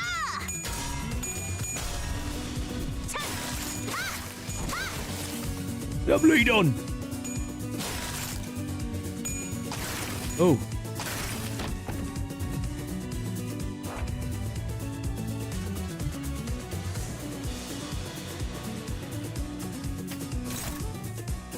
Oh, he goes hopeless.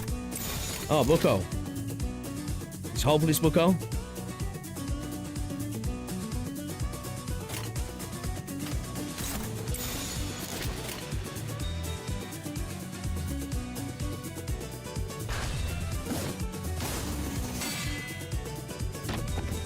Uh-oh.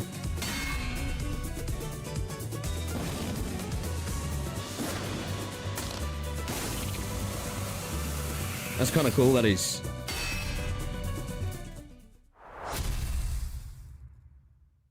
Okay. 과연 승자는?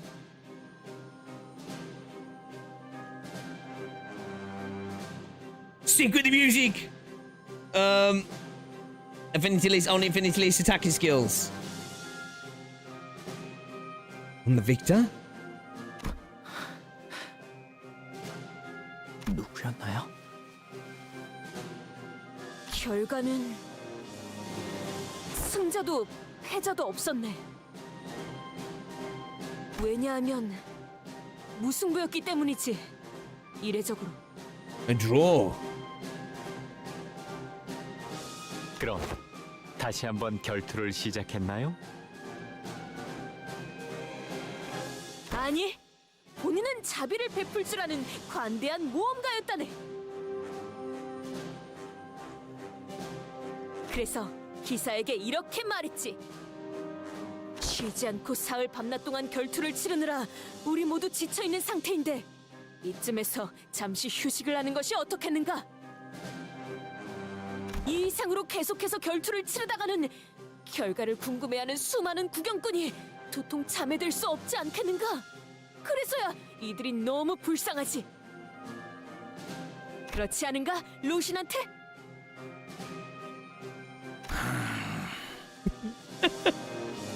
로신한테는 대답했습니다. 맞는 말씀입니다. 혹은 신발은 말이 없다. 그저 신발인 것 같다. 아니면 혹은 이렇게 말했을 수도요. 대체 그 바보 같은 전투는 언제 끝나나 했습니다. 일찌감치 간식을 준비해놨으니까 그거나 같이 드시던가요. 그렇게 해서 기나긴 전투가 종지부를 찍게 되었군요. 그럼 그 전투의 승리자는 없었을까요? 정말 무승부로 남았을까요? 그 전투는 본인의 모험 속에선 이례적인 무승부였어. 일시적인 휴전이었지. See, again, this is like, you know, when he questions the story, it's almost like she's like, that's it, my dude. 하지만 엄밀히 말하자면 승자는 본인이네. 왜냐하면 마지막에 겨눌 때 칼이, 아니 내 랜스가 더 기울어져 있었거든. See, my lance was pressing forward to be on the knight's blade. 본인은 그럼에도 불구하고 대인배 같은 마음으로 기꺼이 휴전을 제의하였지. 그러시군요. 그렇게 해서 기약 없는 휴전을 하게 된 둘은 어떻게 되었나요?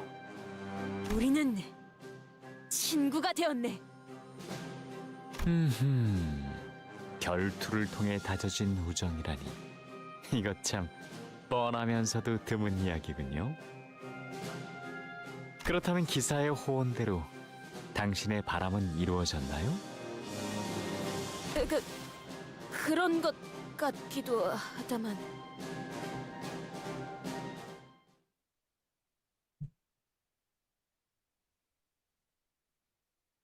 These tasks will all make sense after you get. Oh, I'm sure they will. I'm sure they will. 역시 본인은 위대한 Roasted by your shoes.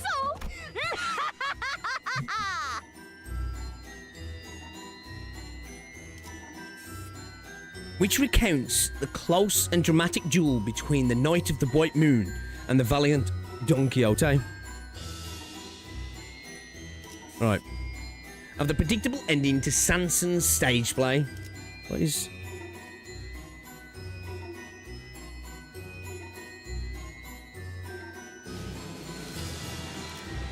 Oh, it's just the... I was wondering what this is. It's just the,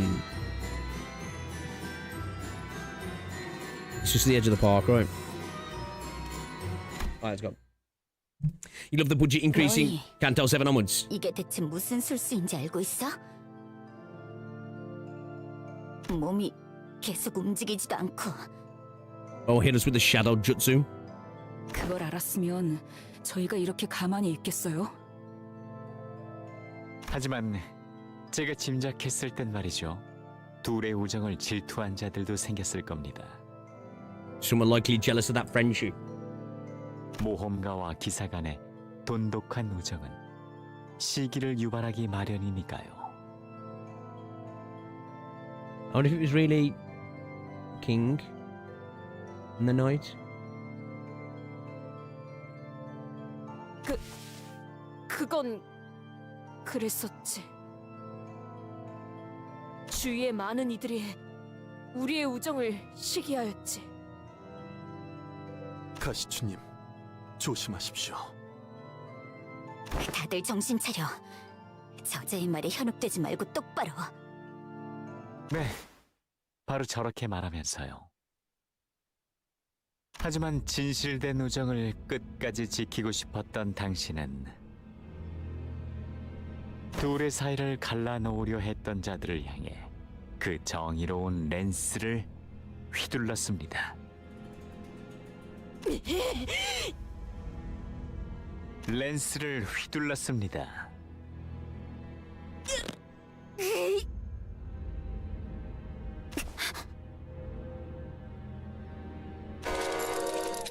No, don't let him. 네, 이놈을! 여기서 또다시 더러운 술수를 쓰는 것이냐! 이런... Oh, did you not expect that? 그만 이야기가 끊겨버렸군요. 가련한 자들입니다. 신부는 이 모두에게 정성스러운 마음을 담아 보살피려 했지만 실패했죠. 정작 이곳을 만든 자는 제대로 돌아보지도 않았는데요.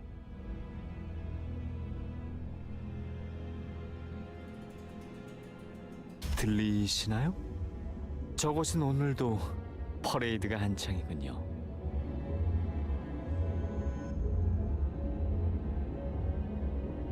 라만차랜드의 카니발 속 퍼레이드는 놓치면 안 될 필수적인 행사죠. 그러니 다음 이야기는 잠시 미뤄두겠습니다. Bro, hit us with until next time. With that, Sanson lightly flicked his staff against Jishian's pulse. Or passe, should I say. It's passe, right. Most of the men stumbled for a moment before slumping to the floor unconscious. And as the sinners stood there in shock, he disappeared from our sight. Bloodbags and blood fiends begin to fill the void in Sanson's left behind. Fill the void Sanson left behind, sorry. So next one is Parade. Banger incoming.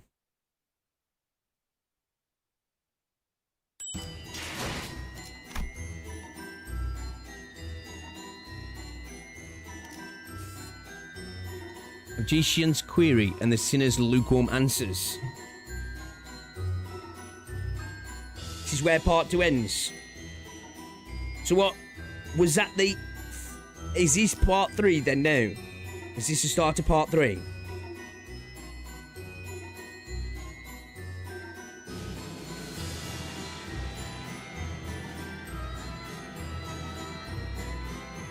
Does it end at the end of this? Or part 2 ends later? I thought we've... I was about 5 more till... I thought we were at the end, like there. Okay. Alright. Alright, cool. I was gonna say we'll call it there if we fit part 3, but 저자는 누구지? 내 세력이 전부 손도 못 쓰고 그대로 당할 뻔했어. Levels. 우리가 더 궁금해.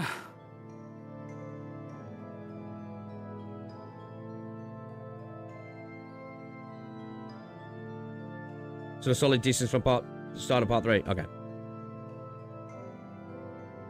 그리고 너희 일행 중 저자. One guy. You ain't gonna apologize. I would have been him. 저자는 또 뭐야? She pointed at Don Quixote. 저자에게 유독 관심이 많아 보였어. 역시 본인이 이 중 가장 조심해야 할 자라는 걸 눈치챈 것인가?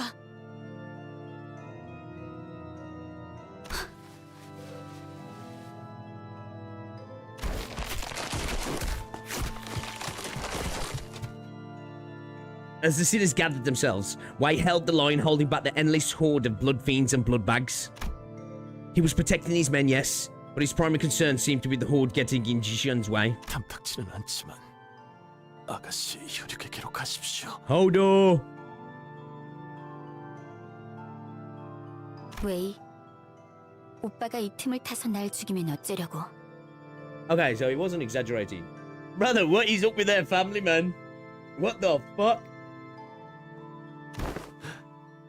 하지만 도련님은 드물게도 그럴. 알아?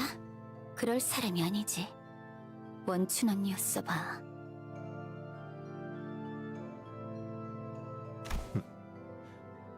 그분이라면 당장이라도 휘하의 암자들을 풀었겠죠. 맞아. 다른 언니 오빠들은 저마다 부리고 있는 패거리들로 진작에 우리를 습격했을 테니까. These guys are Targaryens? 아니, 나는 이미 그럴 가치도 없나. 그러니 보옥 도련님밖엔 당장의 방법이 없습니다.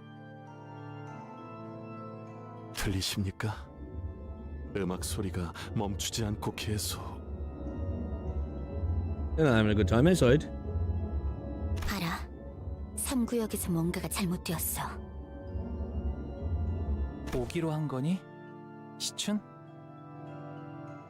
임시 동맹이야.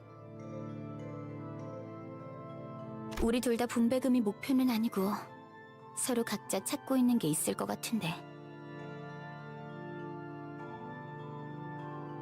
그때까지 당분간은. 알아. 할머니가 주신 간식을 다 먹고 나면 다시 싸움 We're fighting the game 시작인 once 거지? grandmother's snack runs out. 서신의 뒤치다거리를 해달라고 부탁하는 놈 치고는 말투가 상당히 건방지군.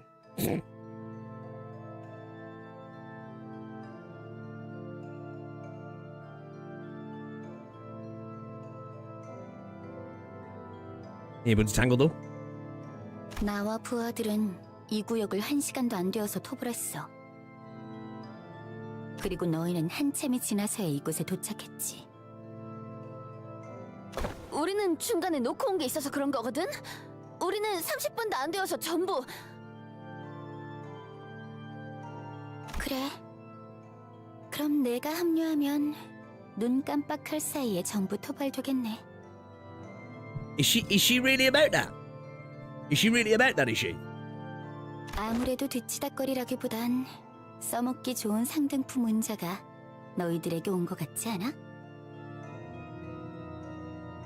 참, 너무 뻔뻔하게 나오니까 어이가 없는데? 아, 그래. 이렇게 보니 닮은 것 같기도 하네, 너랑.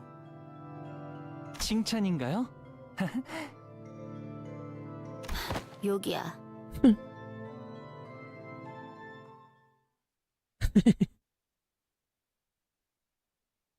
Oh, Don Quixote's voice actor.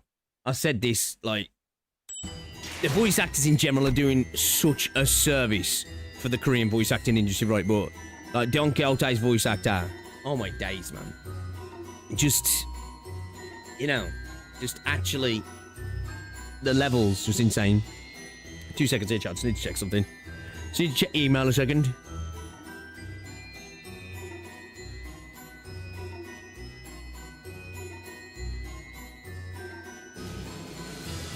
Still nothing about the car. Ugh. Pissing me off, them. Genuinely making me want to crash out.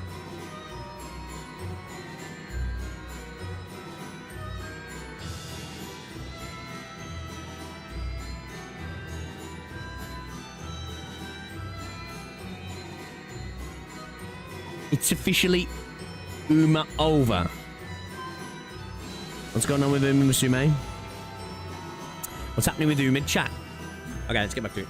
In which is discussed Emil Sinclair's concerns and Don Quixote's delusions.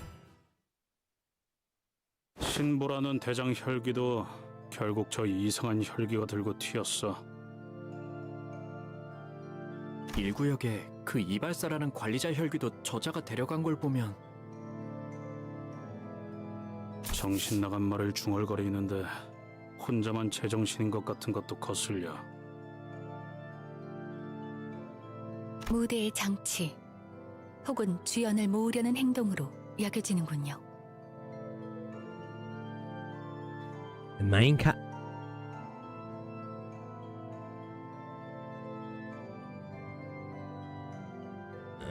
Okay. Main cast of a stage play. 그렇다면 저희가 가장 주의를 기울여야 할 건 그자가 저희에게 보여주고자 하는 그 무대입니다. 어떤 의도인지가 명확히 파악되지 않으므로. 네 놈이 그 입만 다물면 될 것을. 그게 모험담을 듣고 싶다는 말을 들으면 본인도 모르게 술술 나와버린다네. 하지만 정말 기가 막힌 이야기들이란 말이오. 간악한 술수로 인해 말해버렸지만 이왕이면 꼭 경청해주게나. 가시춘 씨 말대로 마음만 먹으면 저희를 충분히 제압할 수도 있었을 텐데 그러지도 않았어요.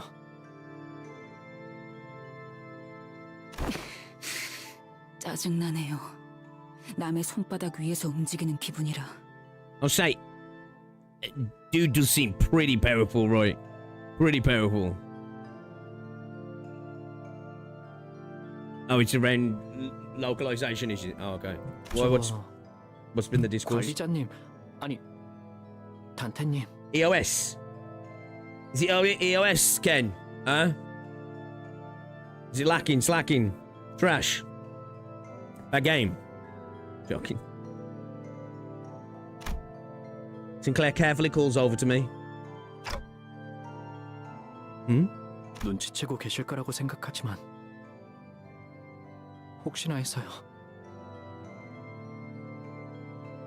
이번 임무는 Sinclair hesitated for a while, unsure how he should word this. Even looked directly at me with a degree of conviction. 돈키호테 씨와 관련된 것이라는 걸요. It's all about Don Quixote. 그리고 그걸 돈키호테 씨는 모르고 있고요. 비통하게 그지없군. 또다시 눈앞에서 저 얍삽한 혈기놈을 놓치다니.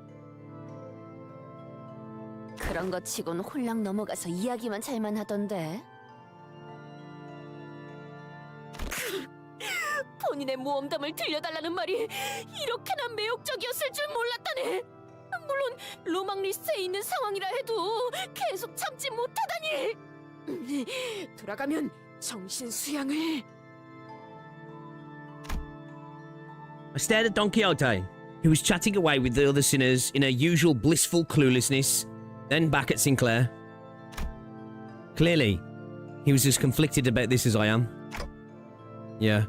그리고 그걸 저희에게 알려주지 않는 것도 단테 씨만의 이유가 있는 거고요. Oh, bro's really picking up on it, isn't he? Also, yeah. 기억나세요? 제가 고향에 갔을 때 돈키호테 씨가 저를 막 때려눕혀가지고. I'm sure everyone, including myself, remembered what happened after Guido's death. 지금 생각하면 조금 부끄럽긴 하지만 그때 제가 분별을 잃고 날뛰고 있으니까 돈키호테 씨가 그랬잖아요. 정신 차려야 한다고. 그런 상황에서 몸소 나서서 행동하는 것도 분명 쉽진 않았을 거예요. 하지만 돈키호테 씨는 망설임 없이 저를 위해서 걸음을 떼주신 분이었고요. 저도 그런 동료가 되고 싶어요. 그렇게 되기 위해 노력해왔고요. 아직은 좀 부족할지도 모르겠지만요. Man, if only she knew. If only she knew bro felt like that. 너무 과분한 욕심은 아니겠죠? She would get so gassed up if she heard him say that. No. That's a good thing to hope for. Good kind of thing to hope for. 뭐가 좋은 욕심이라는 것인가?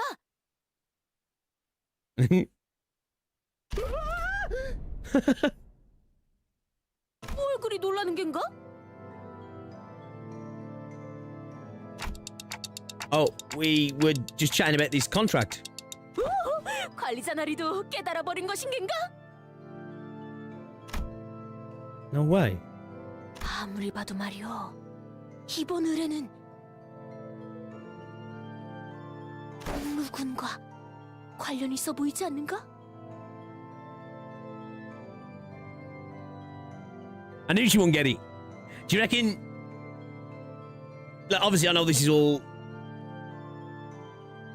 her mask, right?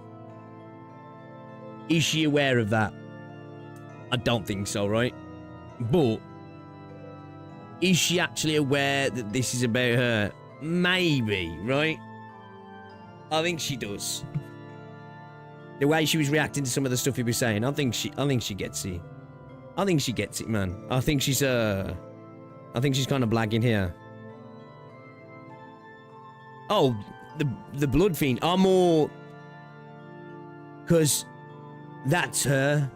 This, what she's created, is like what she's aspiring to be, right? Like I say, it's the personal mask. Well, at least that's how I see it from our video. But it's like, when she's wearing the mask, I don't think she knows. I'm more thinking about her as she is now. I think she knows. I think she does. Or maybe she doesn't.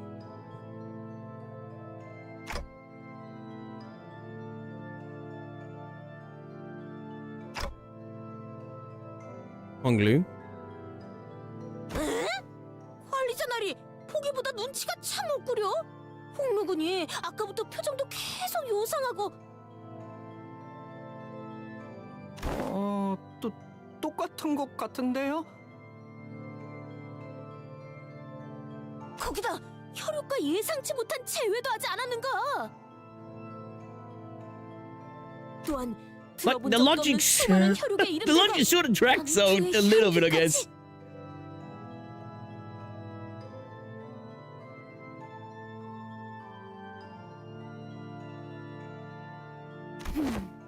비록 본인은 혈육이란 걸 가져본 적 없지만 참으로 싱숭생숭할 것도 같다 See, like, 생각한다. you can't tell me that she's that capable of picking up on that, right? You know what I mean? She's picking up on that shit, which is the shit that I'm like, yo, we've been speaking about this, right? And then she can't pick up on the other stuff, like, you know what I mean? 그러니 관리자 나리.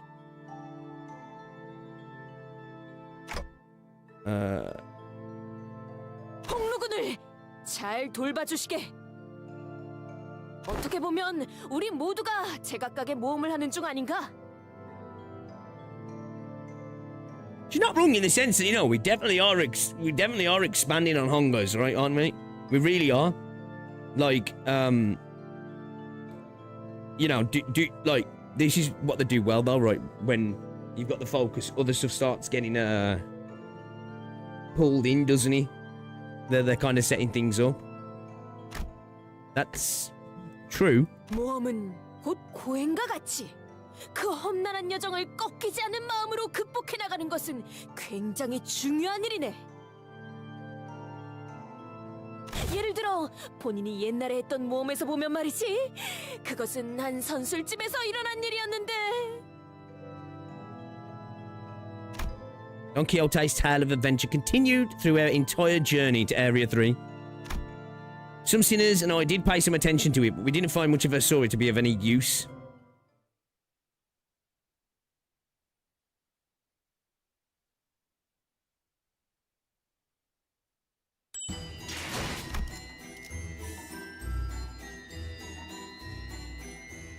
Shit. Oh, man. I'm so, like... I think this one at the minute for me is like the most intriguing because it's like it's so open-ended at the moment. Do you know what I mean? It's like so open-ended of what the fucking obviously it's all about what happened prior, but it's so open-ended for me still at the moment. No, chat, I don't want to start another node because it's like 4:10 now. We can maybe squeeze one into. This isn't a long node. Is this like a shortish node? Or I don't want to rush it though. It's like when we I want to be able to stop and talk about stuff, man. So I'm not gonna rush it. So we'll continue on from here tomorrow, and we'll lock in tomorrow.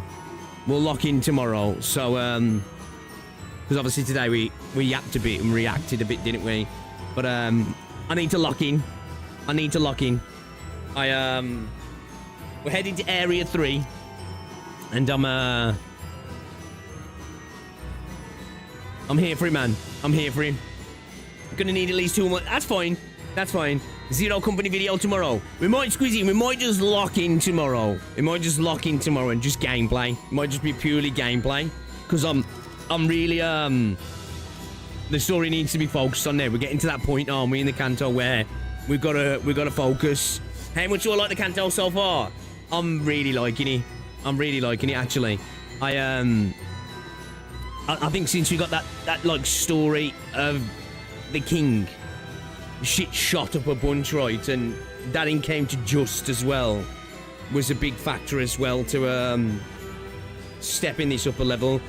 This all depends on the payoff with this Canto. Things are being set up. Like, I don't know where we're going, right? I just hope it lands. Like, I'm kind of like... I think I'm getting an idea of where we're going, but I'm not quite sure. So yeah, this one for me, this could end up being my favourite, depending on how they land it, you know what I mean? So we'll have to wait and see there, but I'm really enjoying this though. This... I don't know, I did really like Canto VI though. Yeah, I think this... I think I am... This might be in second place at the moment. I think this might be in second place. Do you know what I mean? So we'll see. Because Canto V for me was just like, it just hit the ground running throughout. Do you know what I mean? Like Canto VI was like, it had its ups and downs and it ended really strong. Like Canto IV ended strong but started slow. This is not started as the levels of Canto V for me, but it's just slowly getting better and better and better. Do you know what I mean? It's slowly getting better and better. You can finish it tomorrow. We'll see. We'll have a go. When's the next Limbus stream? Tomorrow, same time as today. Maybe give or take 30 minutes, but we lock in and we do this. Yeah. So yeah, I'll be back with more Limbus company tomorrow, guys. Yeah, it did, didn't it? Canto V just was paced really well throughout. It was just felt like the entire thing was a peak, man. So, guys, thank you very much. If you haven't already, drop a like on the stream, subscribe if you're new, and I will see you all in the next one. We're going to do some Enfield as well this week. We are going to do some Enfield because I still need to pull the idle chick. So I'll catch you all later, guys. Enjoy the rest of your day. Cheerio.